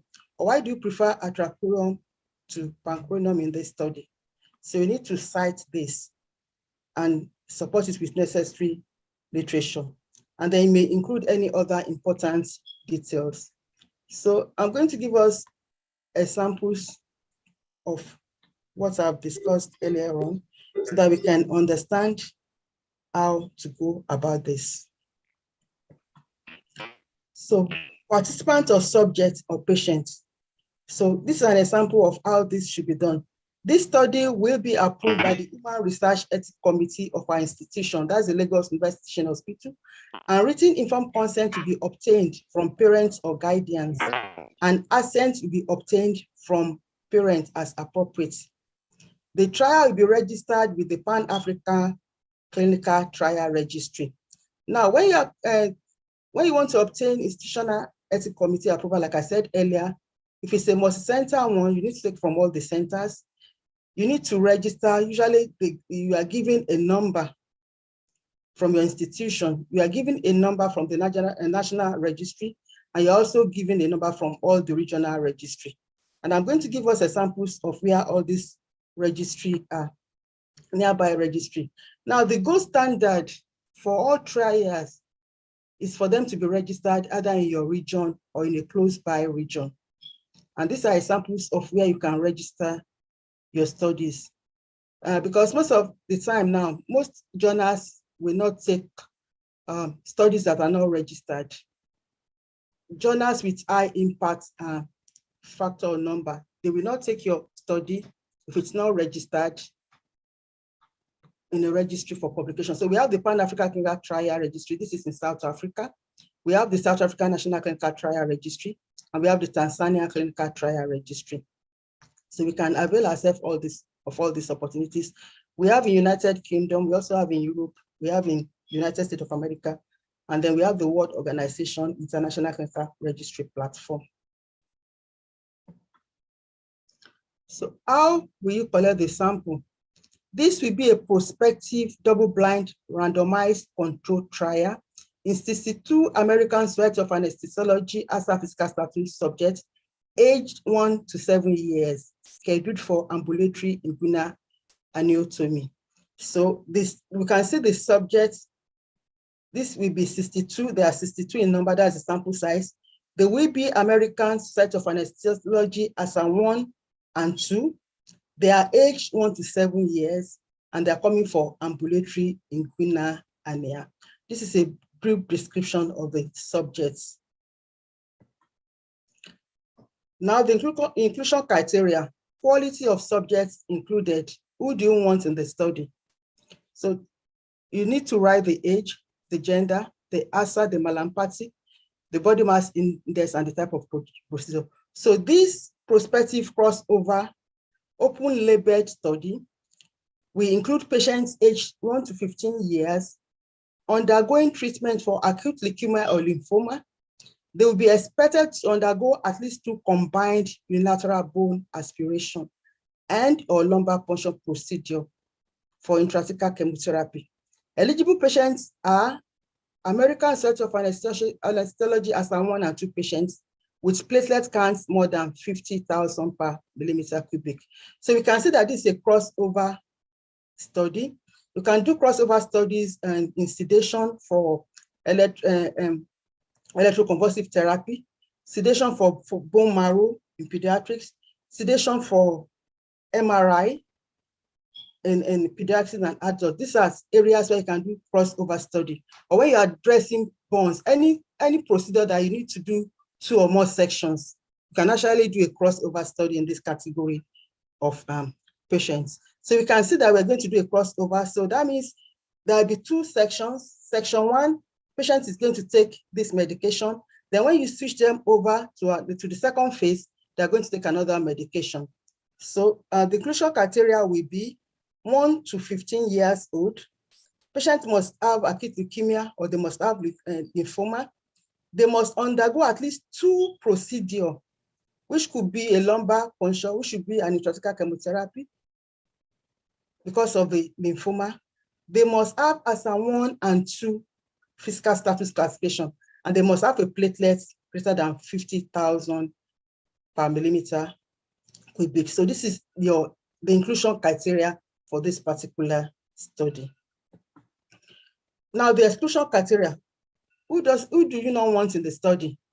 ASA 3 and above with severe cardiac, hepatic, or renal dysfunction, non-allergy to the study agents, individuals taking medication affecting creatinine kinase, neuromuscular function, neuromuscular disorder, and myopathies, they will be excluded. And those who will require second dose to simultaneous or with a history of masseter spasm or malignant hyperthemia. So you can see the kind of patient we don't want in the study. This is because we want to exclude bias or what we call nuisance variables that may actually affect the results of your outcome. So exclusion criteria will include previous allergy to ketamine or midazolam, propofol, children with hypotension, increased intracranial or intraocular pressure, or those who have been in another study in the last 30 days, they will be excluded. In addition, patients with symptomatic thrombocytopenia, platelet count less than 50,000 per cubic millimeter, age less than 1 year or over 15 years. All of them will be accepted. So you want to look at your study population. You want to look at those you want to include and those you want to eliminate from the study. Now, type of study. When you are looking at the sample collection, you want to look at 3 things: bias. Is there a fair representation of the population? What is the cost? What is the time involved? So these are the criteria you look at before you select your method of collecting sample. So we have the convenient sample, the simple random sample, and then we have the stratified random sample. In the convenience sample, like I said earlier, everything goes in. So every patient that come in, you recruit them. Now, the big problem with this is that it's like you are biased. The bias is, you have not eliminated any bias. Everybody comes in, you just bring them in. So either they are good or they are bad. They are recruited into the study. So it does not give a fair representation of the population. However, it's cost effective. It doesn't cost much and it doesn't involve much time. But it's better to avoid this method of sample collection. So the random sample collection is by chance, which is the gold standard for all trial. So it can be as simple as tossing the coin, head or tail. It can be as simple as selecting your groups into an envelope and just picking up one group. Now, to be more scientific, you can actually use the random tables. We have the random tables which allocate numbers to different subjects in the studied group. And then by them picking these different numbers, you can actually know the group that they belong to. And then you can also use computer-generated random numbers. And you can get this online.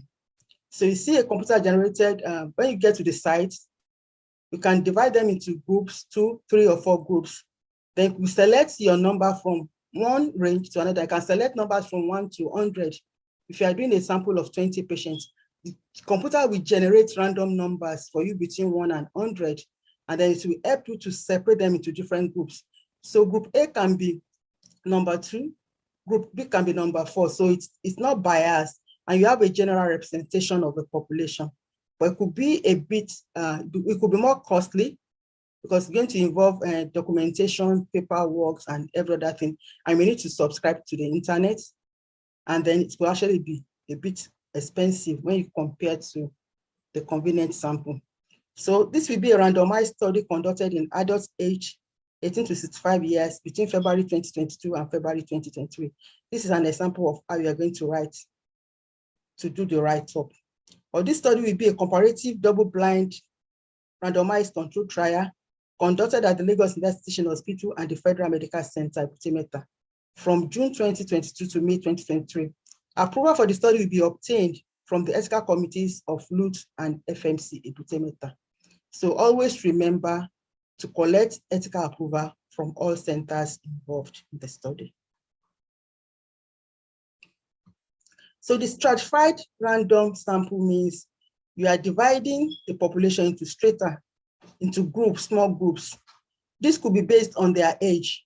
You can, if you are doing an adult population 16 to 65 years, you can do 18 to 40 or 18 to 30, 31 to 45. So just divide into different strata, maybe 10 units, 10-year interval or 20 years interval. Or you can use the gender. You can stratify them into male or female. You can use the occupation. For example, if you are doing a study in the teaching hospital, you can look at house officers, junior registrar, consultants.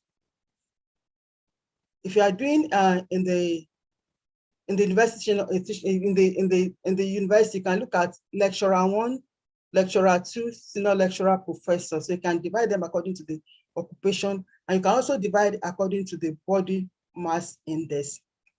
So for this, all currently enrolled students will be identified, male and female. They'll be divided into separate groups. Female will be assessed number from 1 to 5,390, and male will be assigned number from 1,000 to 64090. This is because the total number of females were 5,390 and males were 6,040. So research assistants will draw numbers with a computerized random program. And after they've drawn the number, they will contact the subjects according to their number, and they will take an informed consent from them to join the study.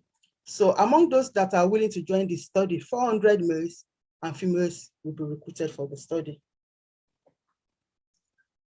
Okay, so the procedure section, detailed technique, the challenges. Okay, so the most challenging task in the procedure section is to know the right level of detail. Do you want to put everything in?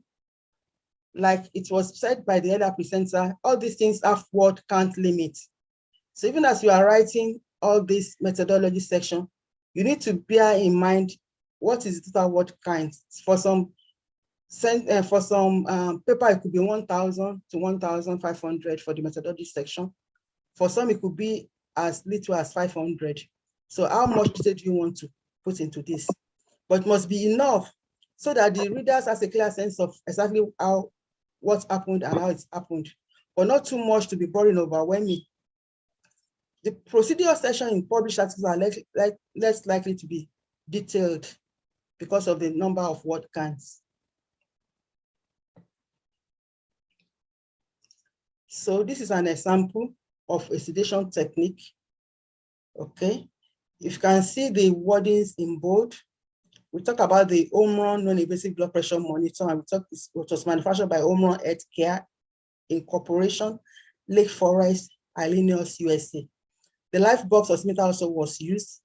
It was manufactured by Acra Technology Company Limited, New Tapa City, Taiwan. Okay, and you can see that we detailed how frequent the SpO2, they were taken every 2 minutes until the end of the surgery. Okay, we also talk about the type of cannula for the venous cannulation, 22 to 24 gauge, and we talked about the intravenous fluid infusion, Springer lactate, 4 ml per kg per hour. So this is the kind of details we're talking about. Okay, so preparation and dilution of ketamine and midazolam. You can see the citation of how this was prepared and diluted. Ketofol will be prepared as a 1-to-1 mixture of 10 mg per ml propofol and 10 mg per ml ketamine. So the children who receive cortisol will receive 0.5 mg per kilogram of ketofol. So you need the detail of the medication too, and then you need to cite the appropriate literature to support the method you are describing. Okay, we also talk about the Ramsey scale for sedation, and we try to tell the readers a detailed classification of the Ramsey sedation score. This is for all the readers to understand what you are describing or what to plan to do. So it comes to the outcome measure. This is a measure used to assess the effect, both positive and negative, of an intervention. So for that study on comparing ketofol and midazolam for sedation in children coming for leukemia, the primary outcome determined the presence of hypoxia or apnea. However, the secondary outcome determined the occurrence of severe pain and adverse events during the procedure. So this is what an outcome measure will look like. So it comes to definitions of variables, outcome measures, or terminology. PSA stands for procedural sedation and analgesia. And you can see that it will be described as the safe and effective control of pain, anxiety, or motion to allow the necessary procedure to be performed to an appropriate degree of memory loss or degree awareness. So we have different kind of definitions here: time of onset, sedation time, procedure time, recovery time. And we define them for our readers to understand what that means. So apnea, oxygen saturation, hypoxia, partial or complete airway obstruction in this person.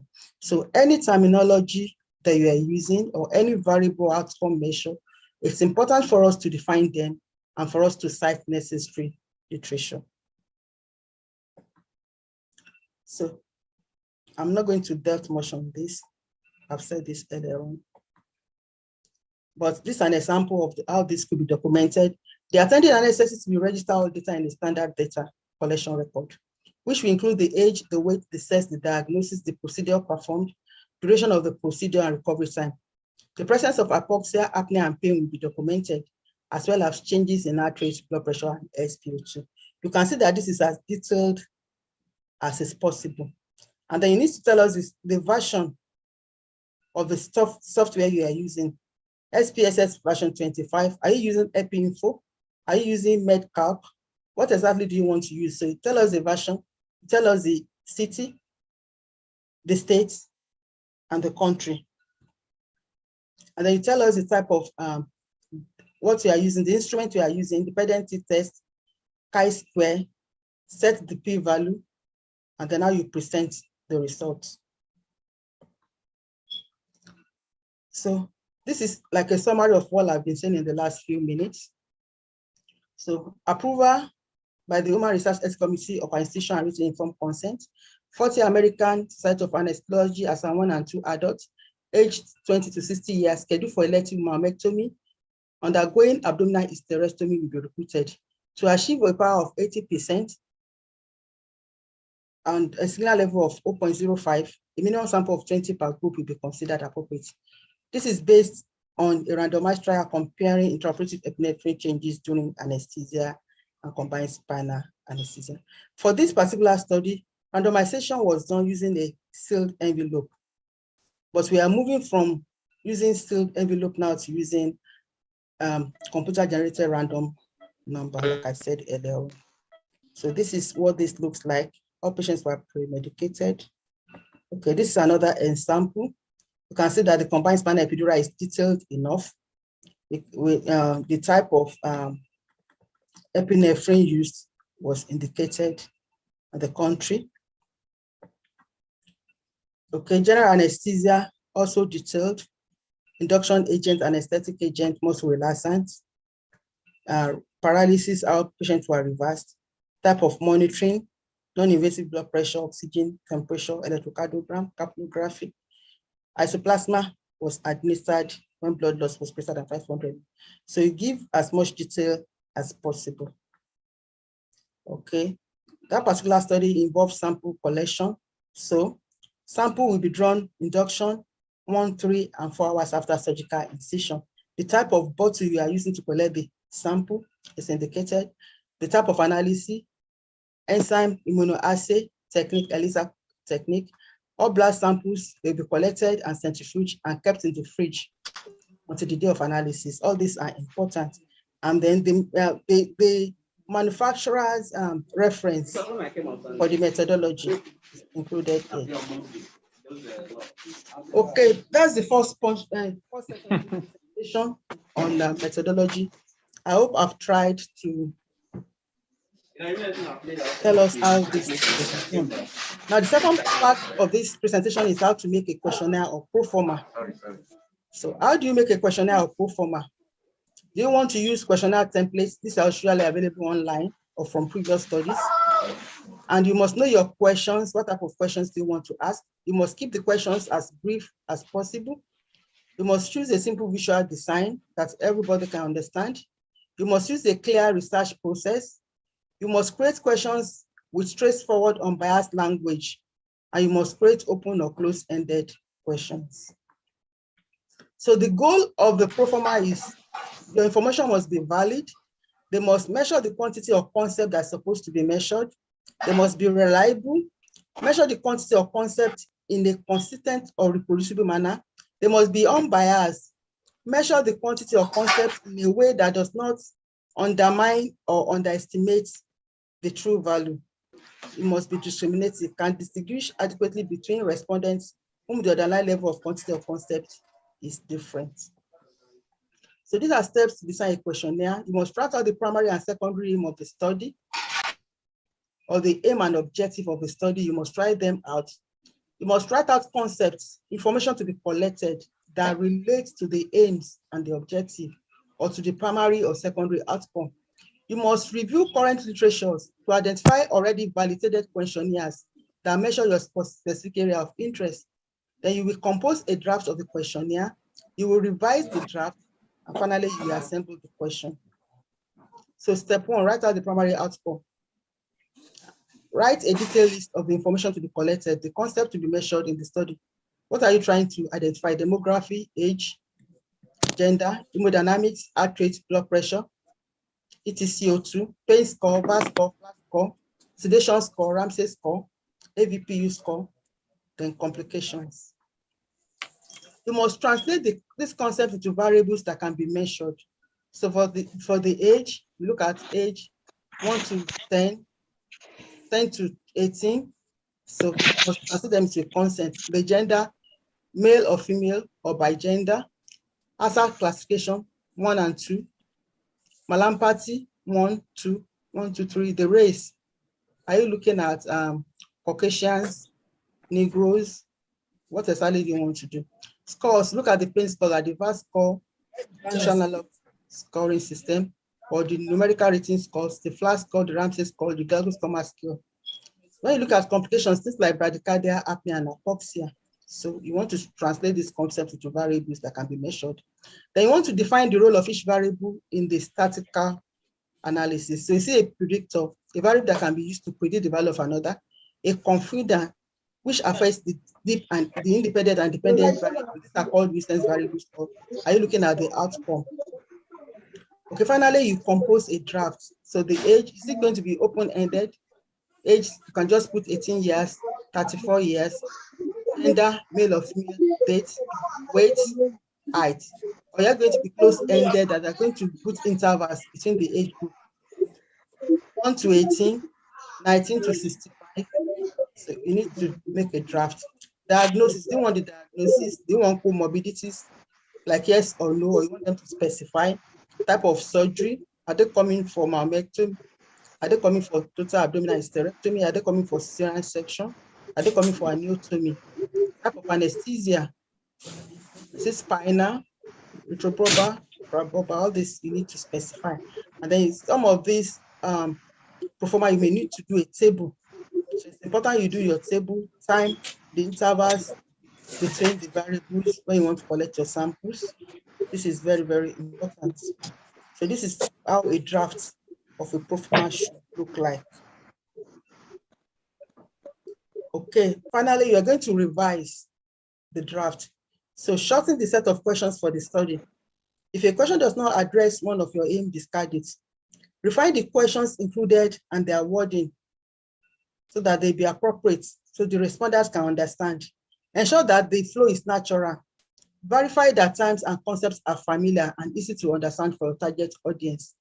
Keep record to a minimum and focus on the recent events.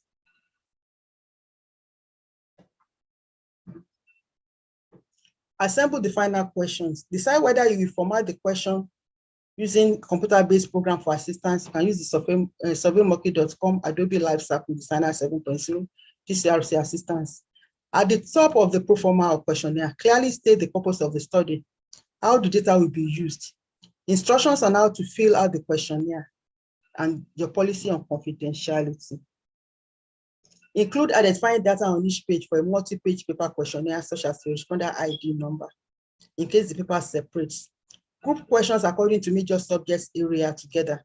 Introduce them by adding or short descriptive statements. Other questions in order to stimulate recall. Order and format questions to ensure unbiased and balanced memory. Remember to draft the informed consent. Include all appendices, informed consent, scores, images in your questionnaire as appropriate. Conclusion, you need plenty of time to write the methodology section and the proforma section. You must design your method and proforma from your research hypothesis, and they must be carefully thought out and studied. You must discuss your research problem with colleagues and subject matter experts. This is critical to developing a good questionnaire. You must review, you must revise and test the questions on an iterative basis. You must examine the questionnaire as a whole for flow and presentation. So these are my references. Thank you for your attention. So I think questions will come later on. Thank you very much. That's the end of the presentation. Thank you, Ma, for the well-delivered presentation. We were well guided, and it was more like we're in a practical session, because examples and the illustrations, I mean, I don't think we're off guard here. Thank you, Ma. And thank you very much. The next on the list would be the break. So we're going for lunch break, and the advert from answer session. Yes, Ma, the question and answer session will come in immediately after the break, Ma. Why did you make it like that? Let them do it now. Let them do it now, please. Okay, we can go ahead with the question and answer session now. You asked people to put their questions in the chat, and there have been some questions. Yes, So, yes, ma. Okay, we'll go ahead with the question and answer session. So,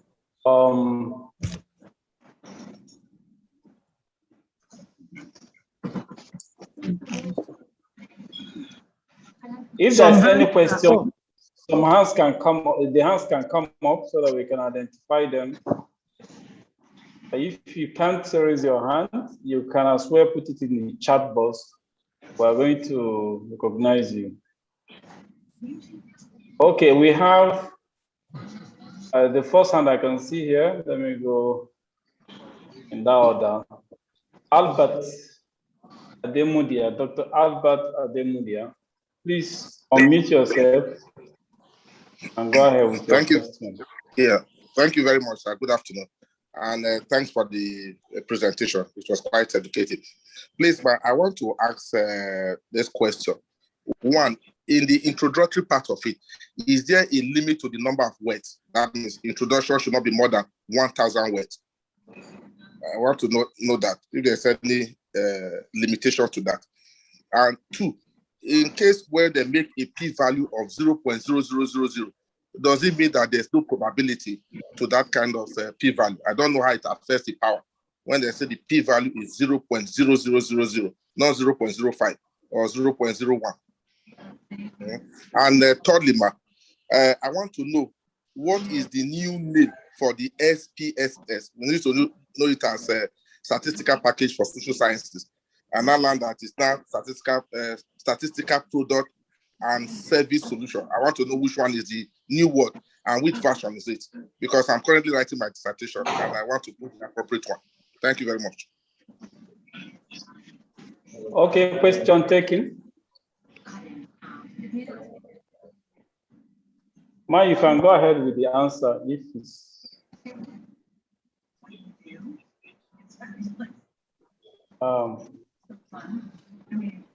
I think that question is for Dr. Adekola. Okay. For the introduction section, I think usually you have the number of words, which is between 150 to 250 words. Okay. The statistical package, I'm going to get back on that. I'm going to look at the new name, and I'm trying to sort out the new name and get back on that. What's the other question? Because I thought that question was for the person on introduction. Oh, please let me just come in on the introduction for the proposal. I don't know if you talk about the dissertation. For the proposal, the National College recommends 800 words in the introduction, maximum word counts 800. But if for the West African College is not stated, I would actually recommend that as much as possible, since the National College gives a lot of guidance on the word counts. And if you look at the paper I presented, the title, the West African College gives a word count on title and summary. But most of the other sections, introduction, methodology, literature review, the National Postgraduate Medical College gives a guidance. And their guidance for the introduction is 800 words. And like I said, these things can change.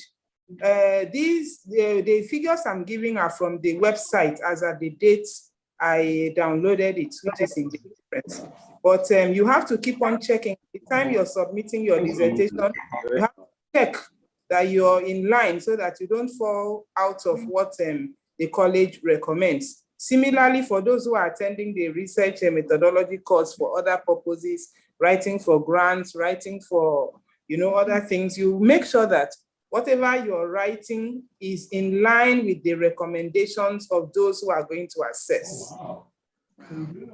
Yeah, thank you. Thank you, ma. So for the question on SPSS, I can still see statistical package for the social sciences on their web as of this morning. So the IBM is still called statistical package for the social sciences. So that's on the IBM website as of this morning. So I'm not aware of any change. May I come in here, please? Okay, this comment is coming from Falana. He says, if a proposal title topic is advised by the college, and you change to the title topic by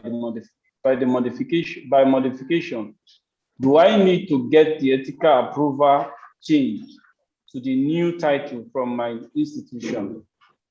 In other words, he says, if a proposal title topic is changed by the college, would he need to get an ethical approval change to the new title from my institution? Yes, he will need to get, because remember that when you're submitting your final proposal, you're going to attach ethical approval. And you cannot be submitting, you cannot have in your appendix ethical approval having a different title, and then your dissertation is having a different title. And usually most ethical bodies have expedited approval for such things. If it does not significantly change the methodology and other aspects of the proposal, it can go through expedited approval, so that, because I've heard here, there are some institutions that do not meet monthly, and it could be a source of significant delay. So I can see the president is raising her hand. Maybe she's got something to add to that. Okay. Yes, thank you very much. Thank you, Professor Kalu. Thank you, Professor Adekola. And thank you, Professor Marinjaye. It's been a very power-packed session. What I want to say is about the SPSS. I know that it's statistical product for services and solutions. I don't know if they have reverted back to statistical package for social sciences, but the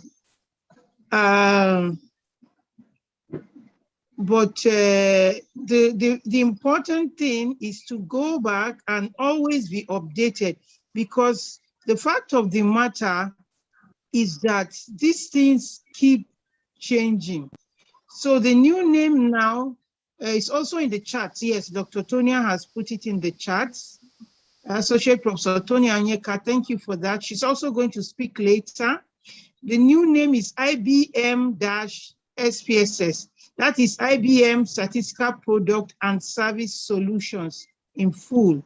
So she says SPSS was originally made for research in social sciences, but it gained popularity with use in other disciplines.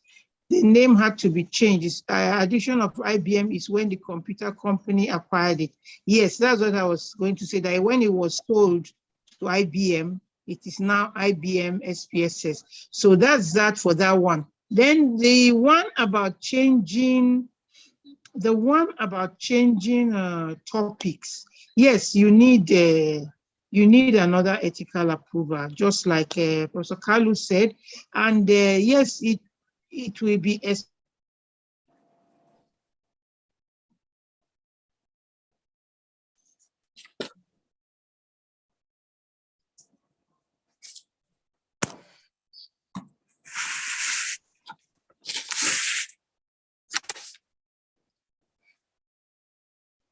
Okay, I think at this point we can't get to hear Madam President.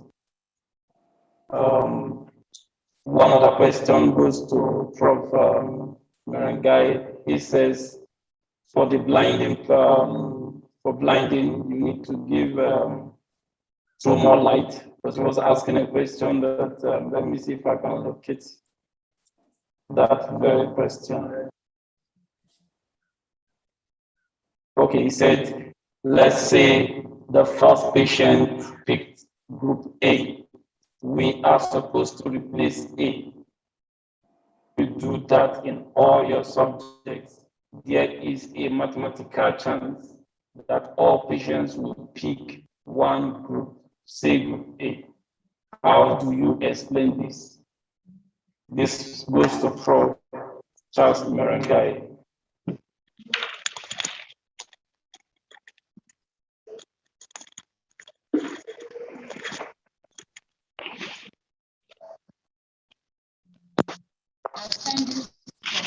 No, no.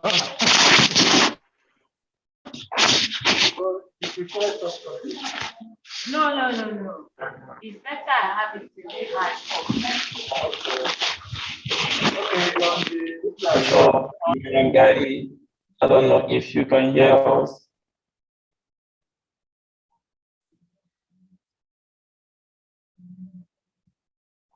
Hello, sir.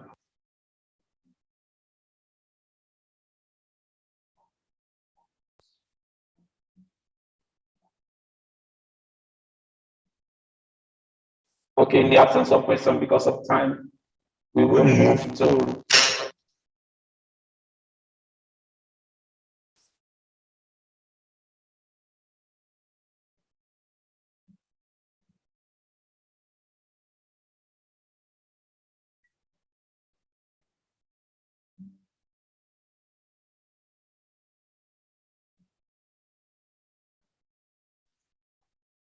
okay. Like I said, we'll be moving to the next thing on the list. Dr. Idiomi, Mr. Idiomi, please can you share your slide?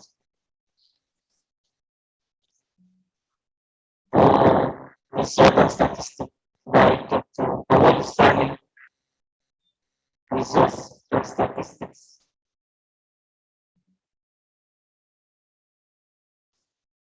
Idiomi, please share your slide and unmute yourself. Please.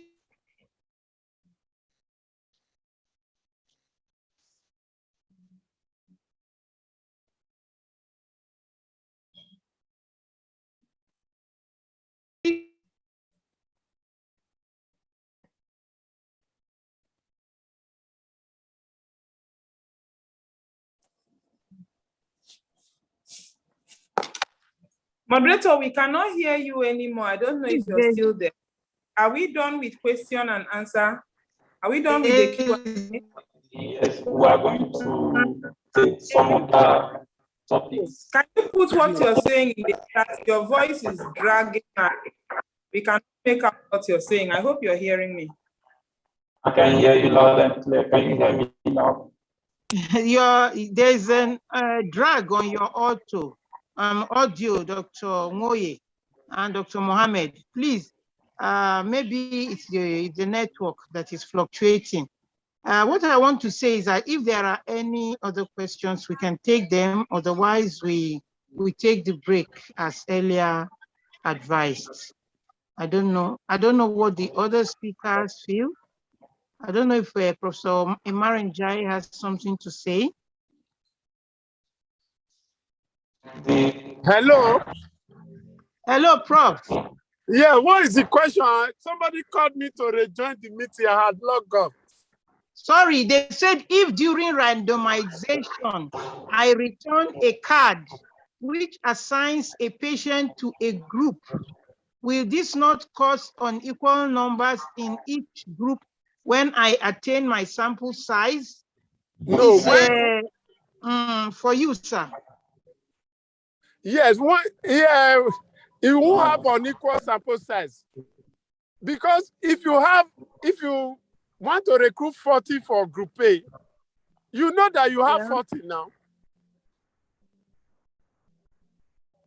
Do you understand? Am I clear enough? The question is from Dr. Nwigwe. He wants to know if returning the card back to the heart will not. No, when you've met the requirement. You met 40 for group A. If somebody picks 40, he's not recruited. Hello? Hello.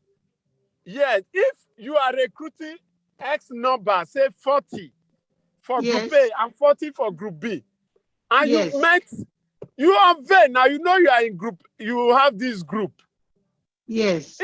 If in some research center, they have what they call research thermometer to know where the number is at each particular time. So if you've met the recruitment, you stop for that recruitment. So if somebody picks A, then that person is not for the study. Only the people who pick B will come for the other limb. Okay, even myself, I'm getting confused. Let me ask Dr. Emeka, when you ask the question, are you okay with the explanation? If you're not okay, maybe you can chat up Professor Marinjai. Yeah, chat me up privately. Separately, yes.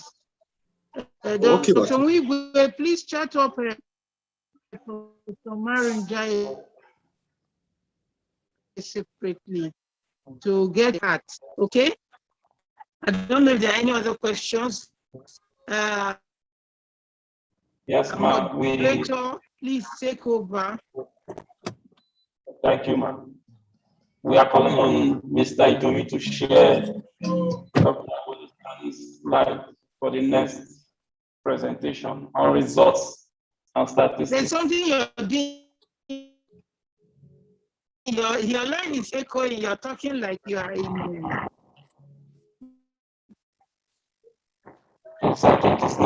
So on a 30-minute break, is it what you're trying to say? And after the break, we'll take type what you're saying, please, Dr. Moye. Then I will announce it for you. After the break, do we take Dr. Sani Awalu's lecture?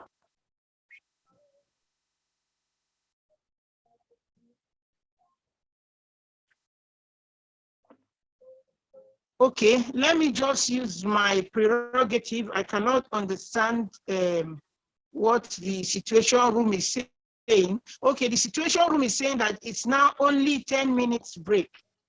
So we are to proceed on a 10-minute break to grab our lunch, quick lunch, and then after the break, we'll start the lecture by Dr. Sani Awalu. So I will use this opportunity to say thank you to all those who spoke in this session. I'll thank myself. I'll thank Professor Marin Jaye, thank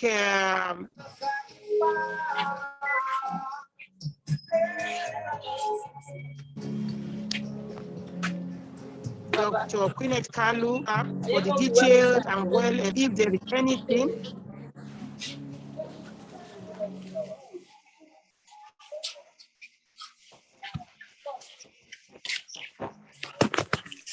And while we go on a 10-minute break, I think, and see you in the next session. I will plead with the speakers, the presenters, to give us the text of their presentations and the PowerPoints so that NSA can compile it into a resource material in due course. Thank you all very much.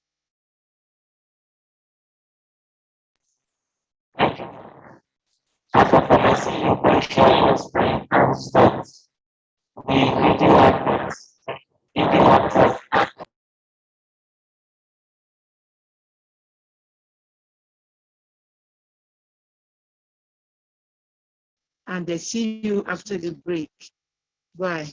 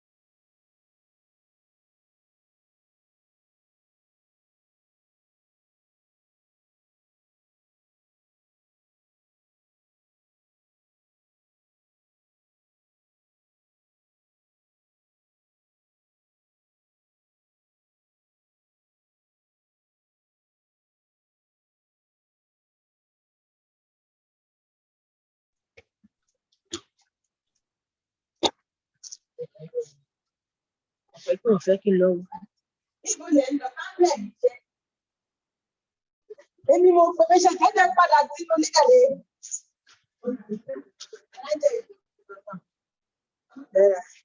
Ẹ jọ̀ọ́ báwo.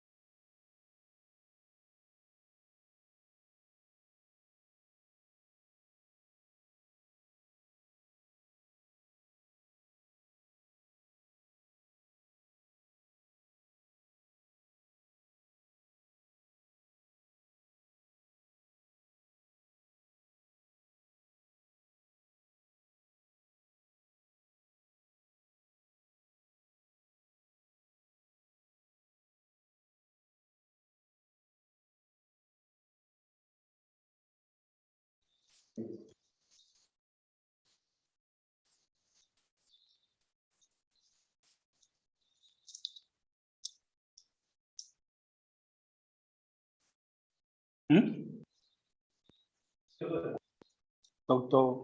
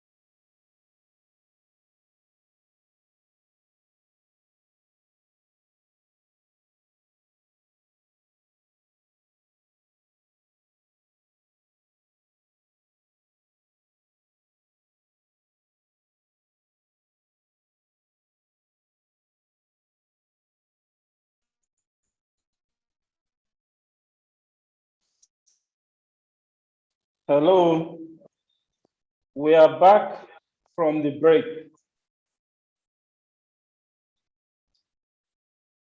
If we could not get Mr. Idomi to share the slide for Awol Sani, we'll go ahead with Dr. Sanusi's presentation. Hello, Dr. Moye. Hello, Dr. Moye. Hello, moderator, Dr. Moye. Yes, ma. I can hear you, ma. Okay. Dr. Awalusani can send you his slides or share it himself. You make him a co-host. He can send the slide to you. We can share it with you and you share it. Please. Okay, ma'am.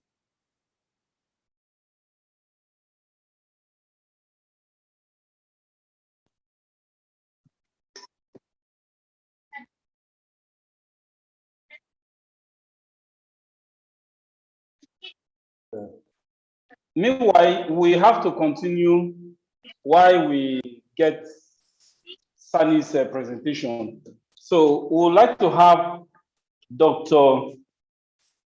Sanusi's presentation on discussion, limitation, relevance, and conclusion. Ma, you can start sharing your slide while we read your citation.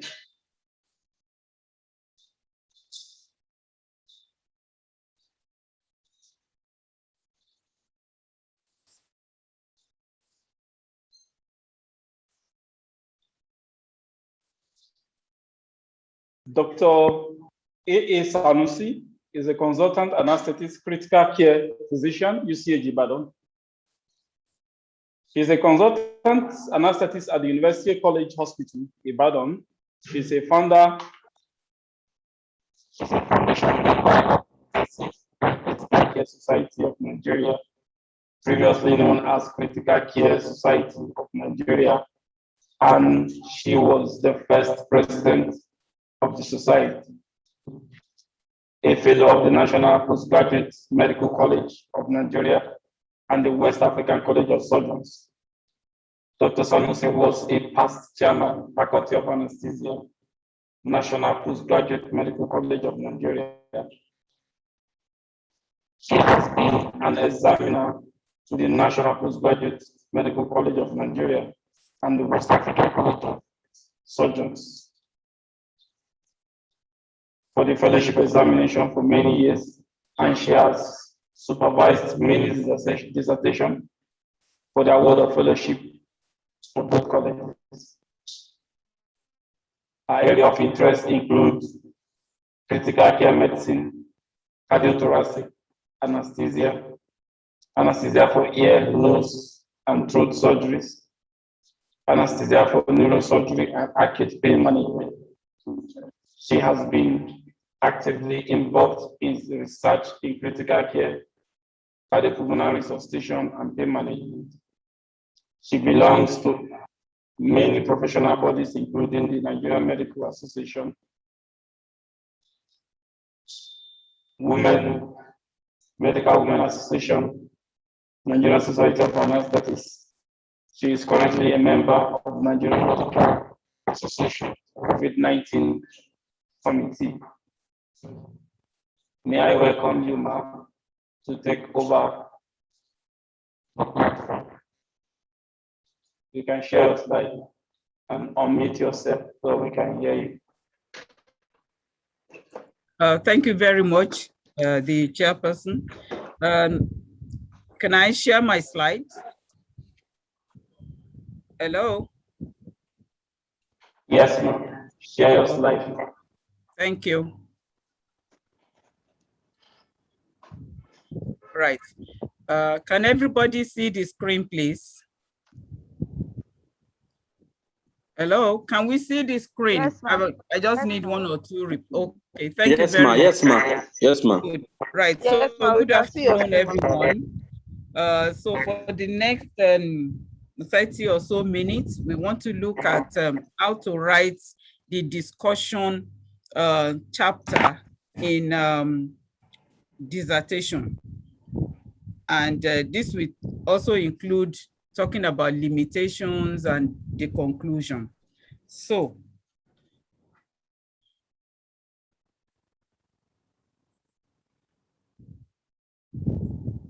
sorry, I just go to slideshow.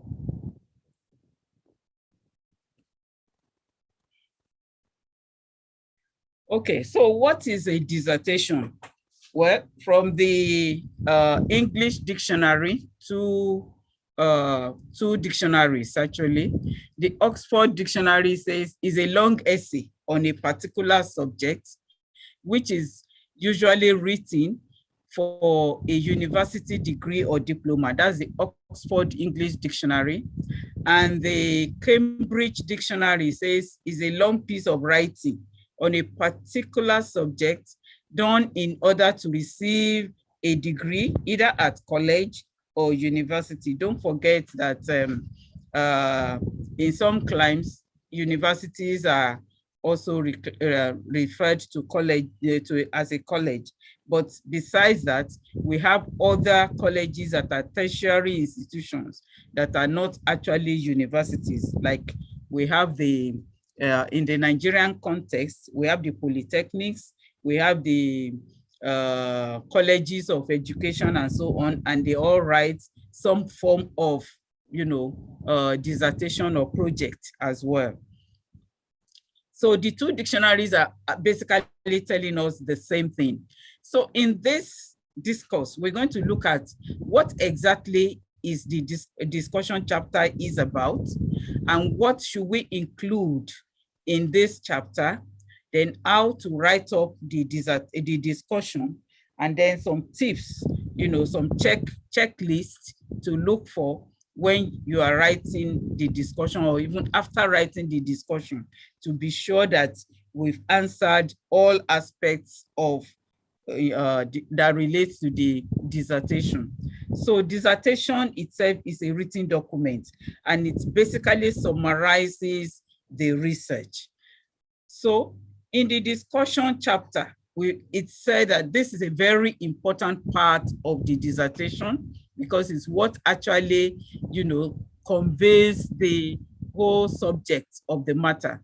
It is often difficult to write, and most of the time it may appear as the longest part of the dissertation, because you have to, the discussion has got to address all aspects of the research, okay? Starting from the hypothesis to the objectives, then the results, and then the discussion of the results itself. So it is very important to be able to write a good discussion. It's important that the researcher should allow enough time so that you can actually do credit to the discussion. So we don't, hello, are we okay? Perhaps those who are not talking can mute their microphones.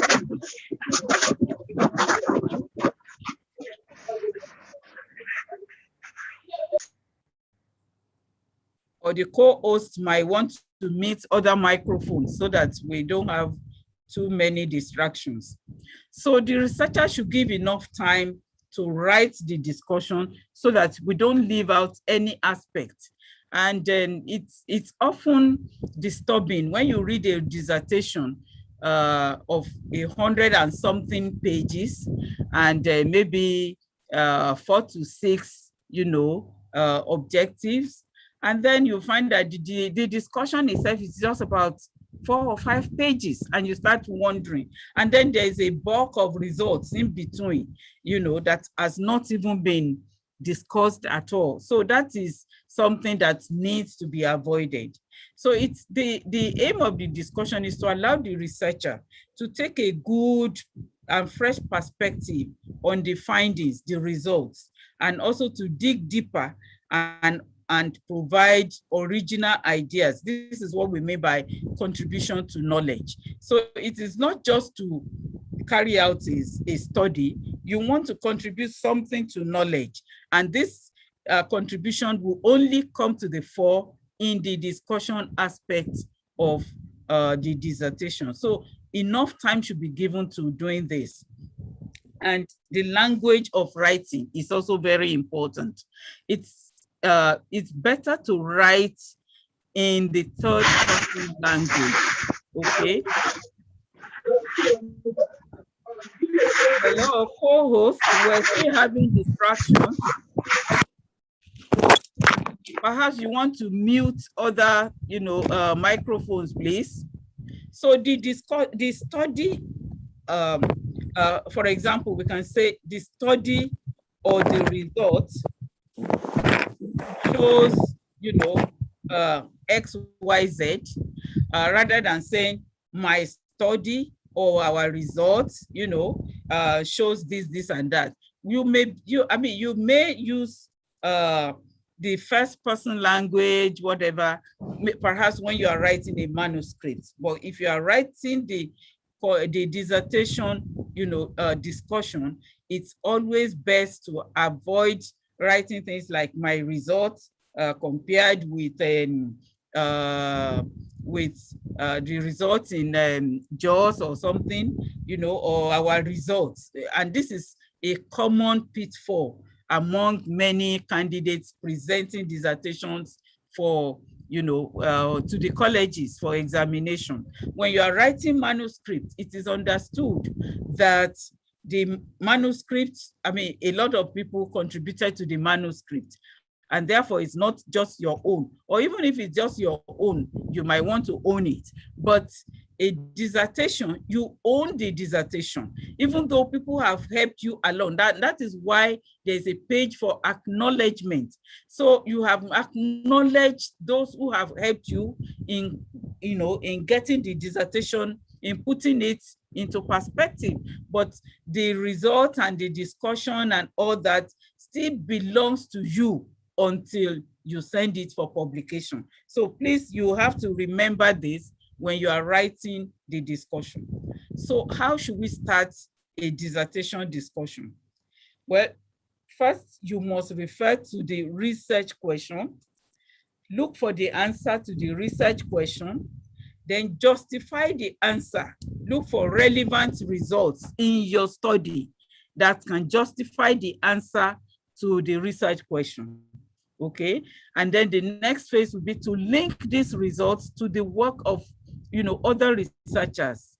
All right, and this will review the findings from your research and findings from other researchers. So the discussion must actually show that the researcher really understood the subject matter. So this is why it's important to understand the results and be able to interpret the results. Otherwise, it's practically impossible to write a good dissertation. So what are the frequently asked questions on discussion? First is what should form part of the discussion chapter of a dissertation? Then what is the difference between results and discussion? Because if we don't understand this, what happens is many people or many candidates end up repeating results upon results, without little or no discussion. Then what is the difference? Because let's look at what is the difference between results and discussion.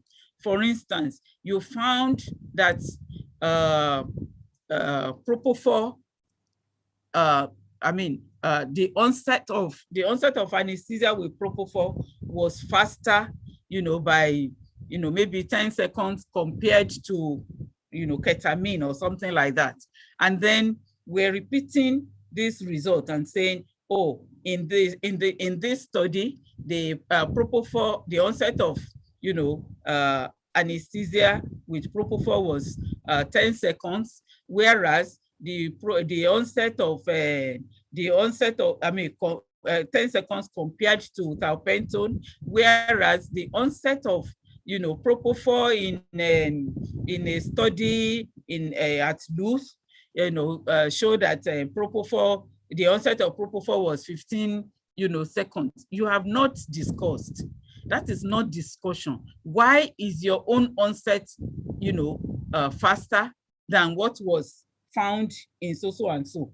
That is discussion. So it's not merely reiterating results of the study and results of literature search, So that we have to understand very well. So that's why there's a difference between the results presented and the area of the discussion. Then again, the other area we should look at is what is the difference between the discussion and the conclusions. In the anesthesia dissertations, this actually hasn't been a major problem, but where in studies where there are a number of conclusions, because in many instances, most of our dissertations revolve around, quantitative studies where you have numbers and figures and so on. So it's easy to, the numbers are limited. But where you are talking about qualitative studies, where you need to get respondent responses, different responses, and look at different ramifications and so on, the conclusions may be more than 2, 3, 4. So in that case, you also need to be able to distinguish between writing the discussion and bringing out the conclusions. So what are the steps in writing a dissertation discussion? First, we can look at this few points. The first thing is to summarize the study findings. The next is to give interpretations to the results, to the findings, and then now discuss the implications of those, findings and the interpretation. And before we finish, we also need to acknowledge the limitations of the study, then state the recommendations from this study, and always consider what should be left out, what should not, be in the discussion at all. Then by the time we finish, we look at some of the frequently asked questions about writing a discussion. So hence, we need to, when you are talking about the discussion chapter, it should focus on the explanation and evaluation of the results, okay? Then the implications, okay? Explanation and evaluation is not exactly the same thing as, the implication of the results. And then the limitations of the study and conclusion. So we look at the steps in getting the explanation and evaluation. We need to identify the correlations, the patterns, relationships among the data sets that we have obtained, okay? And when you are doing quantitative study, this becomes a little easier, because you can find, almost every study we have significance levels and so on, whatever test you are going to use. And then you have, associations, tests of associations. This can help us to deduce relationships in data sets. And then you want to discuss this, correlations and associations in terms, the results, whether they met the hypothesis or not. So you must always refer to your hypothesis when you are doing discussion, the hypothesis and the objectives of the study. Then you now compare those findings with the previous research or researches, okay? Then sometimes we might, in the process of conducting the study, you might, get unexpected results, okay? Like for instance, if we're looking at the effect of, say we're looking at effect of paracetamol on the body temperature or something like that, we know paracetamol is an antipyretic, okay? But then we gave paracetamol to a set of people, and then gave, we don't use aspirin anymore, maybe another non-steroidal to another set of individuals. We're looking at analgesia and antipyretic effect. And you find that the patient actually, maybe the patients are in the ICU, and the temperature actually did not come down. So there was no effect of antipyresis. So what is the problem? Do we discountenance that? No. we then have to look for why the unexpected result. Is it because these patients already have, ongoing sepsis with very high temperatures that paracetamol in itself is not enough to actually influence a change in body temperature because of the level of sepsis? So those are unexpected results, and then you'll be able to evaluate it. Why is it so? Okay, if you have a temperature of 40.5, will paracetamol then be the ideal antipyretic medication, or do we need to add something else to actually bring down that temperature? Okay, so that's what we mean by unexpected results. So you won't discountenance it, but you then find literature that can support that. Perhaps then we can look at other studies that have looked at patients with pyrexia, and they recorded high temperatures, and what did they do and what were the effects and so on. So that study may actually not be on paracetamol, but it's looking at temperature, body temperature changes and interventions. So that will still be relevant in your literature citing. Okay, so it doesn't mean that I will be limited to just studies on paracetamol. I will look at other aspects of the results and then look for relevant studies to buttress, the results that have been obtained. So that's what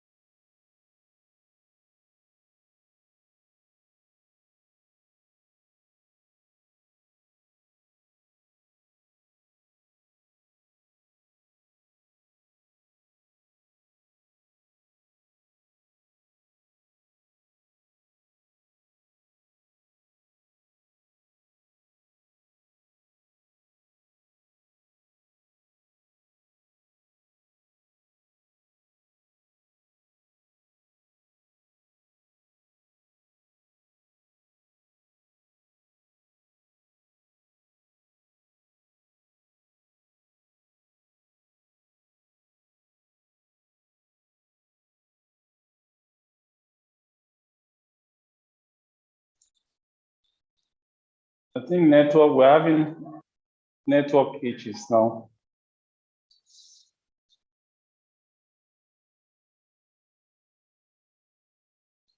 Let's give a few seconds, hoping that she will come back.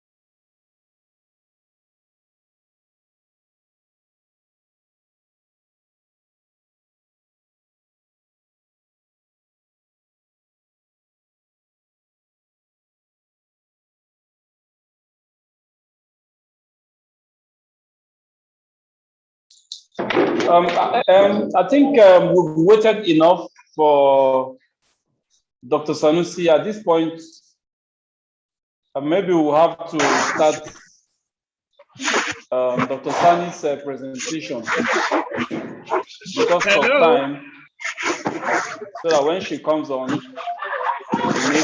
she may finish up from where she stopped. Hello. I think Mr. Idomi, please go ahead and share the slide so that we can take it since it's a pre-recorded. Okay, she's back. Funny. Hello. She's back. Yes, ma, we can hear you, ma. Sorry for the network issues. All right, sorry. So I will just go back to the slide. Share this slide. Screen.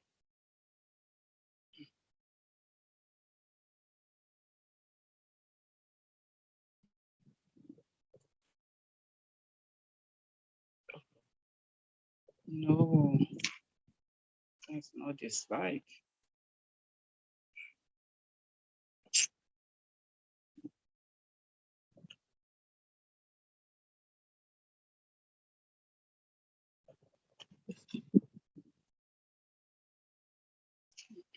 I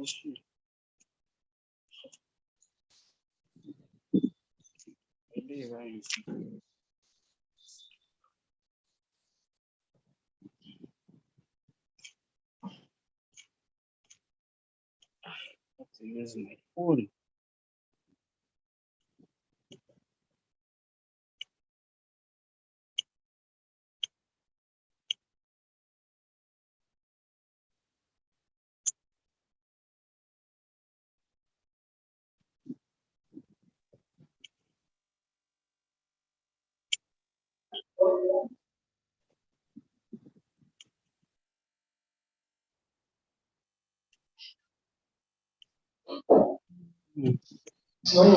Waalaikumsalam. Wale aku.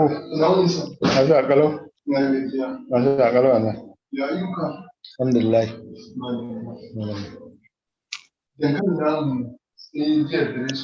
Okay.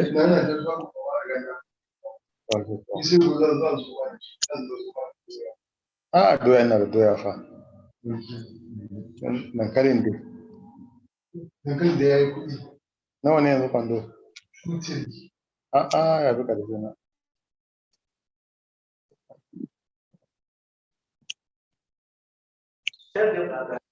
Please, can we mute ourselves while this lecture continues? Ma, you can share your slide again and your slide again so that we can go. Thank you, Ma.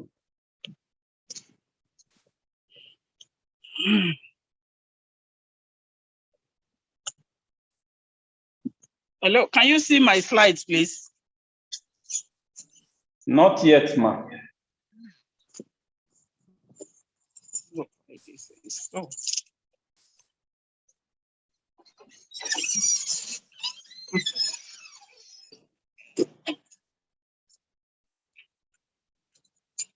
Oh, 4 minutes.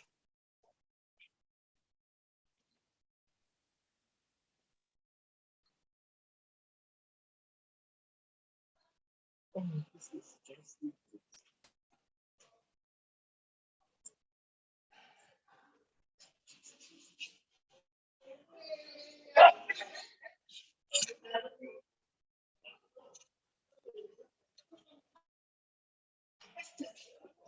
oh, okay, very well.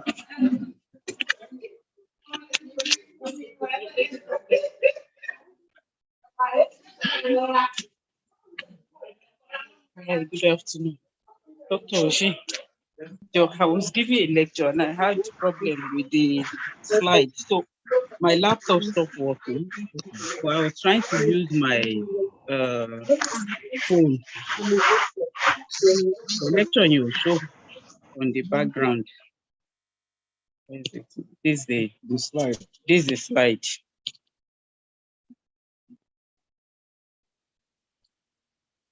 I've opened it before.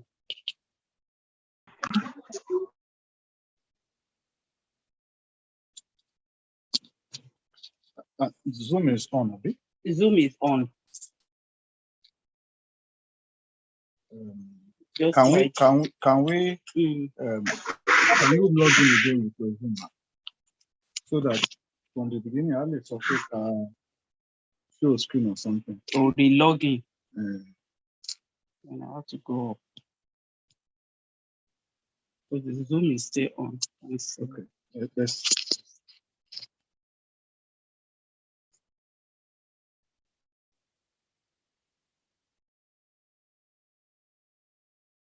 Okay.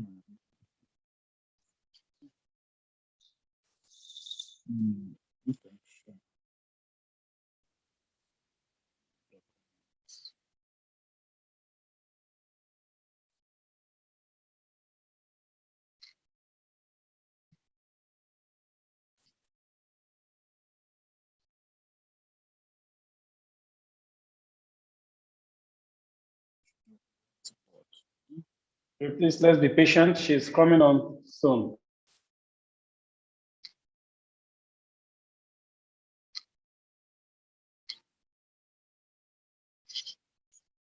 Zoom.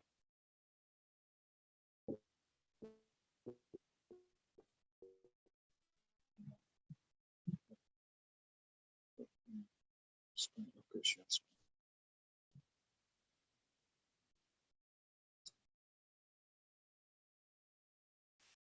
In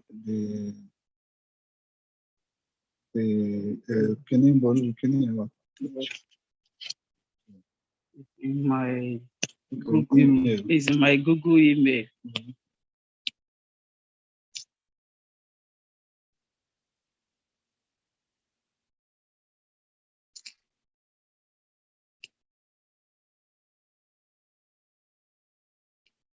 Why shouldn't?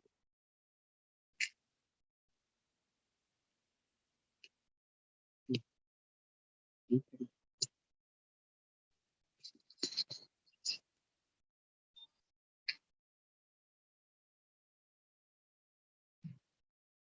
Zoom, I think.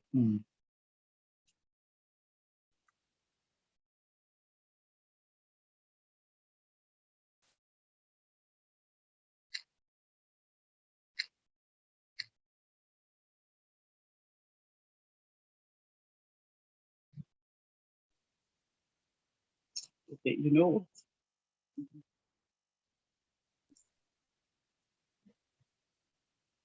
Actually, one good direction. No, I can send it to you. Hello, ma'am. Ma, your slide is up now. Just 2 minutes. Okay. Your slide is up. We can see it now. We can hear you. Okay. So you can go ahead. It's,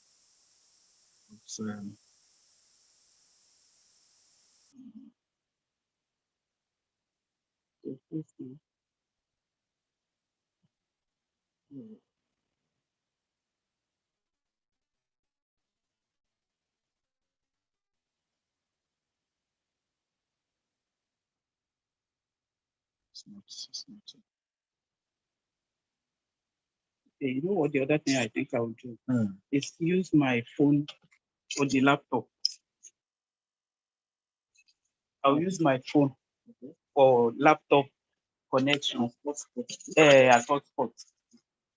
Okay, the internet on the. I think the internet just went off. Okay.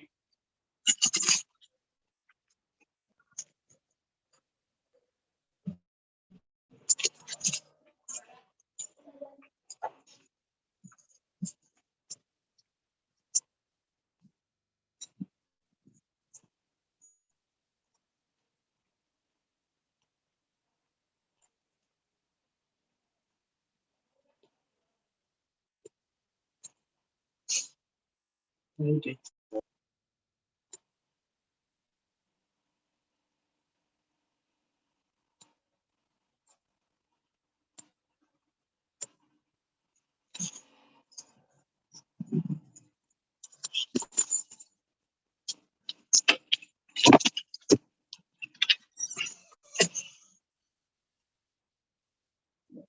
Oh.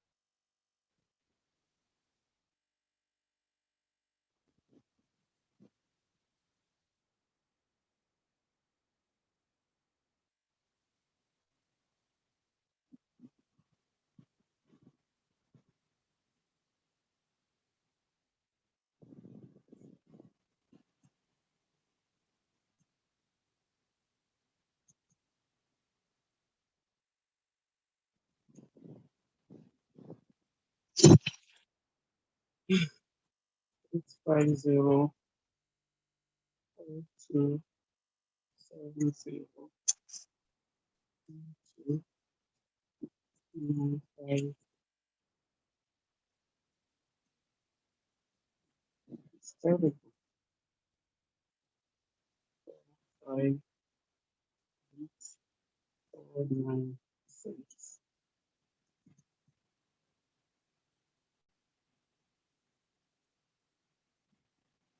Recording in progress.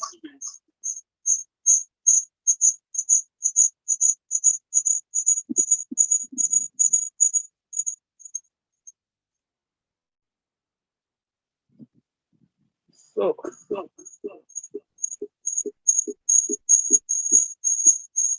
hello. We can hear you, ma. Okay, I just want to quickly because it was my internet. Hello. Hello, ma. Go ahead, ma. My internet just went off. So we were on what's writing all this? We can hear you loud and clear. Ma. Okay. Okay, you're actually the co-host. I muted you because I was hearing sound. Sorry, man. Oh, I see.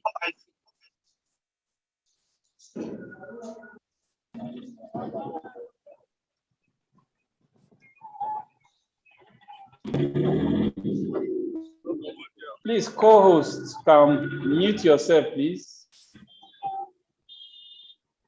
Right. So we can hear me now. We can hear you loud and clear, man. Yeah, but it says I cannot share screen while No the other problem, participant is sharing. Okay, man. Go ahead. We can see the beginning of your slide. Except you can't scroll. Okay. Yes. If you could scroll, then I can communicate to where you are. All right. So you can see it now. You've taken it away, ma'am. You just took it out now.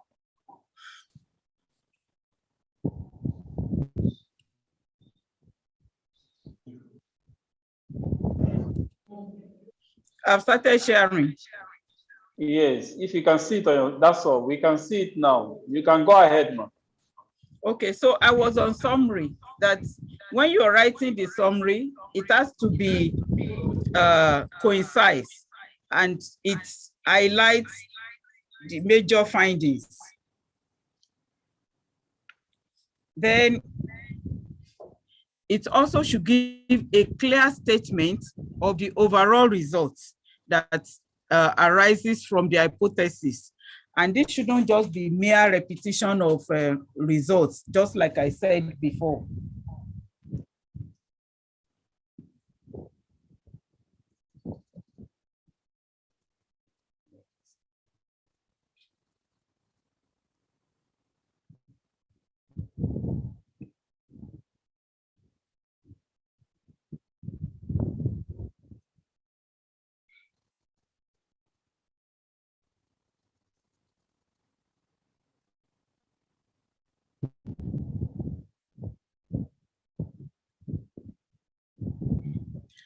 So the study would, we can have a statement like the study demonstrates a correlation between X and Y groups, or you could say the result or data suggests X is better than Y. The highlight of the results, which answers the major objective, should be should form part of the opening paragraph. And then all the results that you want to discuss should actually be in that first paragraph of the discussion. Following that, you may now go on to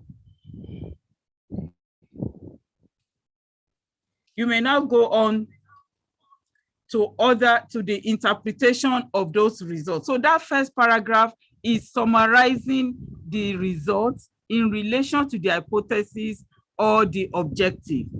Then the subsequent segment, we now deal with the interpretation of those results. Okay, because Propofol has, showed an onset of 10 seconds. Okay, what does that mean? Is it faster or is it shorter than what we're comparing with? Okay, and then that is interpretation. It's not only, that was not the only objective. There were other objectives too. So we will also interpret those objectives and then go on to spell out the significance of the results. Okay, and this should help us to answer the research question.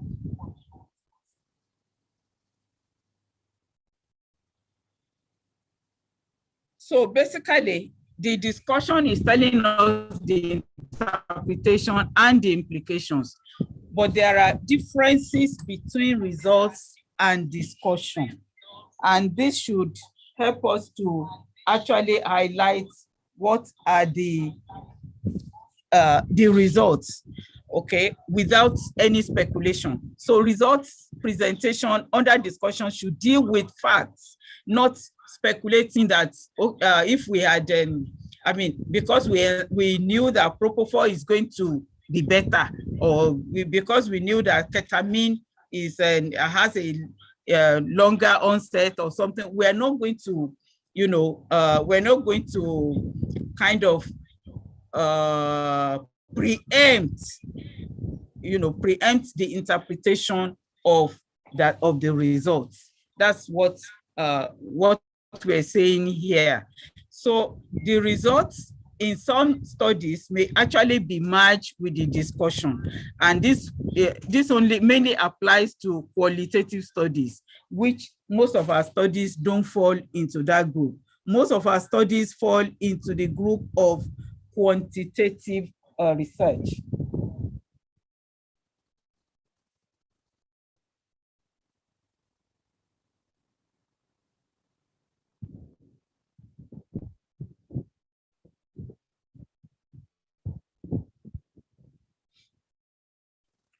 Then we should have a checklist for writing discussion.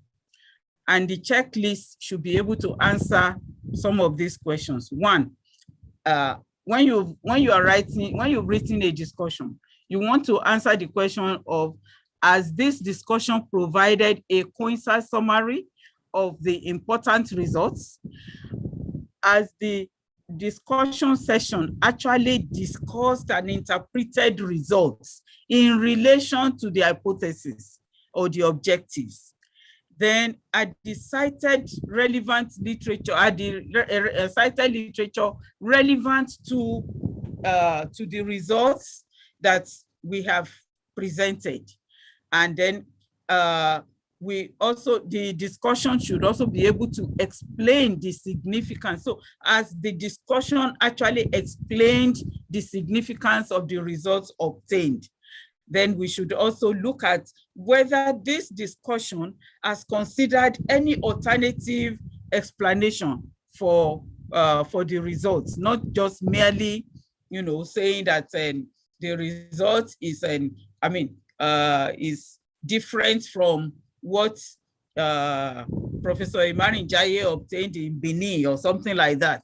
So is there any other alternative to explain the results that we have obtained in the particular study? This should also be considered. So those are the things we need to check when you are writing your discussion. After you have written it, you must the discussion must be able to answer those questions. If it has not answered these questions, then you will need to go back.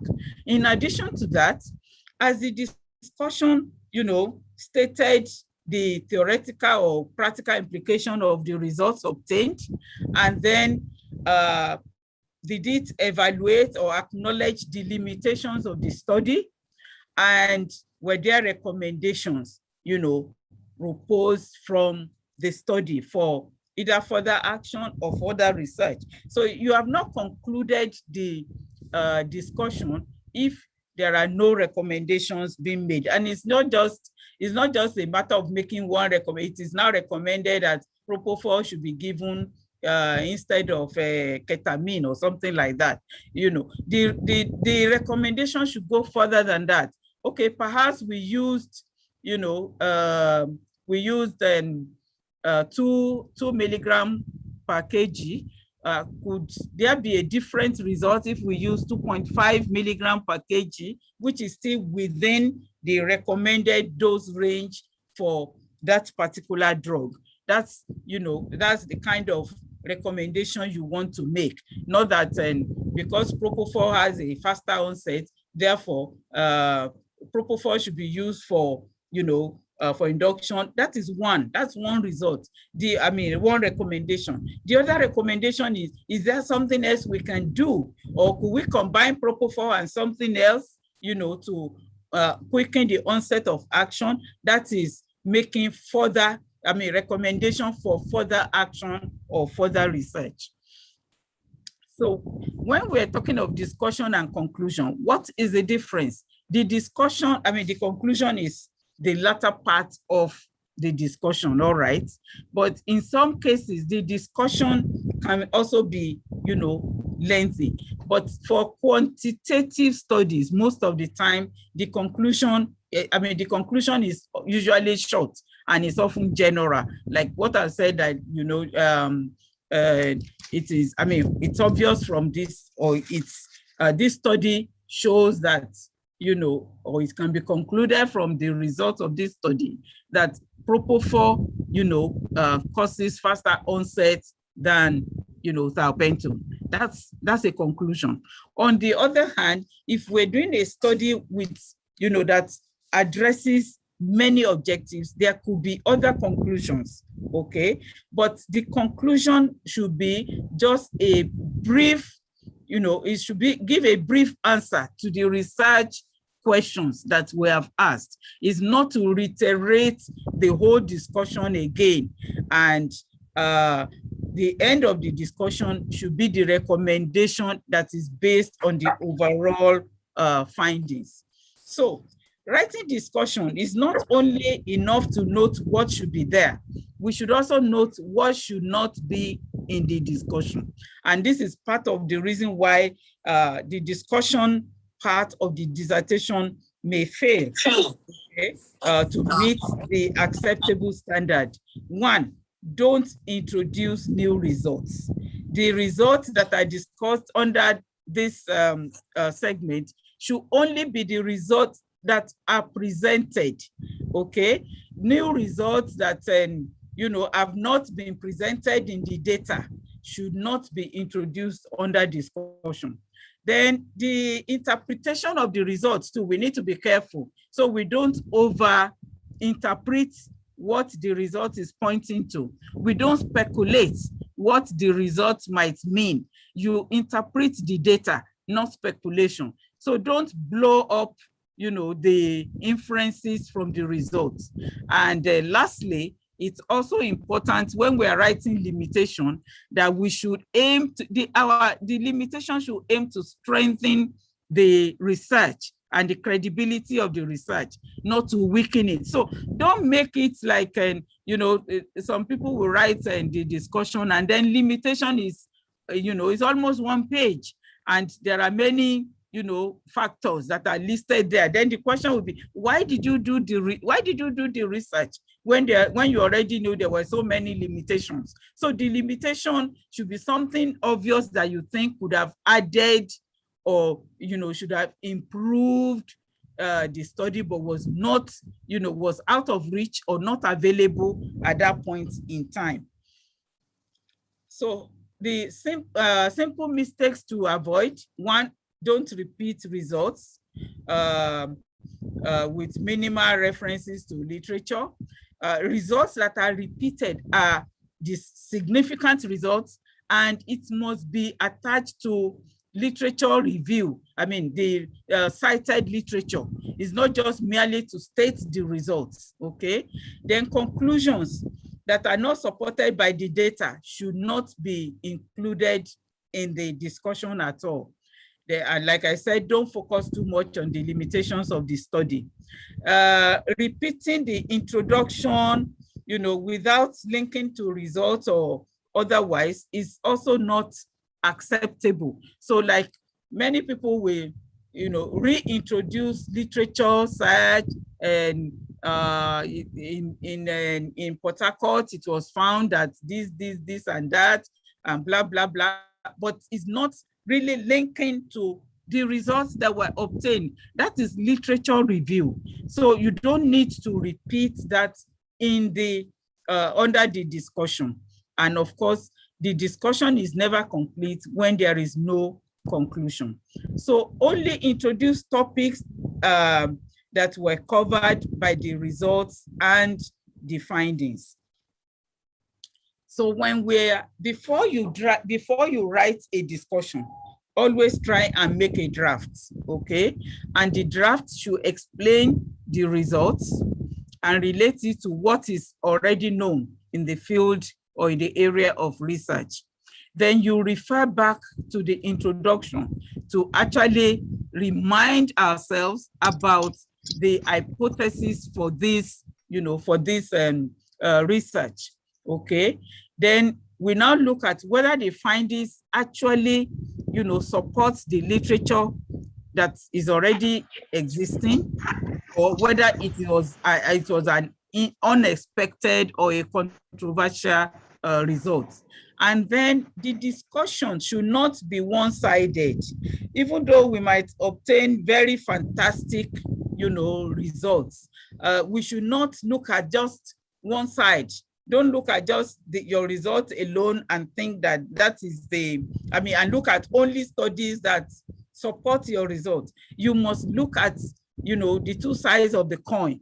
Are there other studies that have reported negative findings? Those two must be compared, okay? And reasons, and try to profile reasons why there are differences, so as to give a balance. So, and also try to just state the facts. Don't over exaggerate what has been documented or what has been, found in the results.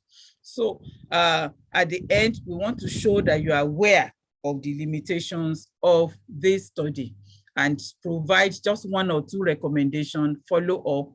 But also important is the fact that all results that have been reported, whether they are significant or not significant, statistically, they must be included in the discussion. So it is not acceptable to say, like, okay, for instance, you've done a study on, two different anesthetic techniques for cesarean section. And under the results, you've also monitored or documented the ABGA scores. And you found that the ABGA scores were not, significant. There was no statistical significance between the two groups. It does not mean that you just leave that result like that, without any comment. It must form part of your discussion. Okay, these two, in the two groups, the ABGA scores at 5 minutes, at 10 minutes, showed no statistical significance. It's possible, then try and profile, reasons why this might be so, because the drop in blood pressure at so minutes or whatever were comparable in the two groups or something like that. So it didn't really affect, the neonatal outcome, things like that. So it's important that even non-significant results are addressed during the discussion. So when we write the discussion, it take home should be that we are writing a coherent narrative. The report of the research itself is like a story, okay? And the discussion is what actually gives meaning to the story. So it has to be a narrative that carries from the objective, the hypothesis, to what results we obtained and how we interpret that result and how we follow, what is the conclusion and how we follow it up. So the conclusion should clearly state the answer to the main research question, or restate the purpose of the study. Like say, the purpose of this double-blind randomized study was to find the effect of midazolam or something on on the duration of analgesia or anesthesia during cesarean section, something like that, and then make recommendations for future research. And above all, at the end, we also the part of the conclusion must actually show the new knowledge that the research has contributed. It is no longer, writing, doing a research and writing the dissertation without adding, or contributing to previous knowledge. I think we have gone beyond that. So the discussion should close with a strong conclusion that provides a clear take-home message, so that if the reader, just reads that part of the discussion, he can actually have an idea of the message that this research is, is conveying. I think I will just stop there. And then there are a few references which, we can fall back on when we are writing this, the discussion segment of the dissertation. Thank you very much. And thank you for bearing with me for the disruptions. Over to the host. Thank you, ma. Even though there was network issues and some technical issues there, you were able to still come on and deliver this lecture. And I must say it is well delivered. And I believe that the residents who are listening have penned down some of the key points to this topic. Thank you very much. God bless you. Thank you. We'll be having Dr. Awalu Sani's presentation. It's pre-recorded. So we'll have Mr. Idomi. Please, can you run this lecture for us right away?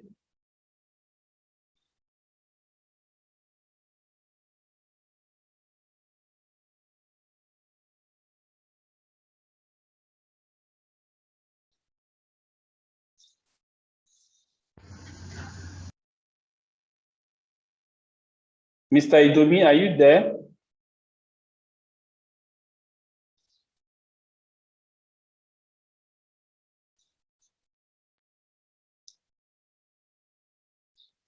In the absence of that lecture, next lecture. Okay, please go ahead. Go ahead. Waiting for you. Time is of essence for us.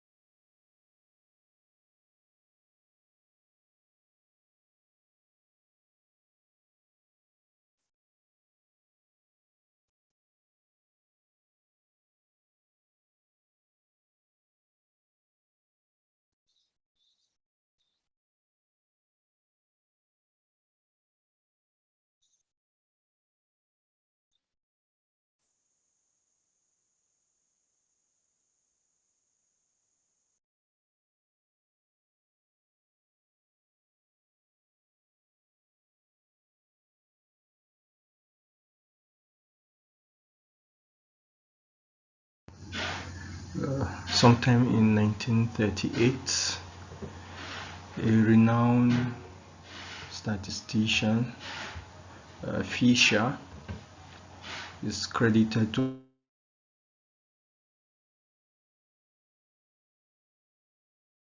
is finished.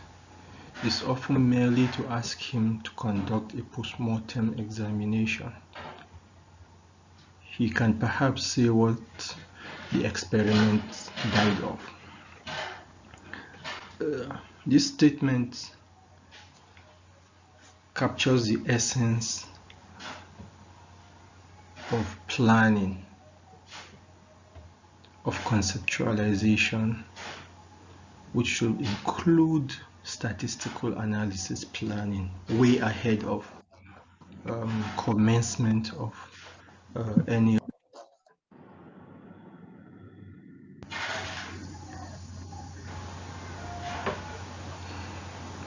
it is hoped that by the end of this discussion, we should be able to list the benefits of a good statistical analysis plan, enumerate important components of a good data or statistical analysis plan, and outline steps in writing of statistical results after statistical analysis. I hope to follow this outline.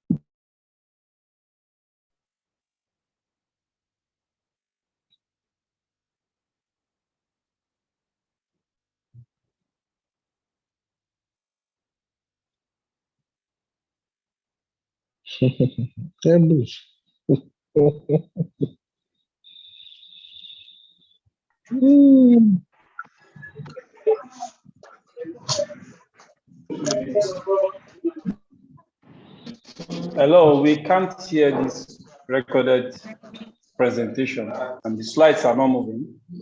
Mr. Idomi? It is from the recording, please.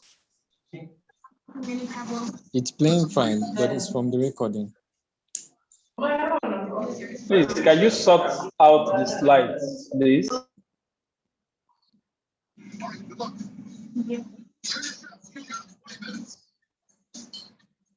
right, chefs, who remembers their culinary school pastry classes? Many have logos. Research.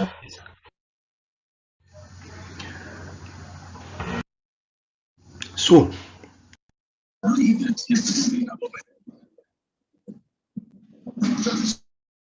white corn from Asia. It's really available. The flavor is very reminiscent.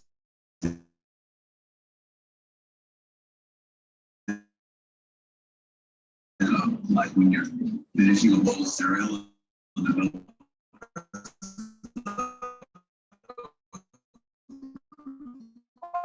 I completely agree. It's still be really sad.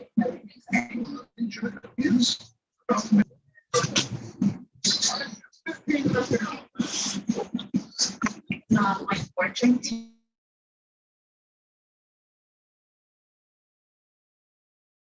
So I decided to use it as dressing for my groceries, raspberries, tangerines.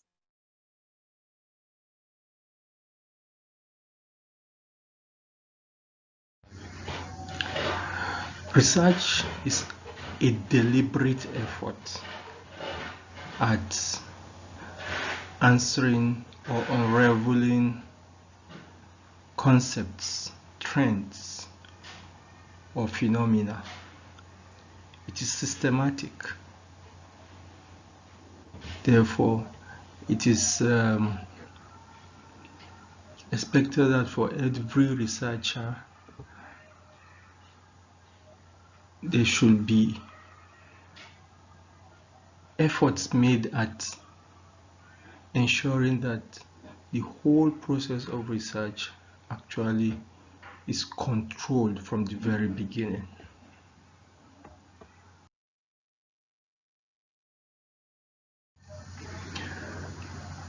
Here I have two hypothetical data analysis plans or statistical analysis plans. Here we have plan 1 and plan 2. Plan 1 says data will be collected and analyzed using JASP version 20.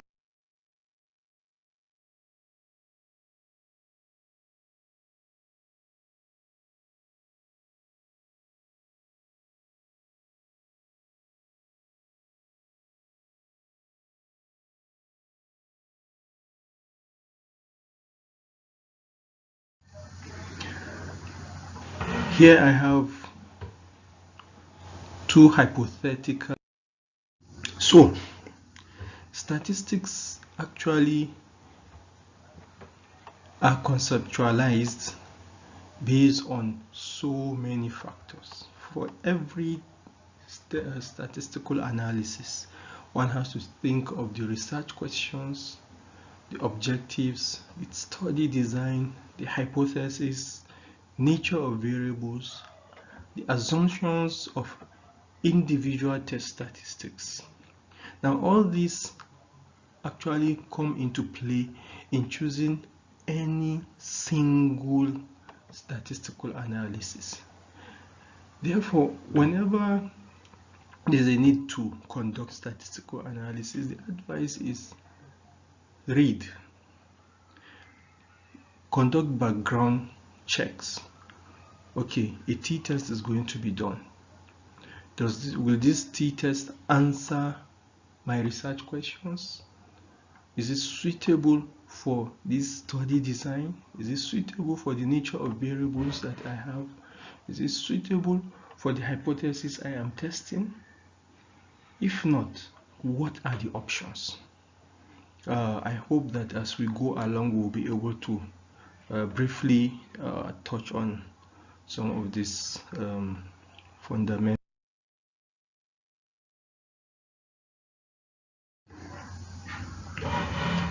Now, conducting statistical analysis is not usually done out of the blues. It's not something about you get all the information you can and then you think of a use for it later. No. It should be premeditated, deliberate. So even right from methodology, one has a deliberate plan of what I am going to do with this data that I hope to generate. This includes aspects of cleaning the data, the sequence of the statistical analysis, beginning from descriptive to inferential statistics. All these are aimed at ensuring that one discovers useful information, which will lead to conclusions and recommendations that are of value, recommendations that will support decision making in patient care. Well, patient care, business, security, and so on.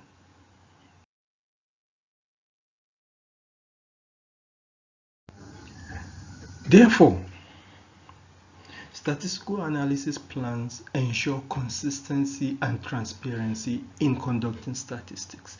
It is important to have this background even before going into specific statistical analysis. It is not a situation in which you hold your data to ransom and you expect your data to reveal some insights.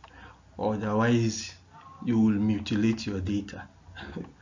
Therefore, it means you have to think through your data. You have to decide what you use it for. You have to decide how you analyze it. Hence, you collect all the data you need and you use all the data you collect. For every research, be it dissertation or for publication, the ultimate aim of even all dissertations, all theses is actually publications.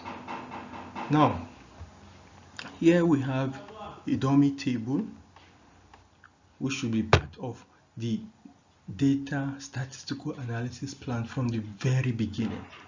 You have to decide on softwares, you have to decide on versions, you have to decide on how you are going to attempt to scrub your data, to clean your data. You have to decide how to deal with missing values. And as you are doing all this, you have to keep in mind that all analysis you are going to conduct should be tailored towards answering your research questions. For them to be very useful, it means that you have to be able to arrive at medically relevant results and conclusions.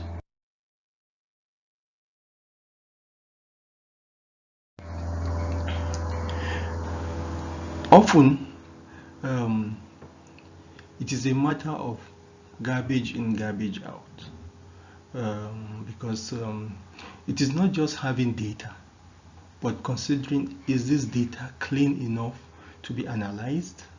When we say data cleaning, it entails detecting and correcting corrupt or inaccurate records, such as identifying incomplete, incorrect, inaccurate, irrelevant data, replacing, modifying, or deleting dirty or coarse data. Now, here the modification, the replacement is not done. There are systematic ways of conducting such data cleaning procedures, which ideally for every conceptualization should be clearly spelled out. Hence, the principles or conditions for data scrubbing should be clearly stated. You should clearly state whether outliers will be left unchanged, whether they will be removed, or whether they will be weighted during analysis. Additionally, it should be stated whether missing values will be imputed or not. And if imputations will take place, then what methods will be. There are various methods. It's important to know that there are actually standard ways of imputing missing values. So if one envisages missing values in his or her study, it is important to say, okay, are you going to use only complete data, available case analysis, or you are going to impute singly, or even using some model-based methods such as maximum likelihood and multiple imputations. Now, it is important to also understand the nature of variables one has in his or her study. For example, here we have a summary of types of variables, continuous variables, which we can take any value, such as, for example, here we could have 1.7, 1.6, 1.5, and so on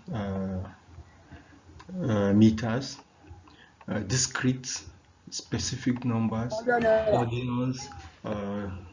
Do your variables have an order, such as mild, moderate, severe, unsatisfied, partly satisfied, neither here nor there, very satisfied, extremely satisfied. Is there an order to what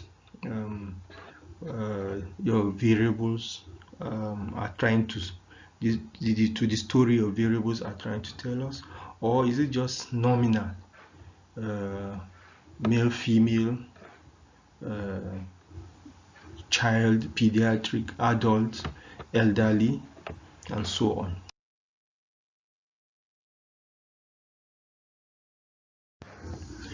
Additionally, for continuous variables, it is important to find out whether they are normally distributed.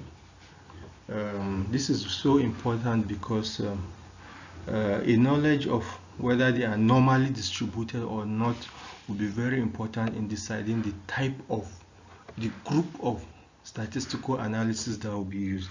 There is a group of tests that are collectively known as parametric tests, whereas there are a group of tests, there is another group of tests which are collectively known as non-parametric tests.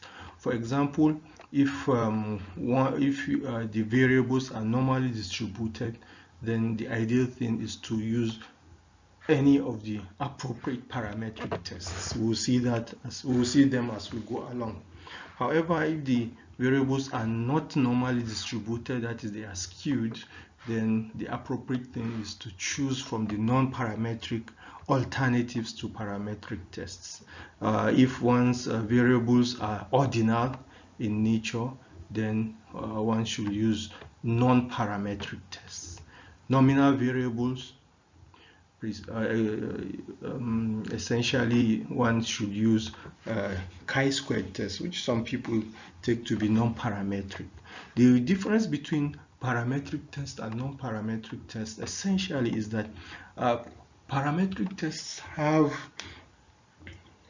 the assumption of normal distribution as a central criterion in using them, whereas non-parametric tests do not assume normality. That is why sometimes if one has skewed data and one wants to force himself to use parametric tests, then it is advised to transform the skewed data. There are various procedures for transformation, and then after transforming your data, you find out whether the transformed data is normally distributed or not. Then one can now run parametric tests. Otherwise, if one doesn't want to go through the stress of transformation, is simply advised that one should just go for the parametric component.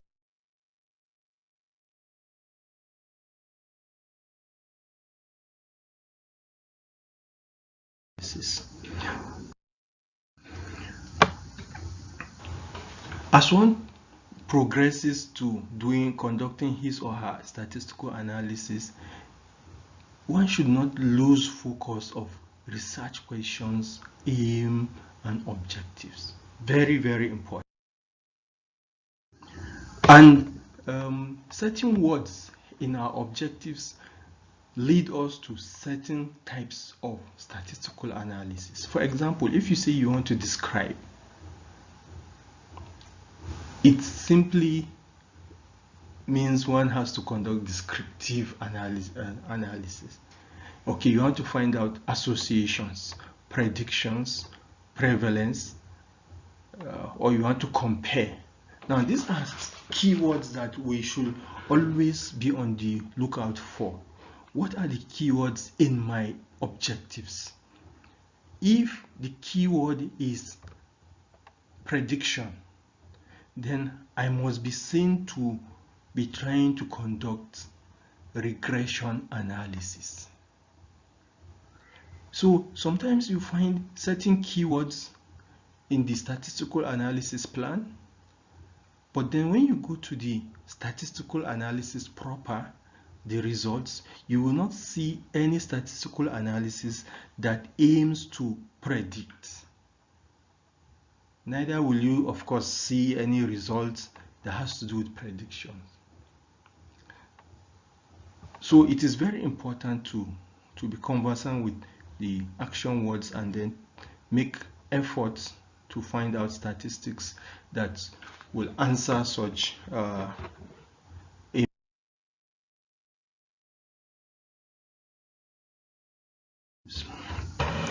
Here I have a list of common single comparison tests. These tables and subsequent tables are actually from an e-book, which is a common license book by Stats Tutor. Very, very useful book. Very, very useful book. For example, here, if one sets out to compare, and in that comparison, one is trying to compare the averages of two independent groups.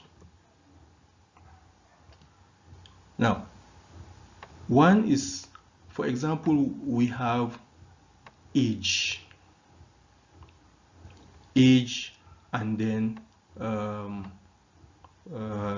let's say age and tribe. No, I think that will not be a, let's say, a height and then race.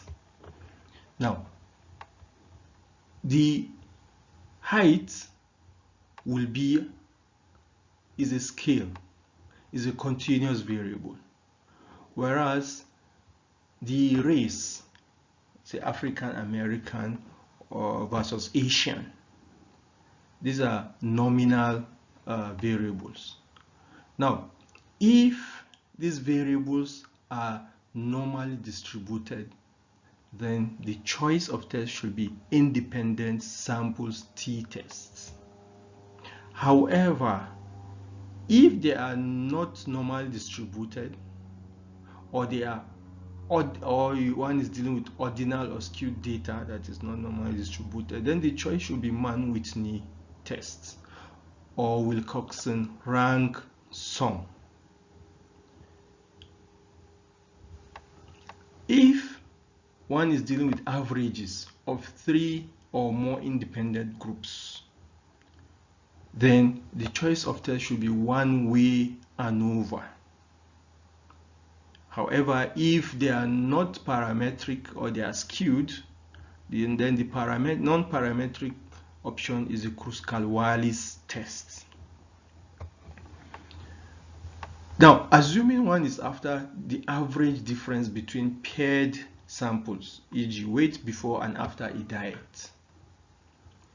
Now, the option should be using a paired t-test for parametric distribution, or a Wilcoxon signed rank test for non-parametric options. Now, I want to draw our attention to this. If for any reason one mistakenly uses paired t-test instead of paired t-test here instead of independent t-test, one will not, the results are different because the assumptions are different, the calculations are different. The same thing with all of these tests. So it does not take a long time before one will realize that, okay, once I am conceptualizing my research, when I come to statistical analysis plan, I need to go back to my objectives, go back to my research questions, look for the active words, look for the crux of what I'm assessing, and then find out which tests will answer the scenario.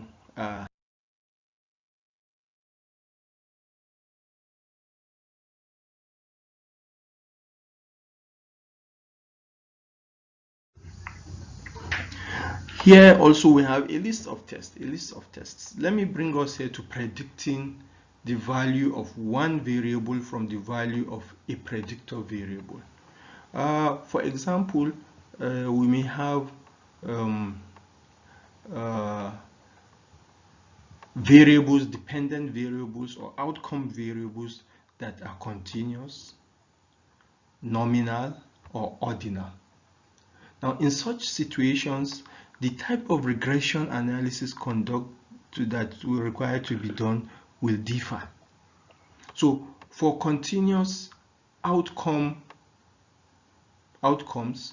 it is either one does simple or multiple linear regression depending on the number of independent or explanatory variables. Now, if the outcome is nominal, then logistic regression analysis is what should be done. However, if the outcome is ordinal, then ordinal regression should be done. Now, for each of these tests, there's usually a list of assumptions. There's usually a procedure that one will need to conduct first to see whether these assumptions are met, and if yes, then how should one go ahead and conduct this test. If otherwise, then there are algorithms that one can decide to choose what.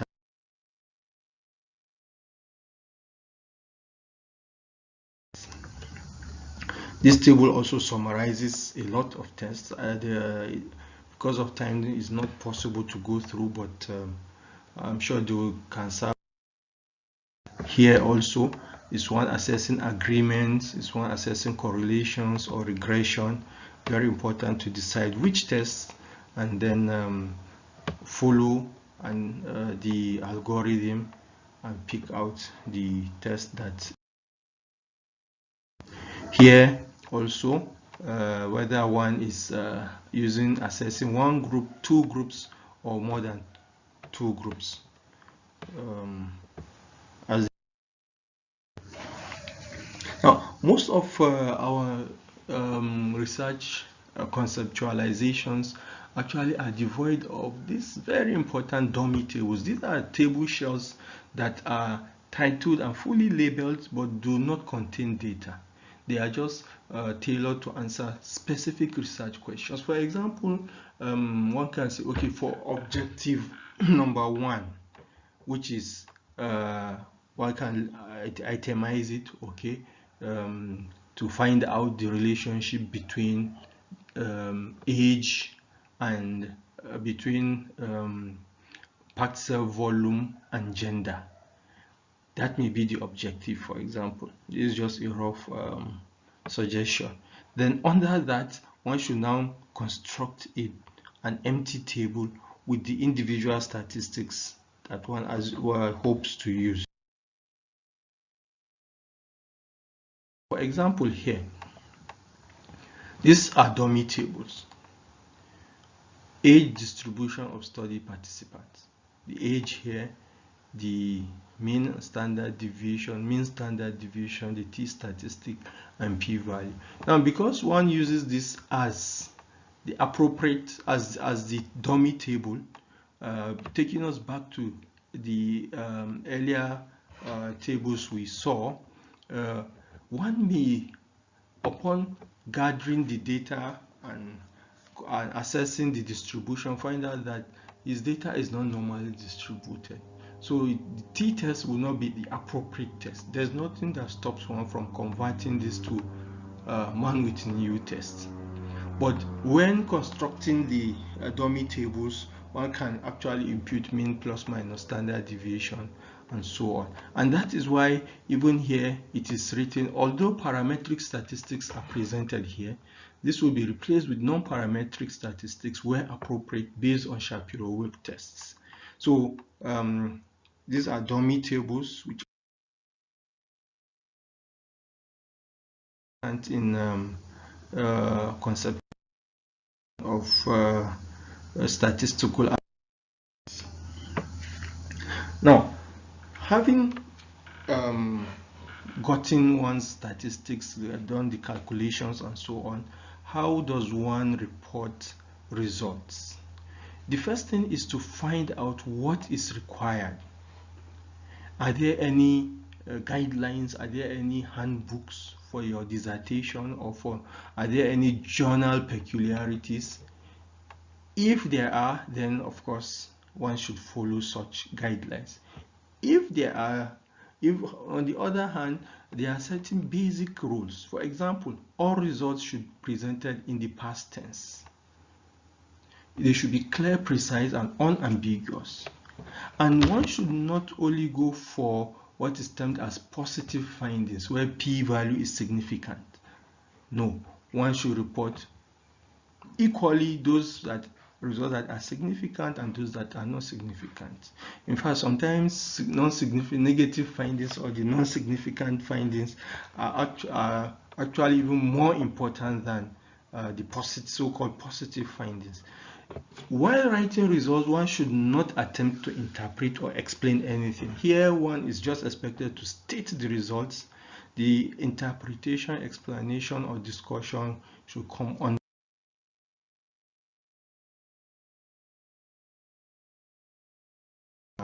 the discussion segment. A lot of times, we tend to ignore non-response.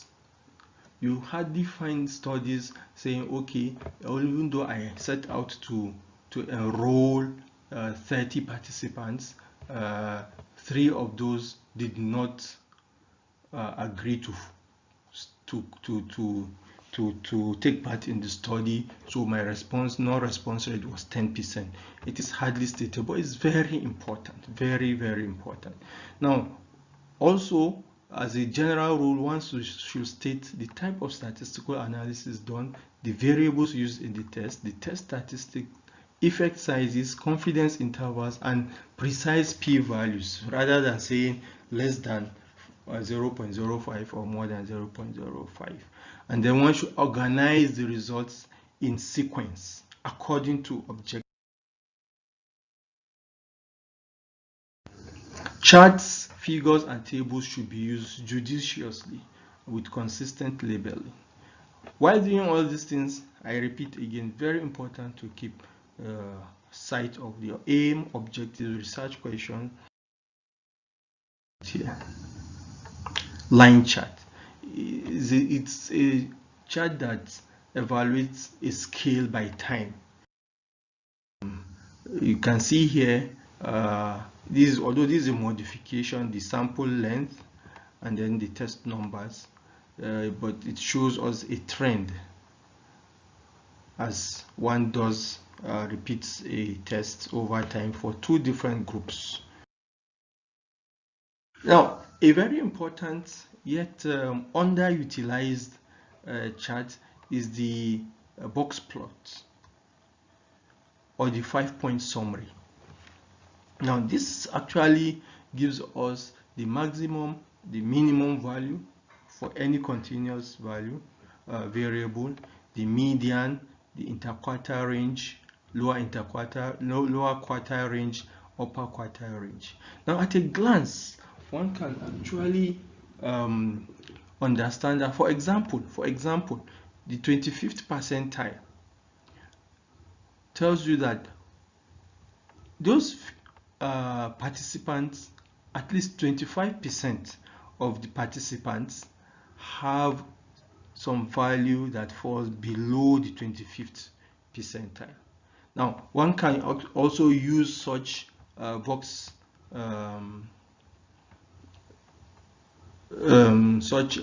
plots for several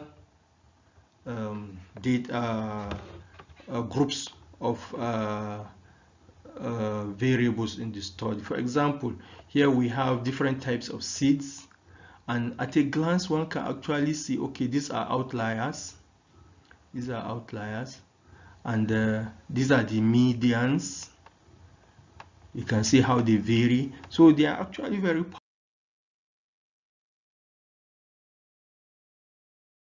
statistical analysis tools for summary. Now, there are also what are referred to as mean plots. For example, this we have normal, weight, overweight, and obese, and then here we have the mean time it takes them to climb up a flight of stairs. So at a glance one can actually visualize what is happening. Now, interestingly, here we have what are also called error bars. Now, these error bars actually help in giving us information about the variability around each data point. For example, here you can see this error bar is longer than this. So the variability here is more. But then you can see there is an overlap in these error bars. For example, if we take this height, it overlaps this, but then falls slightly below this and far below this. So a lot of conclusions can be drawn by mere eyeballing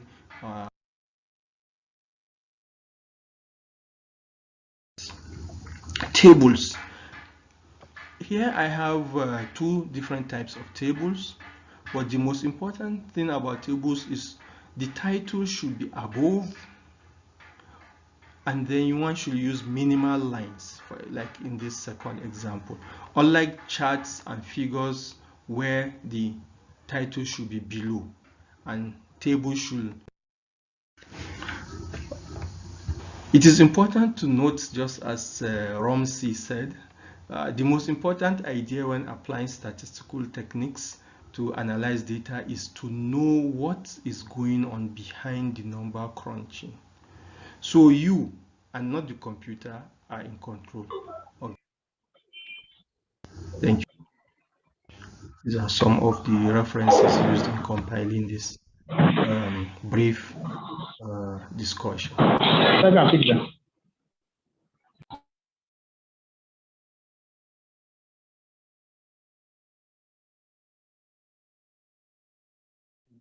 That's the end of the slide.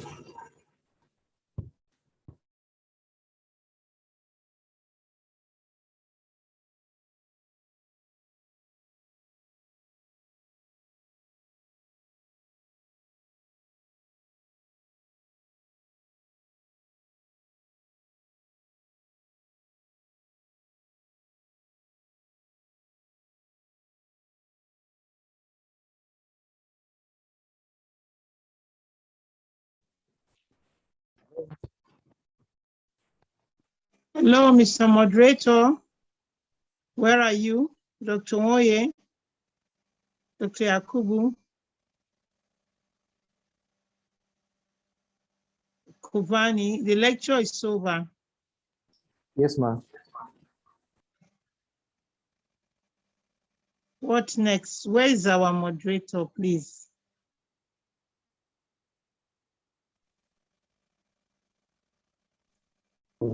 Okay, we'll be moving to the next presentation. I want to thank Dr. Awolu Sani for this brilliant presentation. Although it was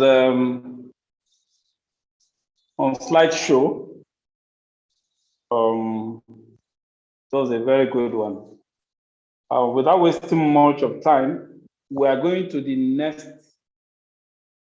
presentation, which is referencing and appendices by Dr. Tonia Onyeka.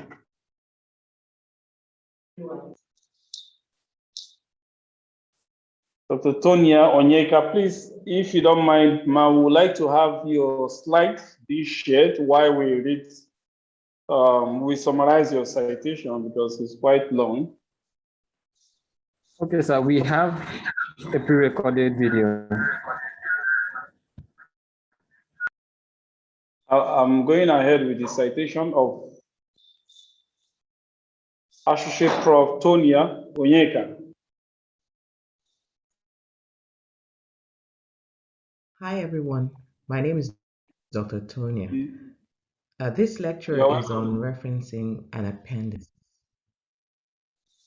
For you to produce a quality academic Kovani, paper, please stop the every lecture portion if of they are still reading citation. it.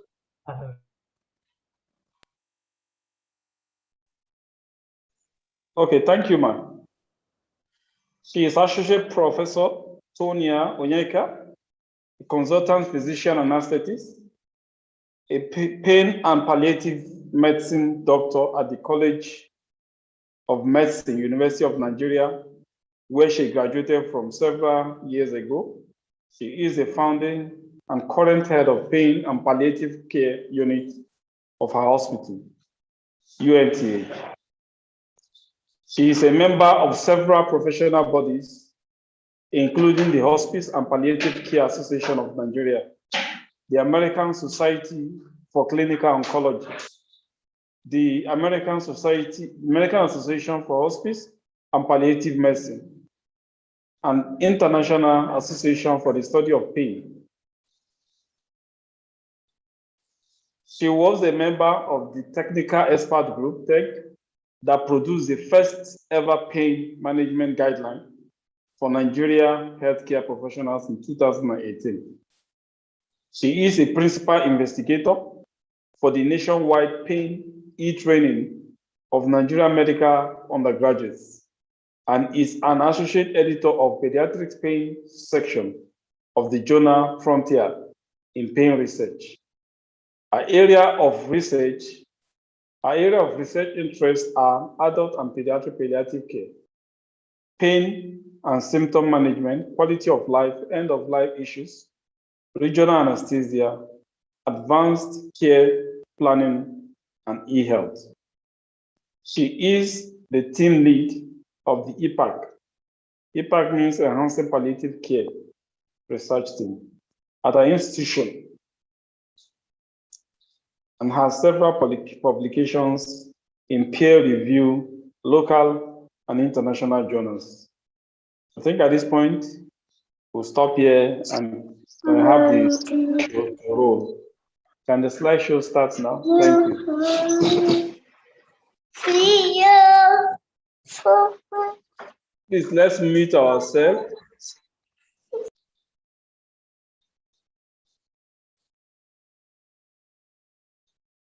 The slideshow can start now. Mr. Domi. For you to produce a quality academic paper, every portion of your paper has to be done right, and that also includes doing the referencing right.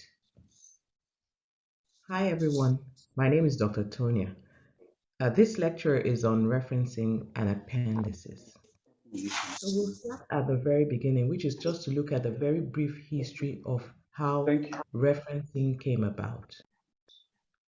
The earliest account of any form of referencing was in the early 14th century, where historians produced assorted types of annotations. We also have the history of Richard White being the first person to produce the EndNote system, Leopold von Ranke producing the modern-day referencing system, and then Edward Mark was credited with producing the Harvard system of referencing. We also know that a very popular founder of modern-day social science, Max Weber, actually wrote the book, The Sociology of Religion, and that book didn't have a single reference to it. Some of the terminologies that we'll be coming across as we listen to the lecture. And I'd also like to remind us that this lecture is just a synopsis, it's not exhaustive on the topic, and I would like to encourage us to get back after the lecture and scour through the resources on the internet to get more understanding. The reference lists are those sources that you would like to use in your manuscript. Okay, then the citation are when you quote those information from those sources and you mention them within the text of your research. A bibliography contains all the sources that you have used for your paper, whether you quoted them or you did not quote them. And then we also have the terminology endnotes and footnotes. Both of them are references or explanations or comments that are placed at the end of the article or your academic document. They're used in printed documents to explain comments on or provide references for text in a document. And the one difference between footnotes and endnotes is that the footnotes usually appear at the bottom of the same page, while endnotes appear at the end of the entire document. Then we have the appendix, which is simply where you list all the supplementary materials that you used in your academic document or for that research. And then plagiarism. Plagiarism is simply representation of the work of someone else or the ideas of someone else as your own idea or your own work in your academic material. So how do we define referencing? It's simply that portion of your academic document that tells us the sources of the information that you use to produce your research. There are actually two forms. There's an in-text referencing where we find that you sourcing within the main body of the manuscript, they have put in the sources of those information and you have listed them there. And then you have the reference list that is all the sources that you use, but usually at the end of the main body of the manuscript, at the end of your write-up. It may be in one of 7 or more formats, and we're going to look at them later on. As you look at the bottom of this slide, you can see what an citing in text means. Usually cite those texts with a superscript or a number or in a bracket, and then we can see how the reference list is. that is usually numbered sequentially. So why do we have to make a reference list and then cite our sources in text? The reasons are simple. We need to acknowledge those sources and those authors that we have used their materials, their contribution to what we're writing up. We also give whoever is reading our work the opportunity to reproduce our research when they follow those sources we have cited. And it shows that our work is accurate and is rigorous and that we're following a set of rules. And then the more important reason for referencing is so that we can avoid an academic fraud, which is called plagiarism. Different styles suit different disciplines.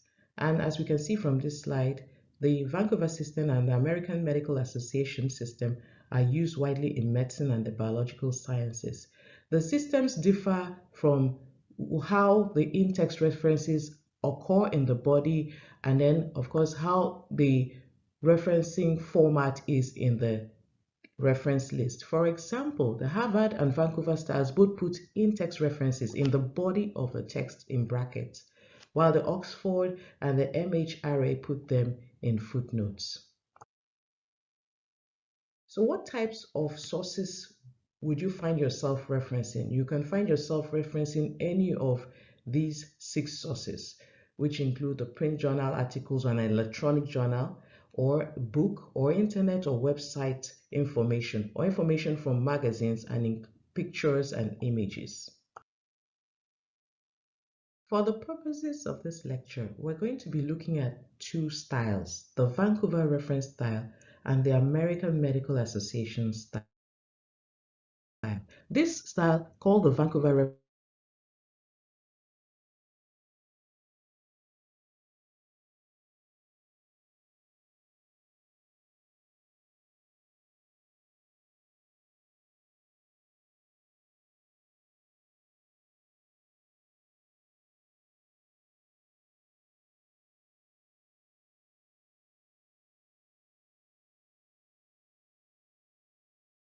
reference style, also known as the author number.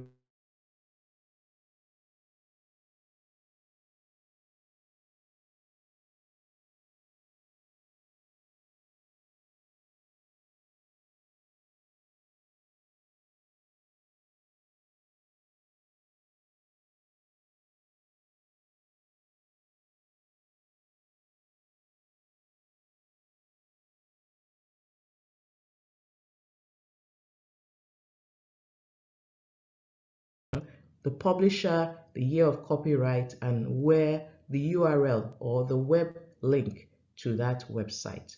And then for a book, the elements of citation are the surname, initials, the editors of that book, the title of the book, the place of publication, the publisher, and the date that the book was published. The Vancouver style is popularly used in Medline and PubMed. Now, this is the American Medical Association style. It's simply a variation of the Vancouver system that is used by the Journal of the American Medical Association and other publications by the American Medical Association. AMAR is a documentary note style, which means you put a number in your text to cite sources of information, and the reference list is usually in a numerical order. So here we can see exactly how we make references with the AMA style. As opposed to the Vancouver journal referencing, where we see that 6 authors or less are all listed out. In the AMA, if the authors exceed 3, then it will be followed by et al. So that's the major difference in journal referencing between Vancouver and AMA. We can also see the examples of how the websites are referenced and how books are referenced using the AMA style. One very popular question is, what's the difference between references and bibliographies? We would like to say that references include sources that you have cited directly in your paper.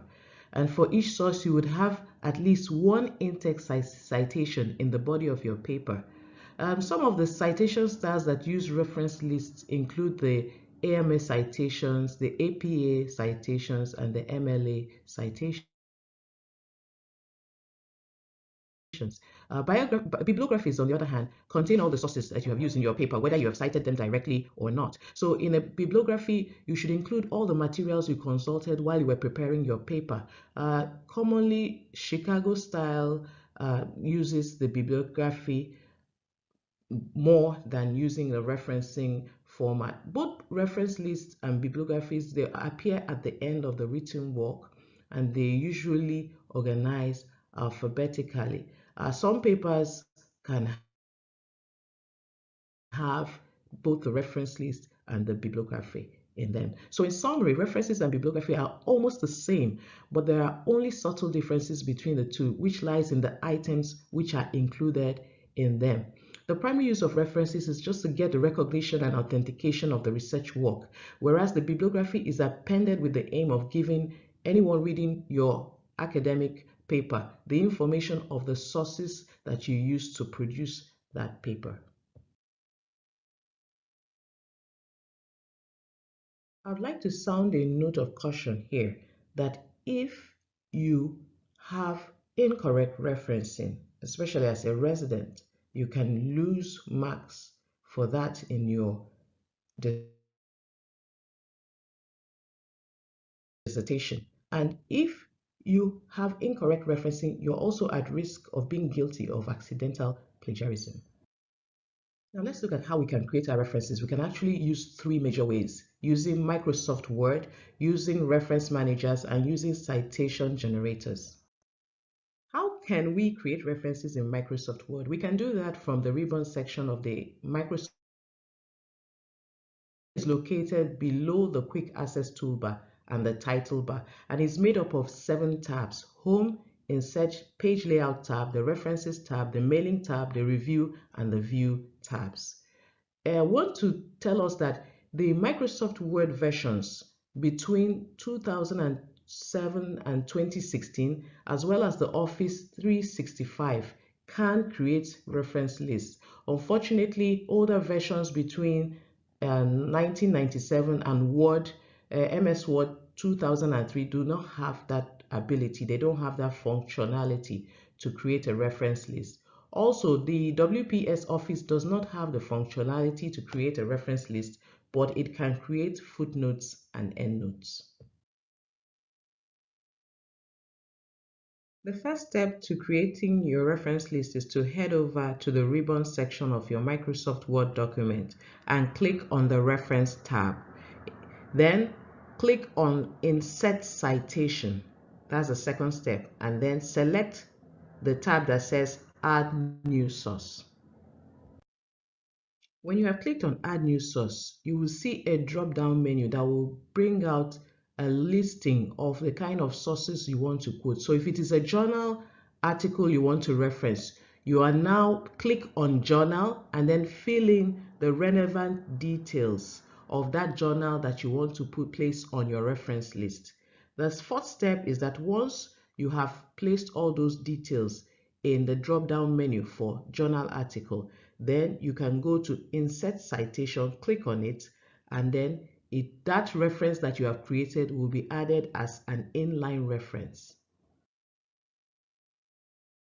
Repeat step 3 and step 4 for all the sources you want to cite in your document. And then once you have entered all your citations, you can enter your reference list. How do you do that? You select bibliography from the citations and bibliography section of the reference tab. And then when you see the drop-down menu, there will be bibliography, references, and words cited. Just click on references, select references. And once you select that, your reference list will be produced on that Microsoft Word document that you have opened. Now, you need to understand that depending on the version of the Word document you have, there might be no reference option in that drop-down menu. So in that case, if you have a Microsoft Word version that does not have reference as an option to creating the reference list, you can click on Works Cited or Bibliography and then when the list is created, you simply change the title from bibliography or works cited to references. We've talked about how to use our Microsoft Word to form our reference list. Let's look at how to use the reference managers to form a reference list. Reference management tools, they're also known as citation management software or bibliographic management software. These are tools that help you to format your references to match the style of the journal. If it is a manuscript you want to submit to a journal, it allows you to collect, organize, and use the references and citations within your academic document, and usually consists of a database which is full of bibliographic references, and then it has a system for generating the list of articles in different formats required by various publishers and various journals.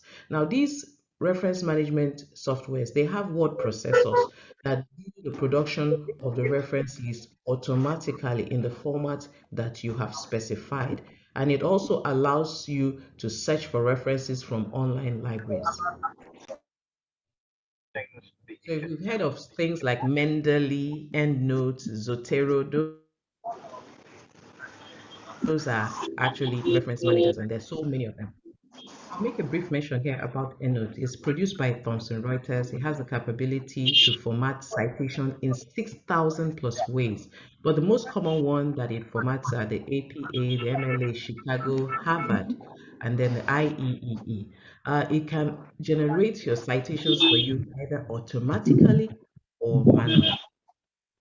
The third way to create a reference list is by using what we call citation generators.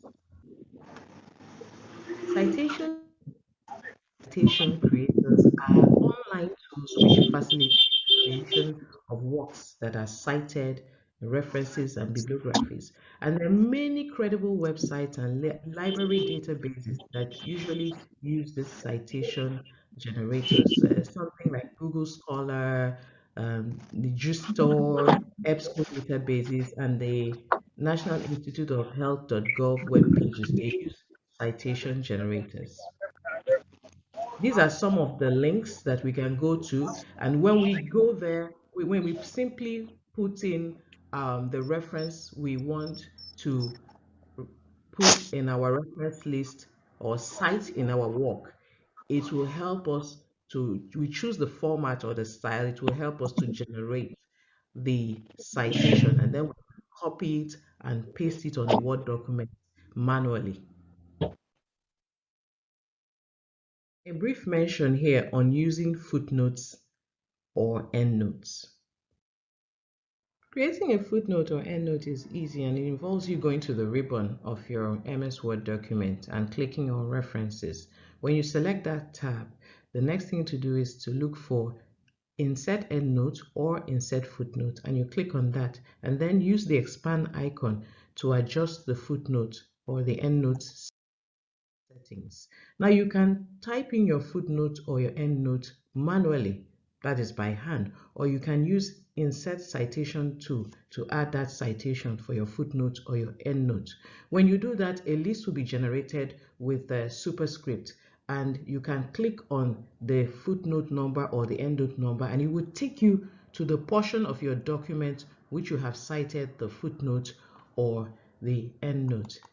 Another thing to do is that if you want to delete a footnote or endnote, maybe you made a mistake or you have a wrong citation in place where you should have another citation, all you need to do is to highlight the footnote or endnote number in your text and press the delete key. Once you do that, the Word will automatically renumber your footnotes or endnotes to accommodate that deletion that you have made.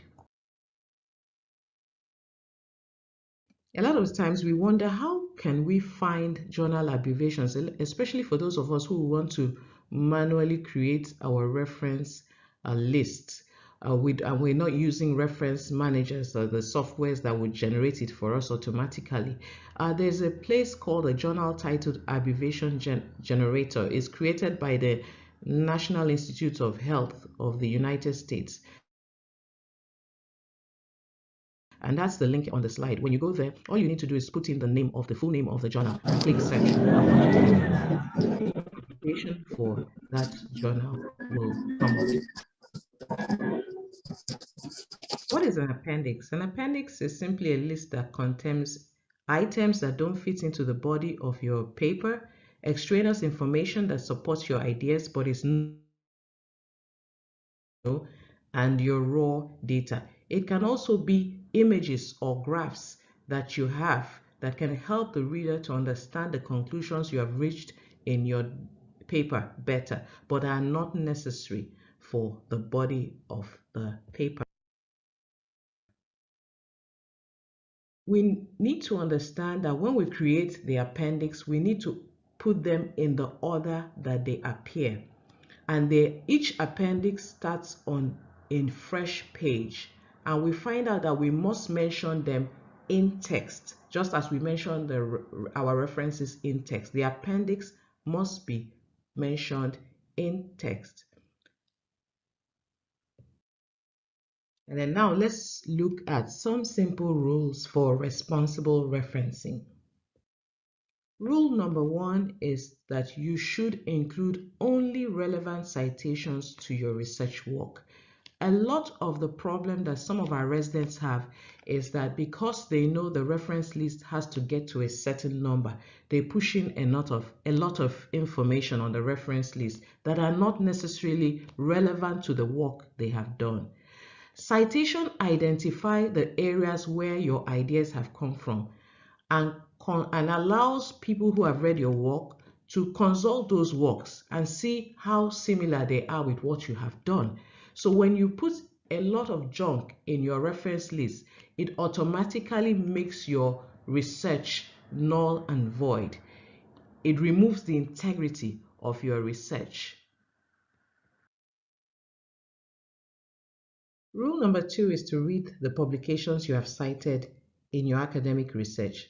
The only way you can identify whether the content of the reference you want to use is relevant or not is to read it in full. So go on the internet, search up for a full text of what you want to cite in your reference list or within your document and read it.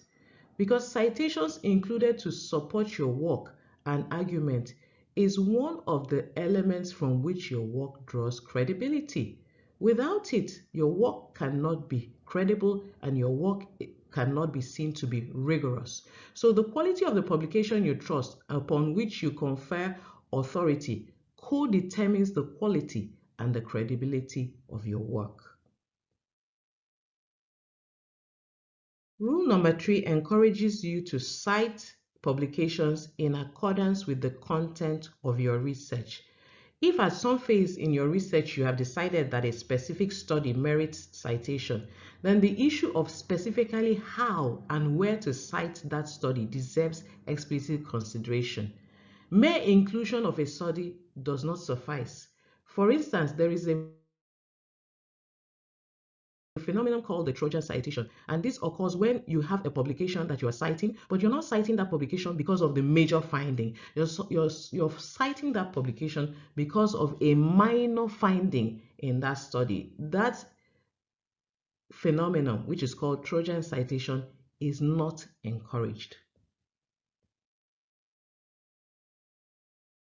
Rule number 5 says cite yourself when required. So you have publications previously that are related to the publication that you're about to put out. You can cite them. And the good thing about self-citation is that it serves an important function by showing incremental, iterative advancement of your work. But the downside, the 6th rule is to prioritize the citation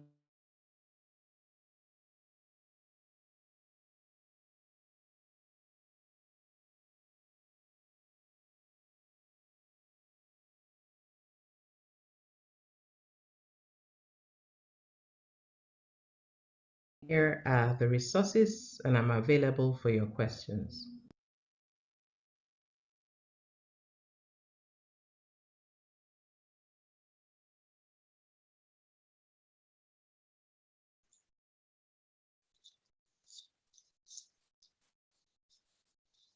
Thank you, ma'am.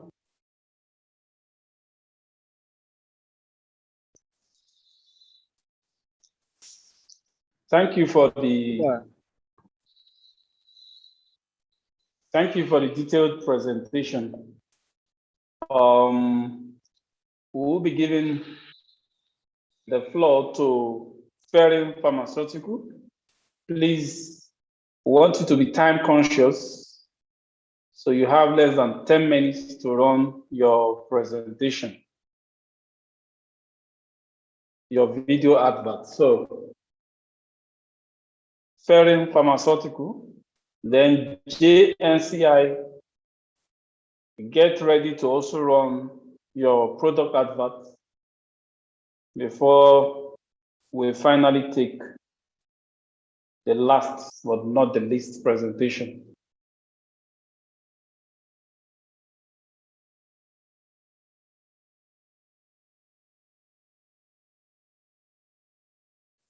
Ferring Pharmaceutical. Yes, thank you. We are trying to upload our slide. Good evening. Good evening.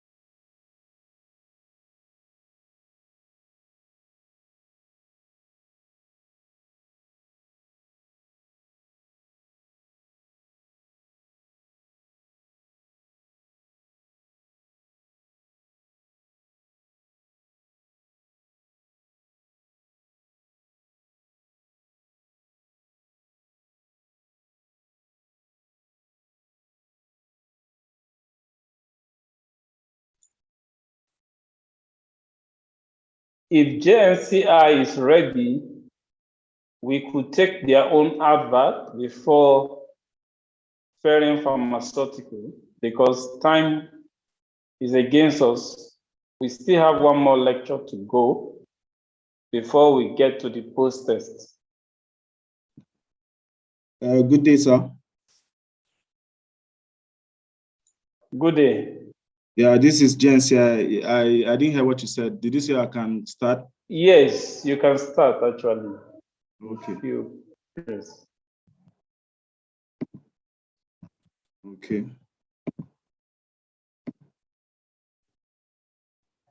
So permit me to share my screen, please. Yes, you can share a screen. Okay.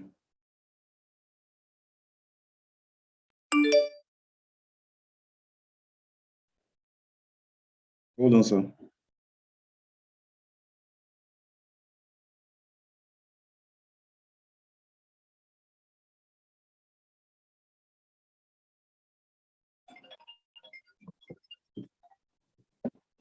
Okay, share my screen.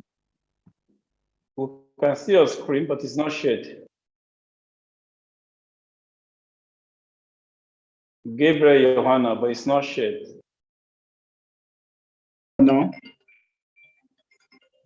Your screen is not yet shared. No. It's not shared. I'm fine. We are trying to do. No. Can you see my screen, Okay. sir? JNCI, we can Hello, see sir. your Can you see my screen. screen? Go Okay. ahead, we can see your screen. Ó lágbára. Àwọn bàbá ṣe Good evening, all. It's a pleasure to be here. My name is Gabriel Gabson Johanna. I represent JNCI. I'm the product specialist for the endoscopy and anesthesia portfolio. I'll start my presentation by just giving a brief overview, about who JNCI is. So JNCI is a proudly Nigerian company who has a long-term focus on partnership. We operate across Nigeria and other West African countries, and then we have about 17 years of experience under our belt. JNCI basically started as an entrepreneurial venture of just 4 people, and now it has developed into an employer of more than 100 core staff. And then our headquarters is located in number 30 Remo Unjoku Street, Ikoyi, Lagos. We have a 25-man technical team with support hubs in Abuja, Kaduna, Benin, Enugu, and also Delta State. And our project team is located in Lagos in our headquarters. We are competent in turnkey medical equipment solutions. We also provide project management solutions and also hospital planning. We ensure we always have a clear understanding of our equipment specification at all times. Due to our quest to improve healthcare outcomes in Nigeria and increase the standard of medical equipment solutions in Nigeria, we are partners with 19 global leading manufacturers. We provide extended warranties, we provide warranties and also provide clinical trainings for our customers. Please, am I being heard, please? Loud and clear. Yes, sir, we can hear you. Okay, so we also provide, we have a 24-hour call center and support center in Lagos, which caters for our client needs at all times. We are manned by a qualified team of manufacturer trained and certified in-house engineers. So we ensure that your queries are resolved as quick as possible within a 48 to 72-hour time period. Due to our quest to increase or improve health outcomes in Nigeria, we offer some various range of services, which range from consultancy and advisory services, where we do pre-project consultancy, space and process planning, floor design, and we also engage our stakeholders and manage them to optimize their project outcomes. We also advocate for policies and ensure that these policies are conceptualized. We also plan and execute turnkey projects on time, in budget, and in specification. We also provide financing models and also project facing for our clients. For equipment solutions, we do equipment planning, we do procurement and also development of these equipment.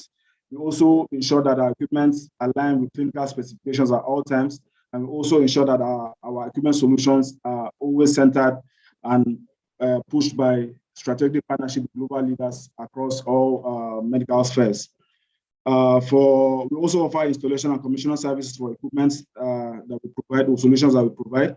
And then for capacity development, we ensure that our clients, our customers, our partners have basic and advanced applications training in all solutions we provide. And these trainings are tailored to meet the local customer needs and are also according to international best practices. We also ensure we provide continuous education programs for our stakeholders. And we do that with both local and international bodies across the globe. We also offer 24-hour support services. We offer plant preventive maintenance. We also do service level agreements and also give warranty uptime support. As I mentioned earlier, our call center technical team is on a 24-hour back and call and ensure that we meet our clients' objections and queries at all times. So because of these strategic partnerships, we play in different fields or different specialties of healthcare. We partner in oncology, radiology, emergency medicine, intensive care units. We also have partners for operating theater solutions, cardiology, Olympus for our endoscopy and minimally invasive surgeries. We also have picture archiving system and then radiology information system, which ensures that data is stored and then shared centrally with all other departments within the hospital. We also do project management consulting. We also service contracts and also clinical applications training, as I mentioned earlier. So as I mentioned earlier, we are able to achieve all these partnerships. And then we have several partners across different walks of life. We partner with government institutions where we offer advisory services on procurement. We are on several ministerial committees for healthcare in Nigeria, and also sit on committees for policies and budgets. For private organizations, we are partners with advocacy foundations. An example is the Healthcare Federation of Nigeria. And we also have partners for healthcare constructions. For financing options, or financing services, we partner with local banks, developmental banks, private equity firms, and also financing partners and also some vendors. And then we have clients cutting across the public sector, the private sector, and also quasi-public health sector, which I listed just right about here. So these are a list of our partners. For this our presentation, we are going to focus on the Penlon equipment manufacturer for the anesthesia machines and ventilator solutions. We also are partners with Canon, who are into imaging, medical imaging. And then for oncology, we are partners with Electa. Olympus for our minimally invasive surgery and endoscopy. And then the list goes on and on. That shows that we are actually committed to improving healthcare.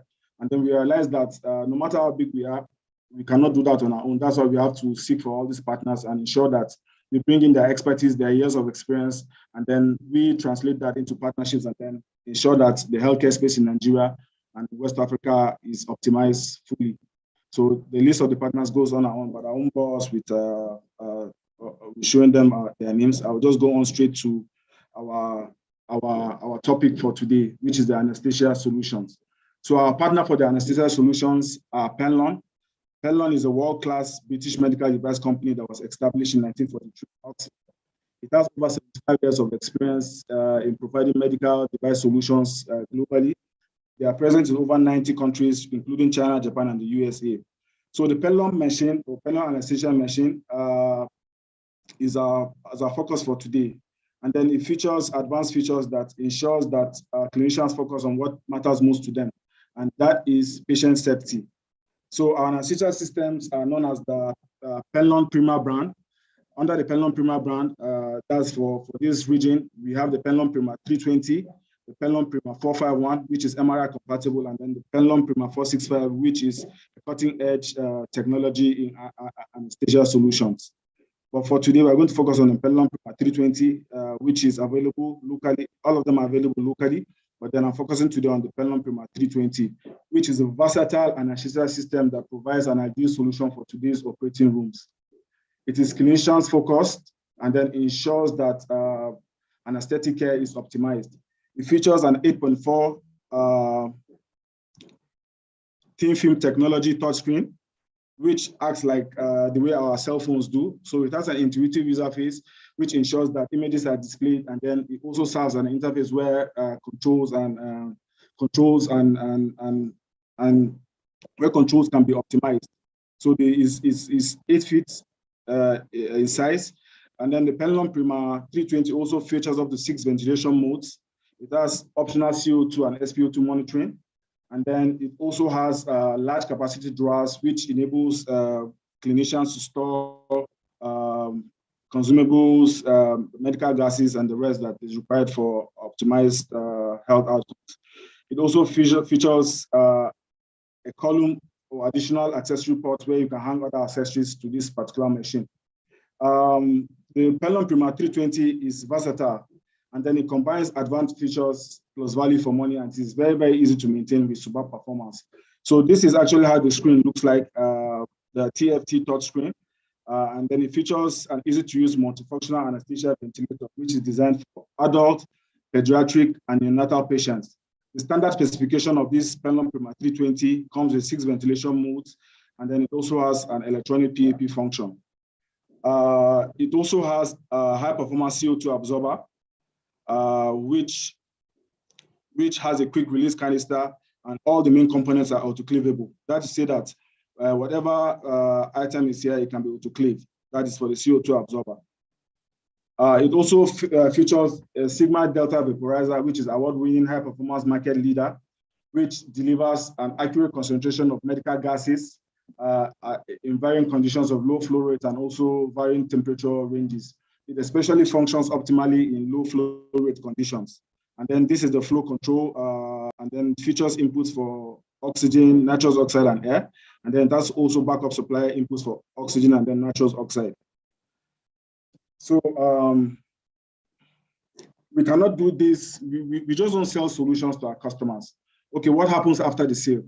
You know, after the sale, we ensure that your machines are maintained optimally, and then we are able to achieve this by our in-house technical capacity, where we have radiology engineers, electromedical engineers. In fact, we have about 12 radiology engineers in the country, 1 in Abuja, 9 in Lagos, and 2 in the south.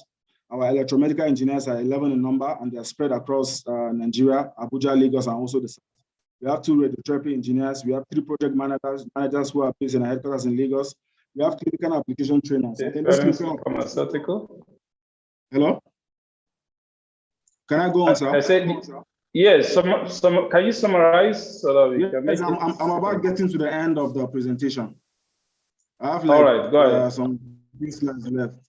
So we are heavy on clinical applications training because we realize that for treatment to be optimized, end user has to be properly trained. So our clinical applications trainers are on ground to ensure that our end users are properly trained on this equipment so that treatment outcomes can be optimized.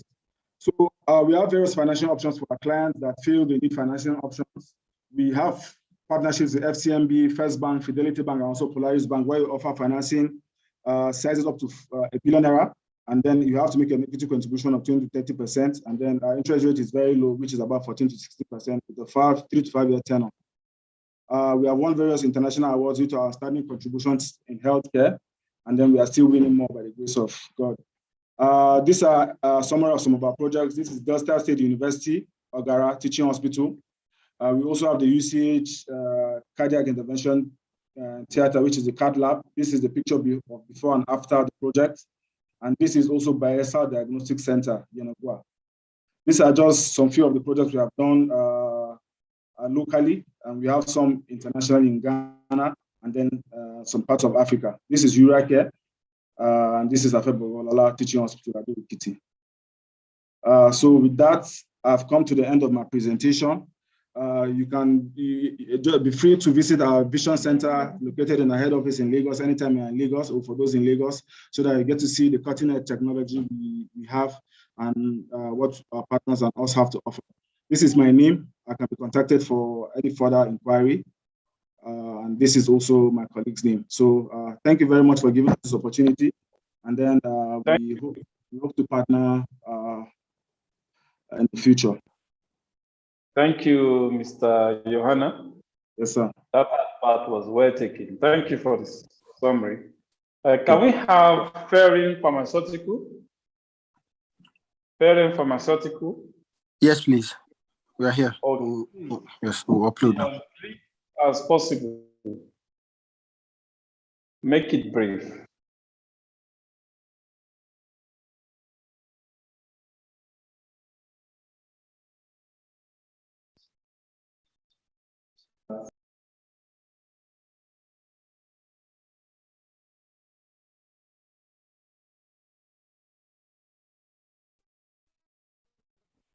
Hello, good afternoon, everyone. My name is Dr. Rosemary Wukuri, consultant and anesthetist at Socorro University Teaching Hospital. I'm discussing modern concepts in postpartum hemorrhage management and the role of anesthetists in this pharmaceuticals.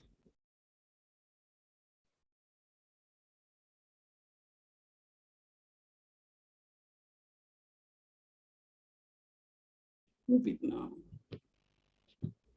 Please move the slide. By way of introduction, postpartum hemorrhage remains a major cause of both maternal morbidity and mortality. It's the most common type of obstetric hemorrhage. The World Health Organization reports that 10.5% of live births are complicated by maternal hemorrhage, which is also responsible for about 30% of all maternal deaths annually. Majority of these deaths occur within 4 hours of delivery, indicating that it's a consequence of third stage of labor. To a large extent, it is preventable with the highest incidence in low and middle resource countries. All women who carry pregnancy beyond 20 weeks gestation are at risk.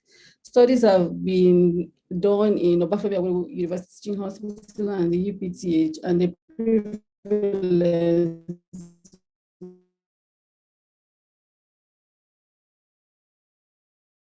were 1.68% and 4.28% respectively. It's so slow.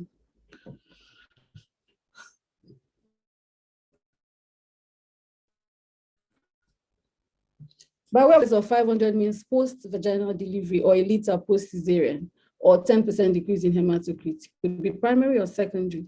Primary occurs within 24 hours of delivery, while the secondary is bleeding in excess of normal low care after 24 hours and up to 6 weeks postpartum. We also have severe postpartum hemorrhage, which is blood loss in excess of 1.5 liters, or a decrease in hemoglobin of 4 grams per DL, or hemorrhage as associated with hemodynamic instability. Massive postpartum hemorrhage is one that requires about 10 units of packed cells in 24 hours. We have the rule of 30, which means if a patient has lost about 30% of her blood volume, then there's likely to be a 30% decrease in systolic blood pressure, leading to a 30% increase in heart rate, 30% increase in respiratory rate per minute, and so on, leading finally to less than 30 mils per hour of urine output.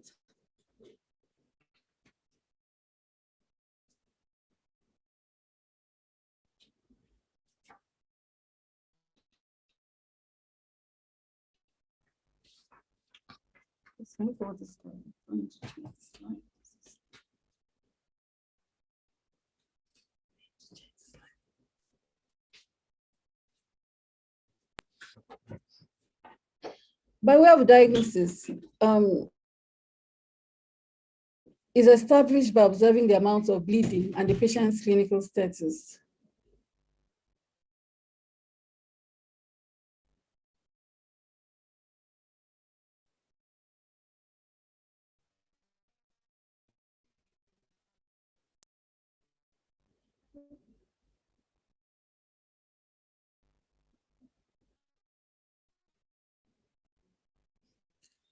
By way of diagnosis is established by observing the amount of bleeding and the patient's clinical status. The amount of blood lost and the patient's level of consciousness are continually assessed. However, there's a big challenge in being able to objectively quantify blood loss because you have blood mixed with amniotic fluid on the floor, in drapes, in the body cavity, and so on. So more often than not, we have underestimated values.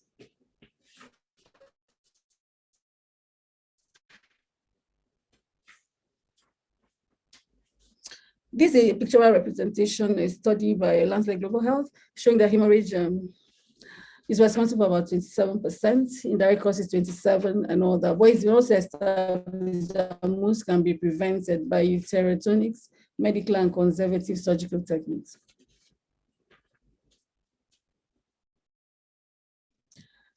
The epidemiology of postpartum hemorrhage, this is a systematic review that was done, and it showed that we have higher incidence in poor countries. This can actually be explained. Next slide, please. In developing countries, there's poor access to basic obstetric care. You have lack of trained and experienced healthcare personnel, lack of transfusion services and blood products, lack of basic commodities like electricity for refrigeration of both drugs and blood products, and also, of course, uneven spread of quality hospital facilities for socioeconomic reasons. Next slide, please. Risk factors as enumerated. Next slide.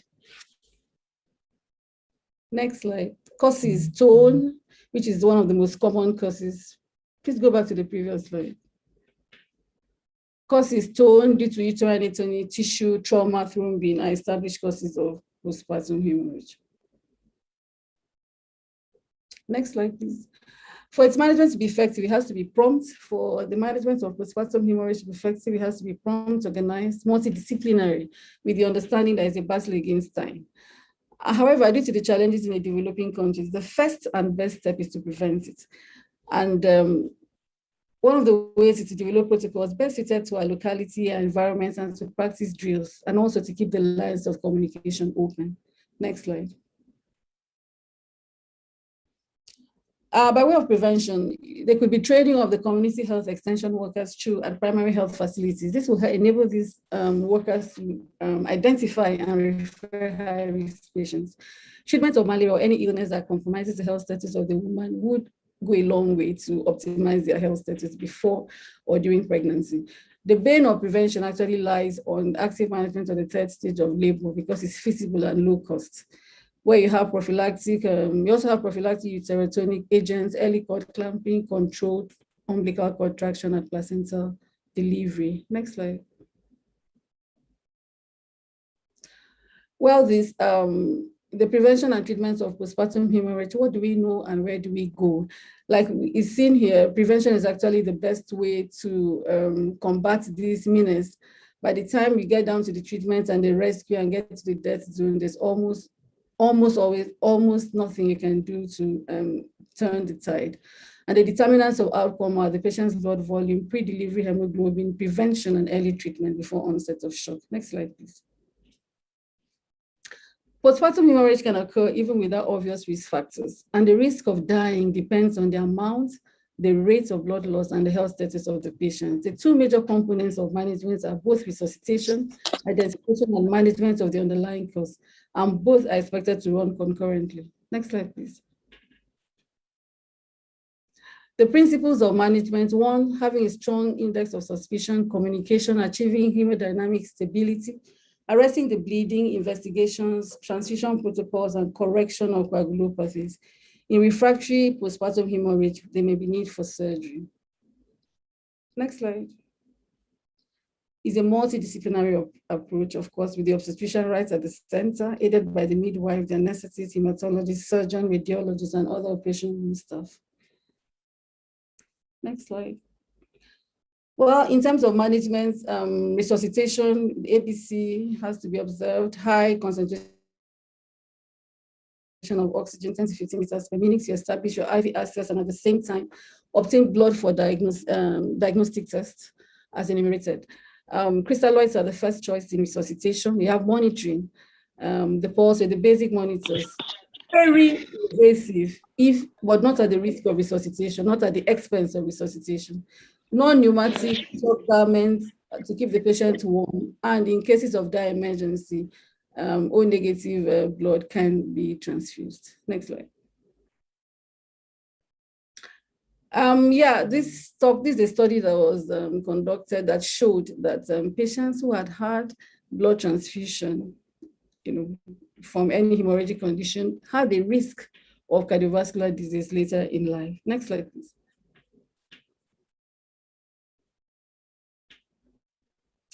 Management of the underlying cause. We talked about the resuscitation, now the underlying cause. For atony, uterotonics, which we are going to be looking at closely, bimanual massage.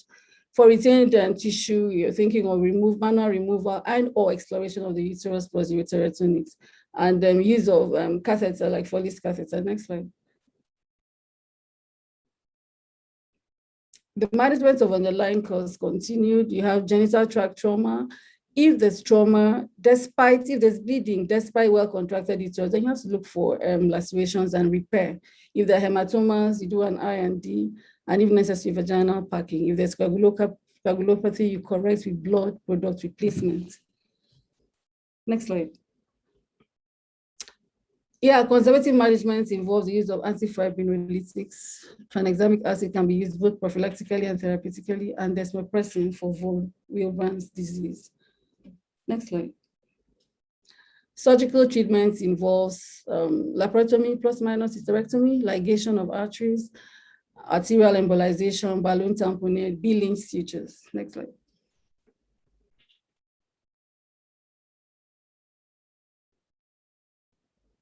The role of the anesthetist.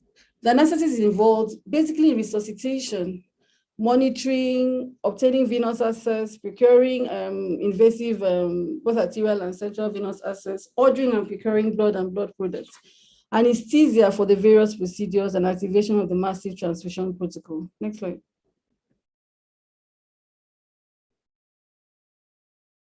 So we're looking at the uterotonics that we have available. We can see oxytocin here. I'll be rushing through because of time, actually. Egometrine, prostaglandin, that's the carboprost, and the prostaglandin E1 analogs, as the misoprostol. These are all common uterotonics. Next slide. But for the purposes of this discussion and the fact that we're talking about the modern concepts, we all know the challenges involved with this. You have oxytocin as well as the long-acting oxytocin agonists like carbitocin, ergot alkaloids, and all that. Next slide.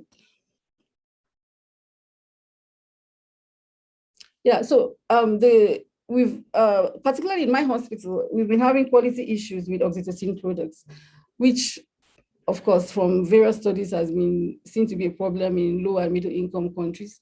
And it's been said that there's an issue with their quality in several countries, especially in countries that are developing or underdeveloped. Next slide.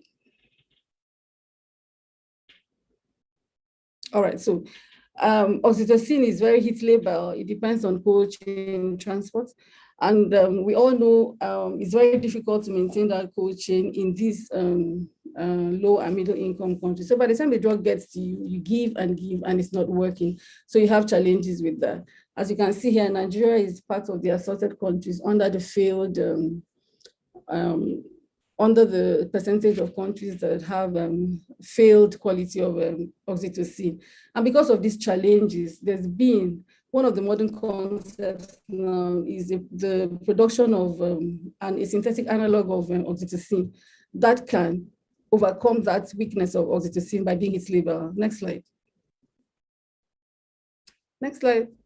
Yeah, so that's where carbetocin comes in as a long-acting oxytocin agonist.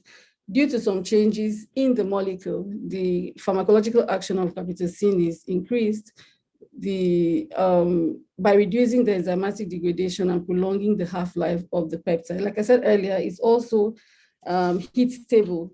You don't need to keep it in any cold chain. You can take and use, and which is very good for environment. It has a greater biological effect, longer half-life, and just a single dose, unlike oxytocin that after a single dose, you need to give by infusion. Next slide.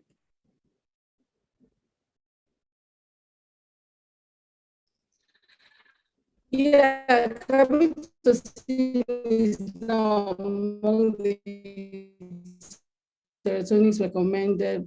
It should be used in places where the cost is. If when Ferring Pharmaceuticals approached our hospitals and charitably gave us some of the samples to use, as soon as we used, we got hooked because even though the cost was high, we looked at it eventually, it was cost effective because if a patient has a good uterotonic that can prevent bleeding, in the long run, it helps the hospital to save money because we had issues with patients coming in, bleeding, draining the blood bank, draining the anesthetists because you're almost always having theater booked, draining the facility because at the end, sometimes they end up in ICU and they don't have the money to pay. So workload is increased, burden on the facility is increased, time is wasted. So at the end, we looked at it, the cost-effective benefit ratio, and we said, in the long run, it's better to be pound-wise and penny-foolish, if there's something like that. Next slide. All right, so this was an international consensus by anesthetists saying that probably carbetocin may be the first line drug because of the qualities I've already talked about. Next slide. Can you summarize? Next slide, please. Yeah, this is also another study talking about the advantages, the less mean blood loss and lower incidence of side effects as compared with oxytocin and epinephrine. Next slide.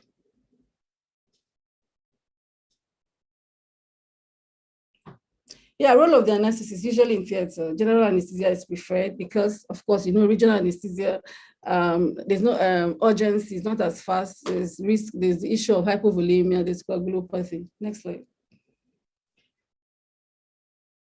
And then, of course, we all know the drill. You prepare your theater, your drugs, checklist, evaluate airway, resuscitation occurring simultaneously, large bore IV access, rapid infusion and warmer equipment for monitoring. Next slide.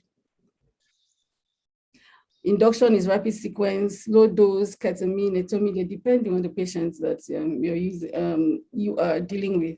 Awake intubation, the patient is in shock. Maintenance is with nitrous oxide and oxygen.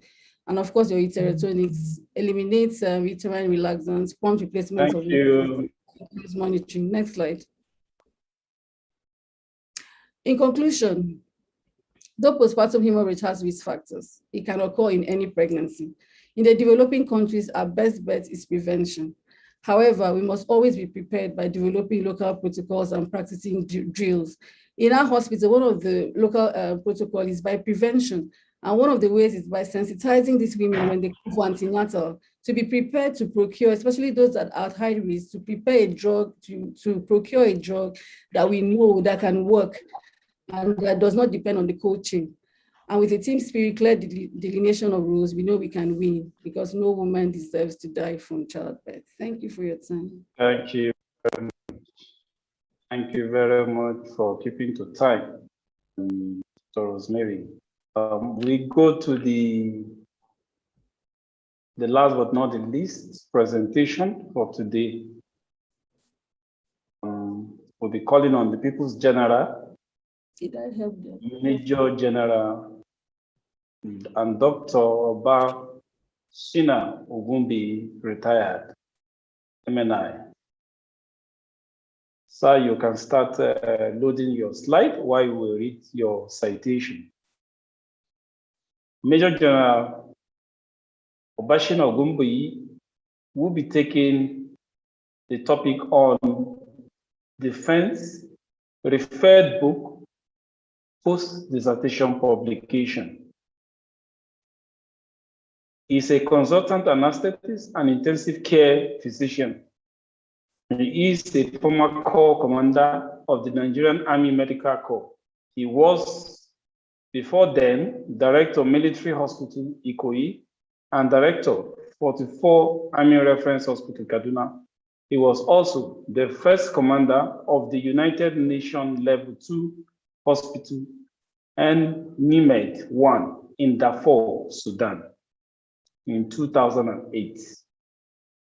He was an associate professor of anesthesia of the Kaduna State University, CASU, 2014 to 2017. He is the immediate past president of the Intensive and Critical Care Society of Nigeria and member of Council of the World Federation of Intensive and Critical Care 2017 to 2021. General Ogumbi, commonly called the People's General, is a member of the Court of Examiners of the Faculty of Anesthesia of both National and the West African College of Surgeons. To date, he is former member of the governing board of the National Postgraduate Medical College of Nigeria, 2019 to 2015. A foundation fellow of the Nigerian Academy of Medicine. He is an avid and professed author of over 30 scientific articles published in local and international peer-reviewed medical journals. He is also an invited speaker at various local and international professional fora, including the United Nations General Assembly G4 Alliance Symposium on Critical Care in September 2020. He has supervised and mentored over 10 fellowship candidates and successful members of the editorial board of the African Journal of Anesthesia and Intensive Care, AJAC, and the Journal of Critical Care, JCritCare, a listed and peer-reviewed journal published in the United States. In 2000, General Shina Ogumbi was a subject of biographical citation in the Millennium Edition, 2000 to 2001 edition of the renowned Marquis, Who is Who in the Medicine and Healthcare in the World, published in the United States of America. He is an old boy of the prestigious with children, widely traveled, and is presently the medical director of the Life Center Medicals, Bagada, Lagos, a COVID-19 testing and treatment facility. He is also the coordinator of the critical care strategy pillar of the Lagos State EOC for the COVID-19 response, that's emergency. Sir, you are welcome. The citation is quite loaded, and I hope those listening can unravel some of the new terminologies in that quotation. You can share your slides, sir. The floor is all yours. Thank you, sir. The Executive Committee of the Nigerian Society of Anesthetists, ably led by the chairman, Professor Elizabeth Nwaso, all distinguished anesthetists here present, and all participants, you are welcome to my sector of the presentation today. I want to say a big thank you to all those who have presented during this manuscript workshop earlier today with respect to the writing of a successful dissertation. This evening, I am going to present on a topic which is defense, referred book, and post-dissertation publication. My name remains Major General Dr. Shino Ogumbi. I am a consultant anesthetist and intensivist, and also an examiner at the Part 2 level for the National Postgraduate Medical College of Nigeria, as well as the West African College of Surgeons. And we just finished the October and November examinations of the two colleges. This indeed is coming at a very apt time with respect to those who are preparing for Part 2 dissertation defense at the next examination, and those aspiring to write their dissertation, including those who have been referred in the various books. And of course, I congratulate those who have successfully defended their dissertation and hopefully looking forward to publication of this dissertation today.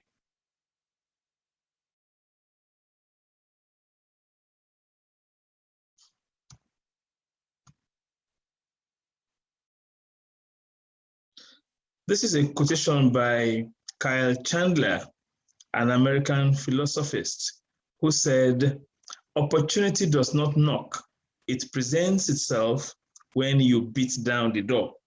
In other words, there are many opportunities around the world for us as scientific authors, as anesthetists.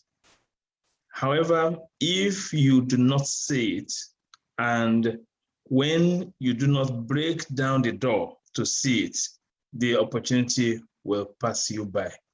This indeed is an opportunity for those of you who are aspiring to be academic authors and those aspiring to also pass the Part 2 dissertation of the West African College of Surgeons or National Postgraduate Medical College of Surgeons examination.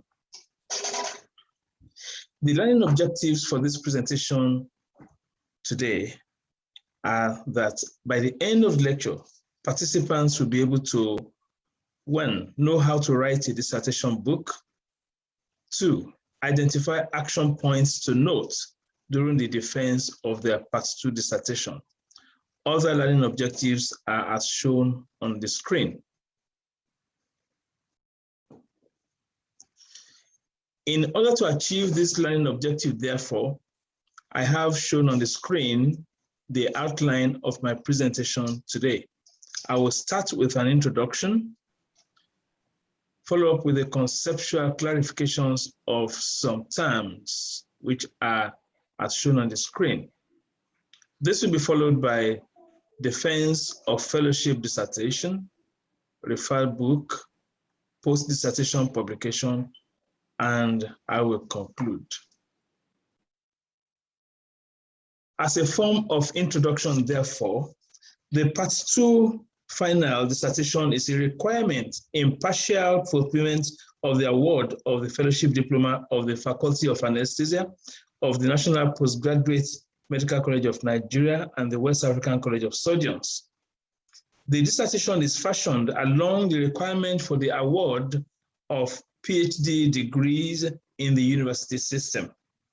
However, before the dissertation format was fully integrated into the curriculum of the faculties of anesthesia of the two postgraduate colleges, residents were made to submit, I quote, a book of 12 to 15 case reports illustrating different aspects of anesthesia, unquote, depending on the college. A dissertation is a formal piece of research which reflects the standard research process. For the award of the fellowship diploma in anesthesia, a Part 2 candidate is expected to defend and pass the dissertation book. In Nigeria, a residency program is undertaken by medical doctors in order to specialize in their medical specialty of choice. Candidates for the program are assessed via 3 examination stages. That is, the primary, which is mainly multiple choice questions, the Part 1 or membership, and the Part 2 finals, which is dissertation defense and oral examination. Some candidates are not able to complete the residency program or even go beyond the Part 1 examination because of their inability to pass the Part 2 examination within the stipulated time by the different tertiary medical institutions. The purpose of this lecture, therefore, is to give hints on writing and defending a book of dissertation, how to handle a referred book, and how to publish a successfully defended dissertation. Next, let's see some conceptual clarifications. In order to understand this presentation, a number of key words will be conceptualized.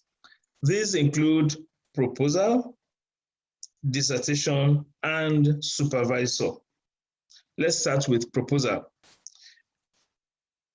As the name suggests, it is a write-up towards the final dissertation project. That is, a proposal is a write-up towards the final dissertation project to persuade the faculty assessors that you are going to commit to a valuable and interesting research.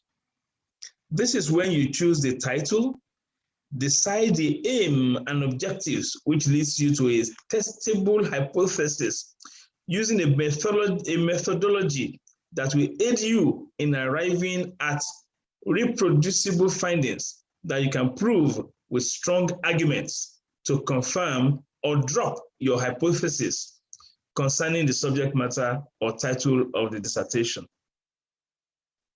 Next, let's conceptualize dissertation. Dissertation is a large research project, usually about 5,000 to 10,000 words, undertaken at the end of a degree or course of postgraduate study.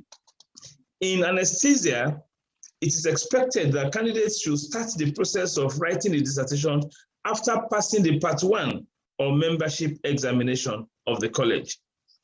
It forms a partial requirement for the award of a fellowship in anesthesia of the postgraduate medical colleges. It requires a high level of critical analysis and also involves an in-depth consideration of a problem or a question, in quotes, chosen by the candidate himself. The dissertation is a test of the candidate's capacity for independent research. And this is very, very important.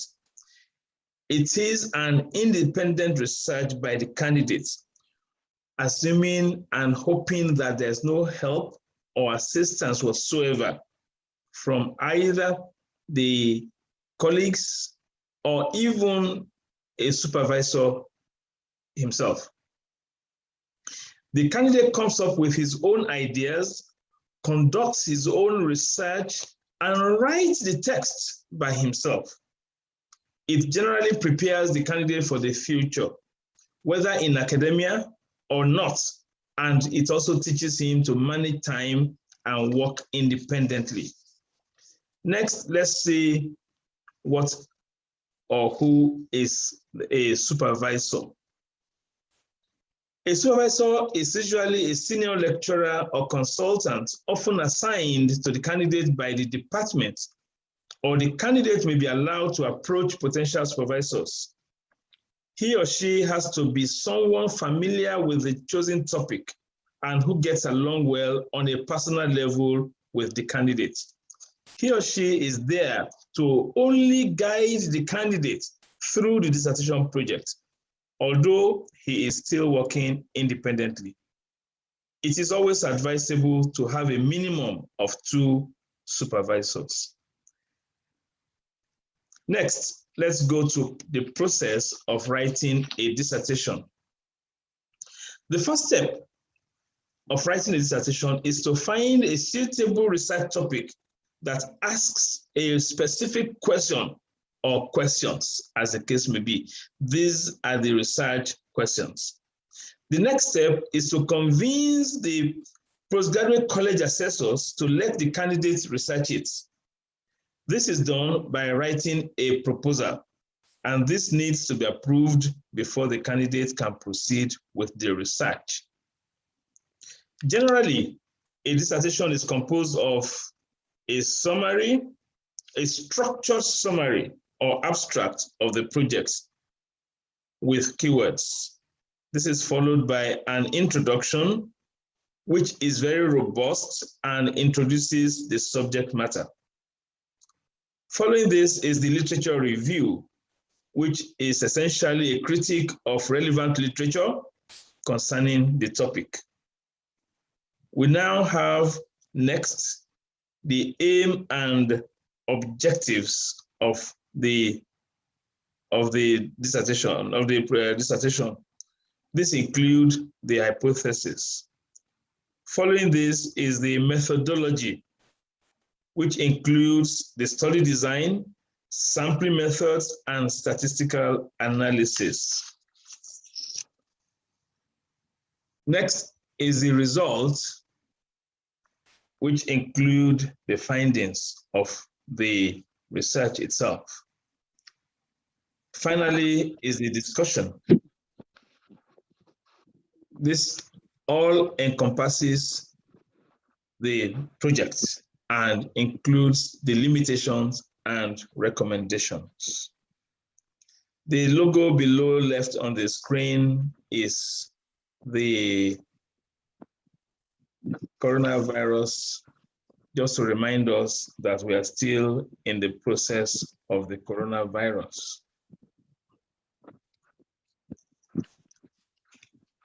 Next, we'll go to defense of fellowship dissertation. The purpose of a fellowship dissertation defense is to assess the merits of a completed dissertation research and the ability of the candidate to interpret and explain research results and implications. It is also important to note that defending a dissertation largely serves as a formality because the document will already have been evaluated by the college-nominated assessors. Another point to note by candidates is that the dissertation is their work and the assessor does not know beyond what you stated in the submitted dissertation document. At this time, questions from the assessors and examiners are usually open-ended and require that the candidate think critically about his or her work. The fellowship dissertation defense usually takes a minimum of 1 hour, but could be slightly longer, depending on the examiners and the need for better clarifications, if it will aid the candidate in passing the examination. Some pitfalls by candidates which may mark them down include, and I want to take particular notice of these pitfalls: inability to talk to their dissertation book. They cannot discuss the topic or research in greater detail. There is no formal understanding of critiquing the literature review. Objectives are not achievable by the study design. The hypotheses, as stated by the candidate, are not well understood by the candidate himself. The candidate cannot explain well the sampling method use, or even the research design or blinding techniques the technique used to eliminate bias. The candidate cannot defend the results of the dissertation or express the results graphically in tables and figures. Usually, a lot of grammar, spelling mistakes, or syntax errors in the dissertation can be a pitfall during defense. Sometimes candidates cannot interpret the results in the context of the research objectives or research questions. And of importance is the attitude of the candidate during the defense. This is not a time to be arguing with your examiners on points raised to correct your presentation. These pitfalls are important, but they are not exhaustive and definitely not insurmountable to achieve the desired success. Next, let's go to the referred book. A dissertation book can be referred by the examiners for varied reasons. Some of these are as mentioned in the slide previously. These, as stated, are not exhaustive. However, candidates are told the reasons for referring the dissertation, as well as comments written on the e-book through the inline tracking system of review of manuscripts. In the event of a referred book, candidates are to discuss this with their supervisors, who will guide them appropriately in rewriting the dissertation. Note this, your supervisors are supposed to guide you in rewriting the dissertation along the lines of the corrections that were given you by your examiners. Referred books generally are presented 6 months after the index examination, and candidates and supervisors are to ensure that the observations and comments of the two examiners have been duly addressed before re-presentation. Next, and finally, let's go to the post-dissertation publication. Why, when, and how? A successful defense of a dissertation shows you have been able to interpret the results of your findings and may go ahead to do another study relevant to the Index 1. And you may even have to apply for grant to achieve this. Also, you may wish to publish or share the findings of your research for peer review and contribute to knowledge in the particular field of study. This will depend on the title of the research which you did. We do know that some research topics somehow like comparison of addition of dexamethasone to bupivacaine and so on and so on. These are not encouraging for journals to publish your research work, your study. I call it study at this time. It is not unusual to be able to publish 2 or more papers from a well-researched topic. From my experiences in assisting residents in publishing their research findings, most candidates don't even realize that their original research or study is worthy of publication, depending, of course, on the title. And as I mentioned earlier on, most of the studies done by residents, especially those, I quote, comparison of this and that, and what have you. These ones are usually rejected by notable journals. That is why for those intending to further their careers in academia, it is very important to choose research titles well during the proposal stage. The best time to publish the study is usually immediately after passing the Part 2 examination. At this time, your supervisors are still interested. At At this time, the journals are usually immediately, the best time is usually after passing the Part 2 examination. At this time, your supervisors also are still interested in the study and may be willing to assist the candidates to fulfill his or her dream of publishing the study. The publication process, in terms of how, may involve altering the title and making it more attractive for the peer reviewers and ultimately the readers, without altering the main research question. Also, you may need to work to reduce the huge 80 to 90 page dissertation to a mere 5 to 6 page manuscript by sifting out the introduction, background to the study, concise methodology, and study design. Also, out of the standard 4 objectives, you may wish to address just 1 or 2 only. Extract the findings relevant only to these 2 research questions and discuss the findings.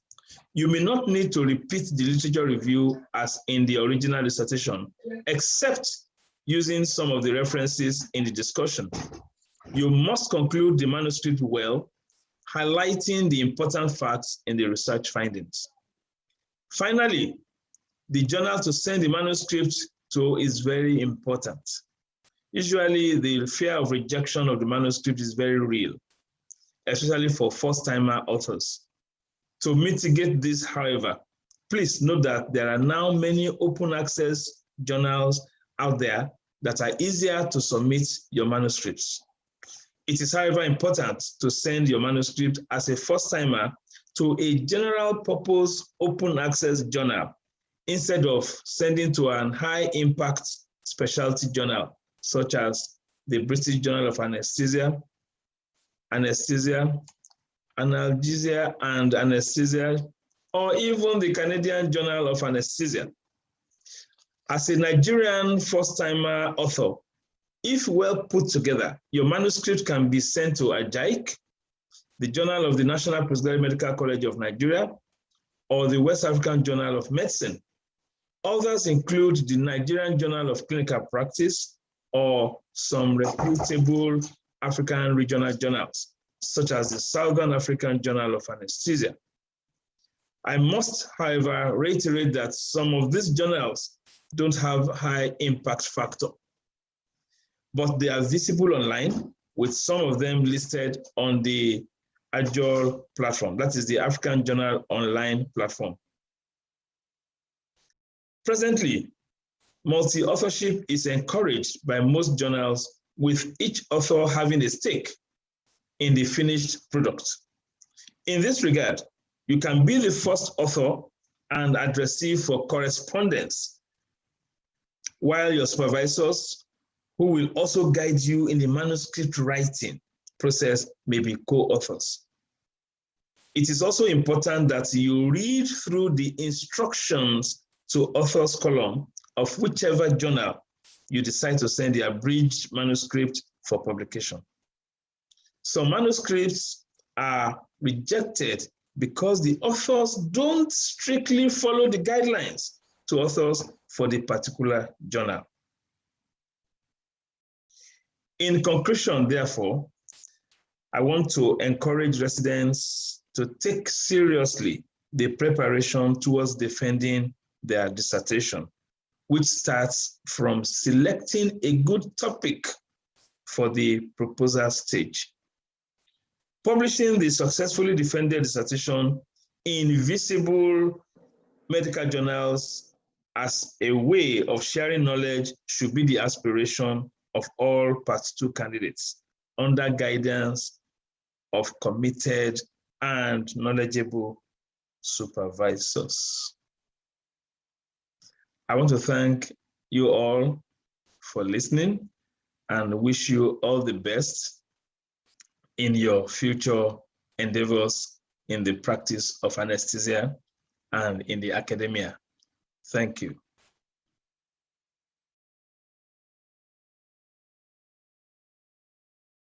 Thank you very much, People's General. It's coming from the horse's mouth.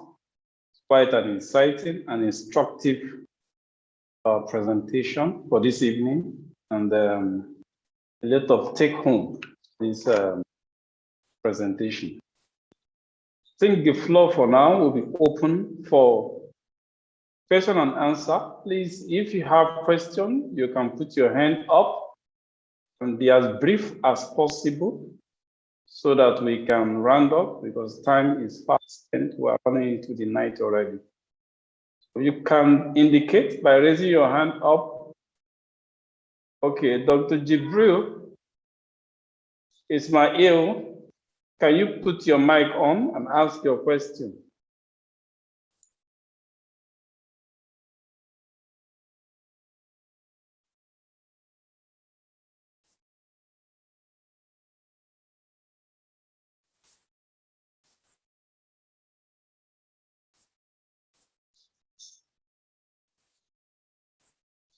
Okay. Question? Clarification? Do you need clarification in all the topics? Okay. I think at this point, we don't have questions. All we have here is thank you, thank you. And this goes to all the presenters, especially to, okay, hello, okay. We have Dr. Bosedi Petrus. Please Yes, put sir. your mic on and go Yes, ahead. sir. Yeah. Good evening, go ahead. Sir, I just want to ask if we're going to have all these slides compiled and sent to our emails, all the presentations from the morning. I think we are going to appeal to the President of the State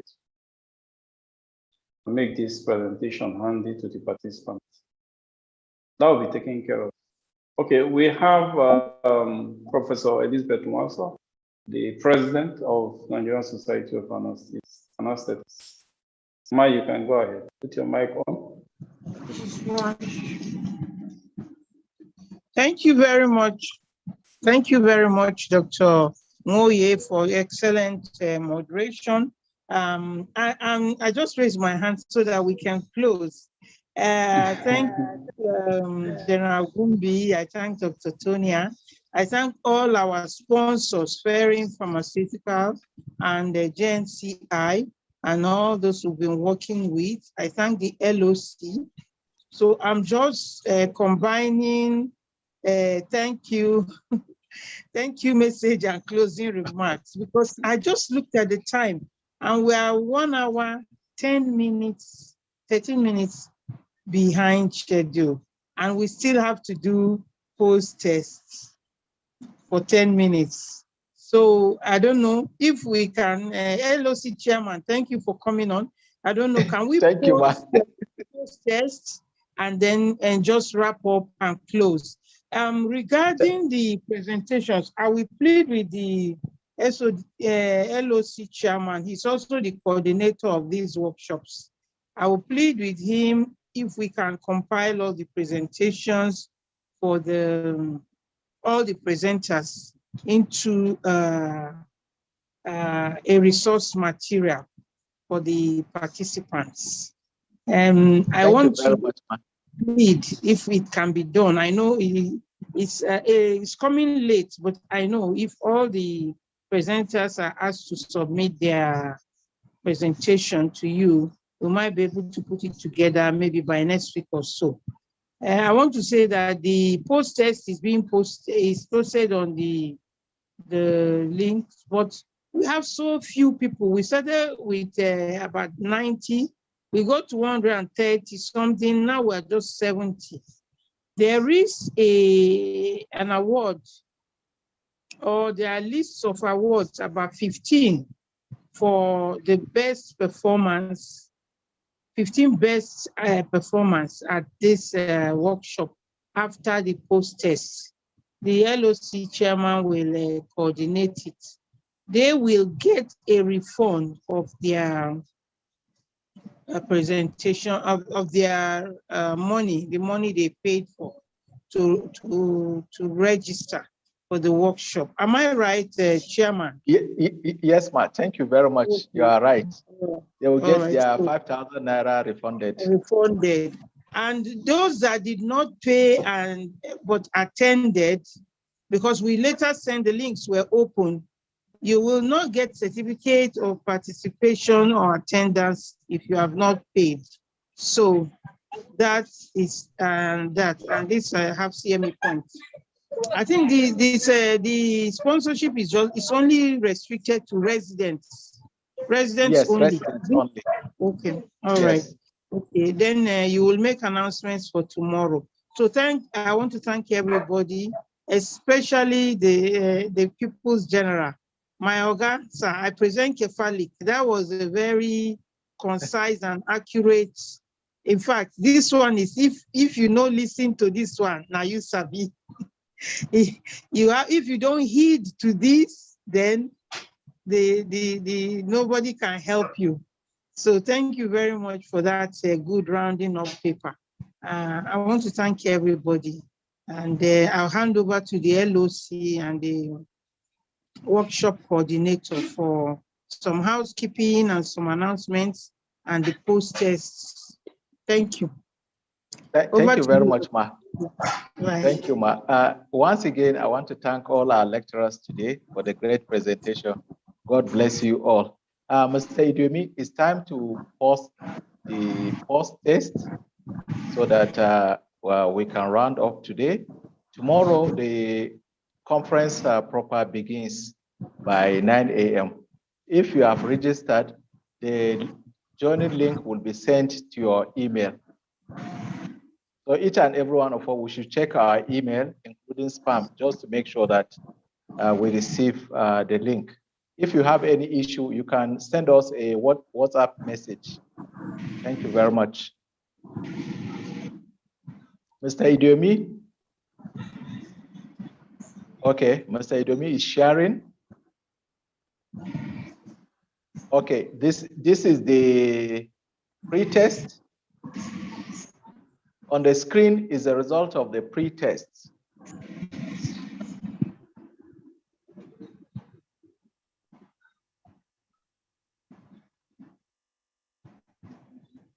So perhaps what okay.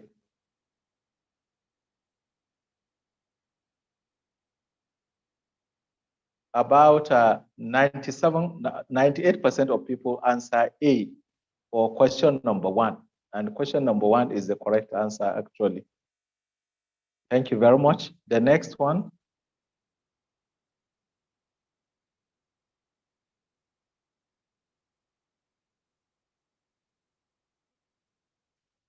Let me bring this light down.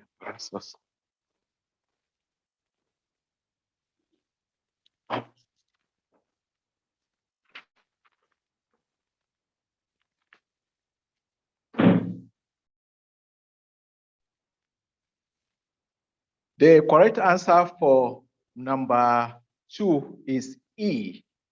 And we have 81% of people that answered correctly. Let's go to number 3, Mr. Idomi. The correct answer for number 3 is E. We have 52% of persons that got it right. Let's go to number 4.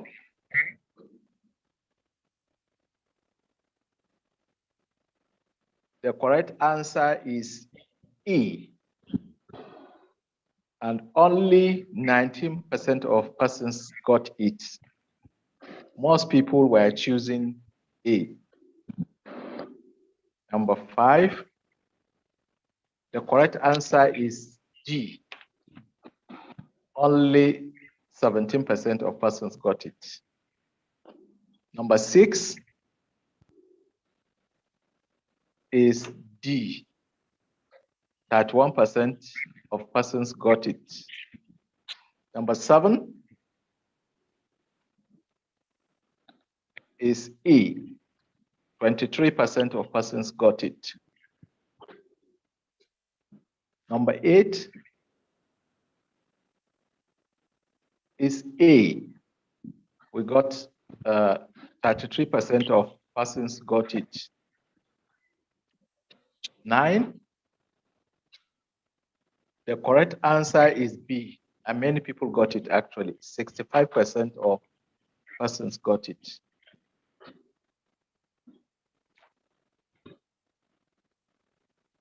Number 10 is D. 58% of participants got it. Next.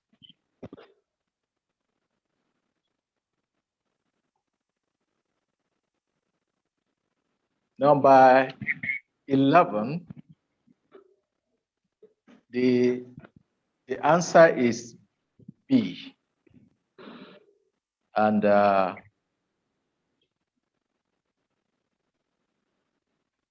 B, 27% of persons got it. Number 12, the answer is G. And 67% of participants got it. Number 13, the answer is A. And most participants got it, about 90%. And then number 14, the answer is D. And most participants got it, 88%. Thank you very much. That is the analysis for the pre-selection. Thank you. So may we have the post-test?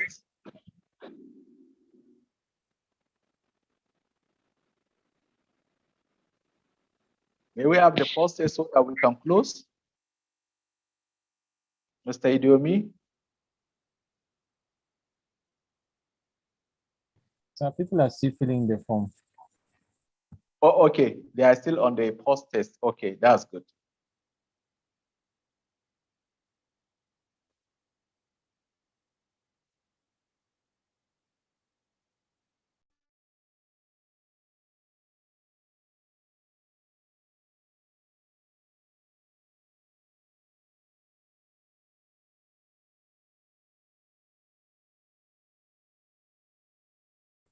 We have only 18 responses.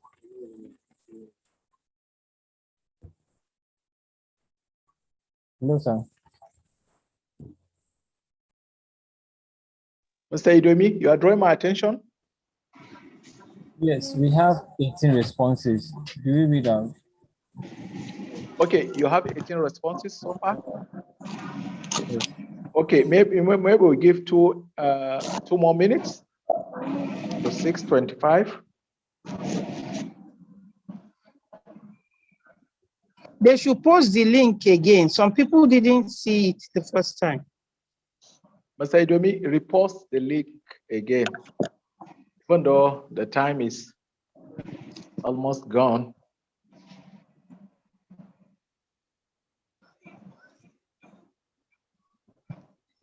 Can we, when they finish the submission, can we analyze it offline and then get back to people? Is it possible to do that? Yes, ma, it's possible. Okay, because of time, we can just do post it. Once the responses are in, we can close, and then you will work with the LOC chair to give us the results, as long as the names or the emails of the responders are there.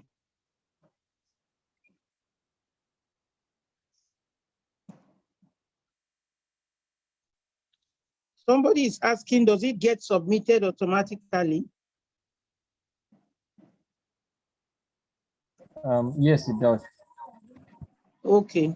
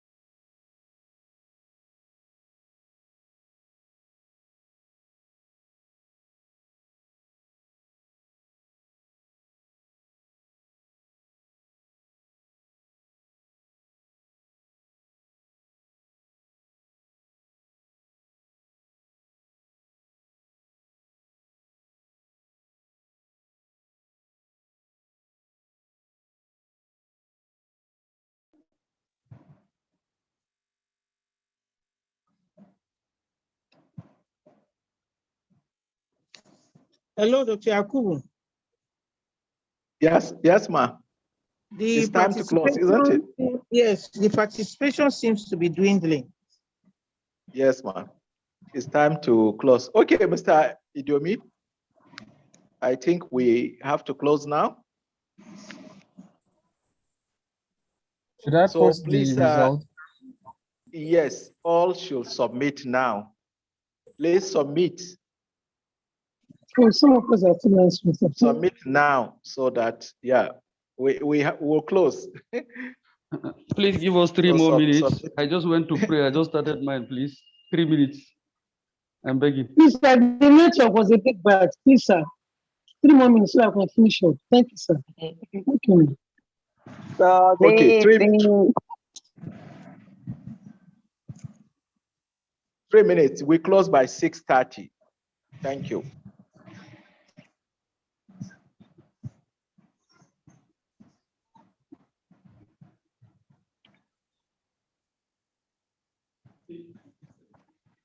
Somebody didn't post.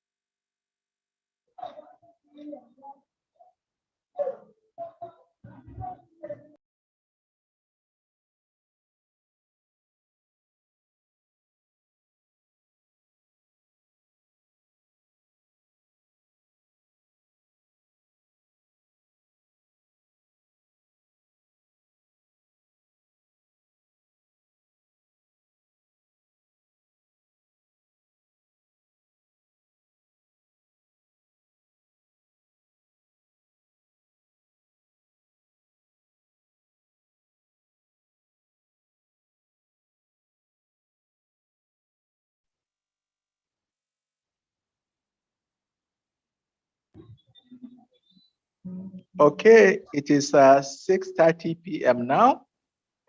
Thank you very much all for the attendance. We thank our teachers that are still with us. We highly appreciate. God bless you all. We all meet tomorrow when the scientific session begins by 9 a.m. I wish all a good night and safe trip. Thank you. Bye. Bye. Thank you, Dr. Yakubu. Bye. Good night. Thank you very much. Good night. Thank you, sir. Bye-bye. Okay. Nice to see you. Thank you. Thank you, Peanuts. Thank Okay. you. Thank you, Those that Prof. have not registered for. Bye. Bye.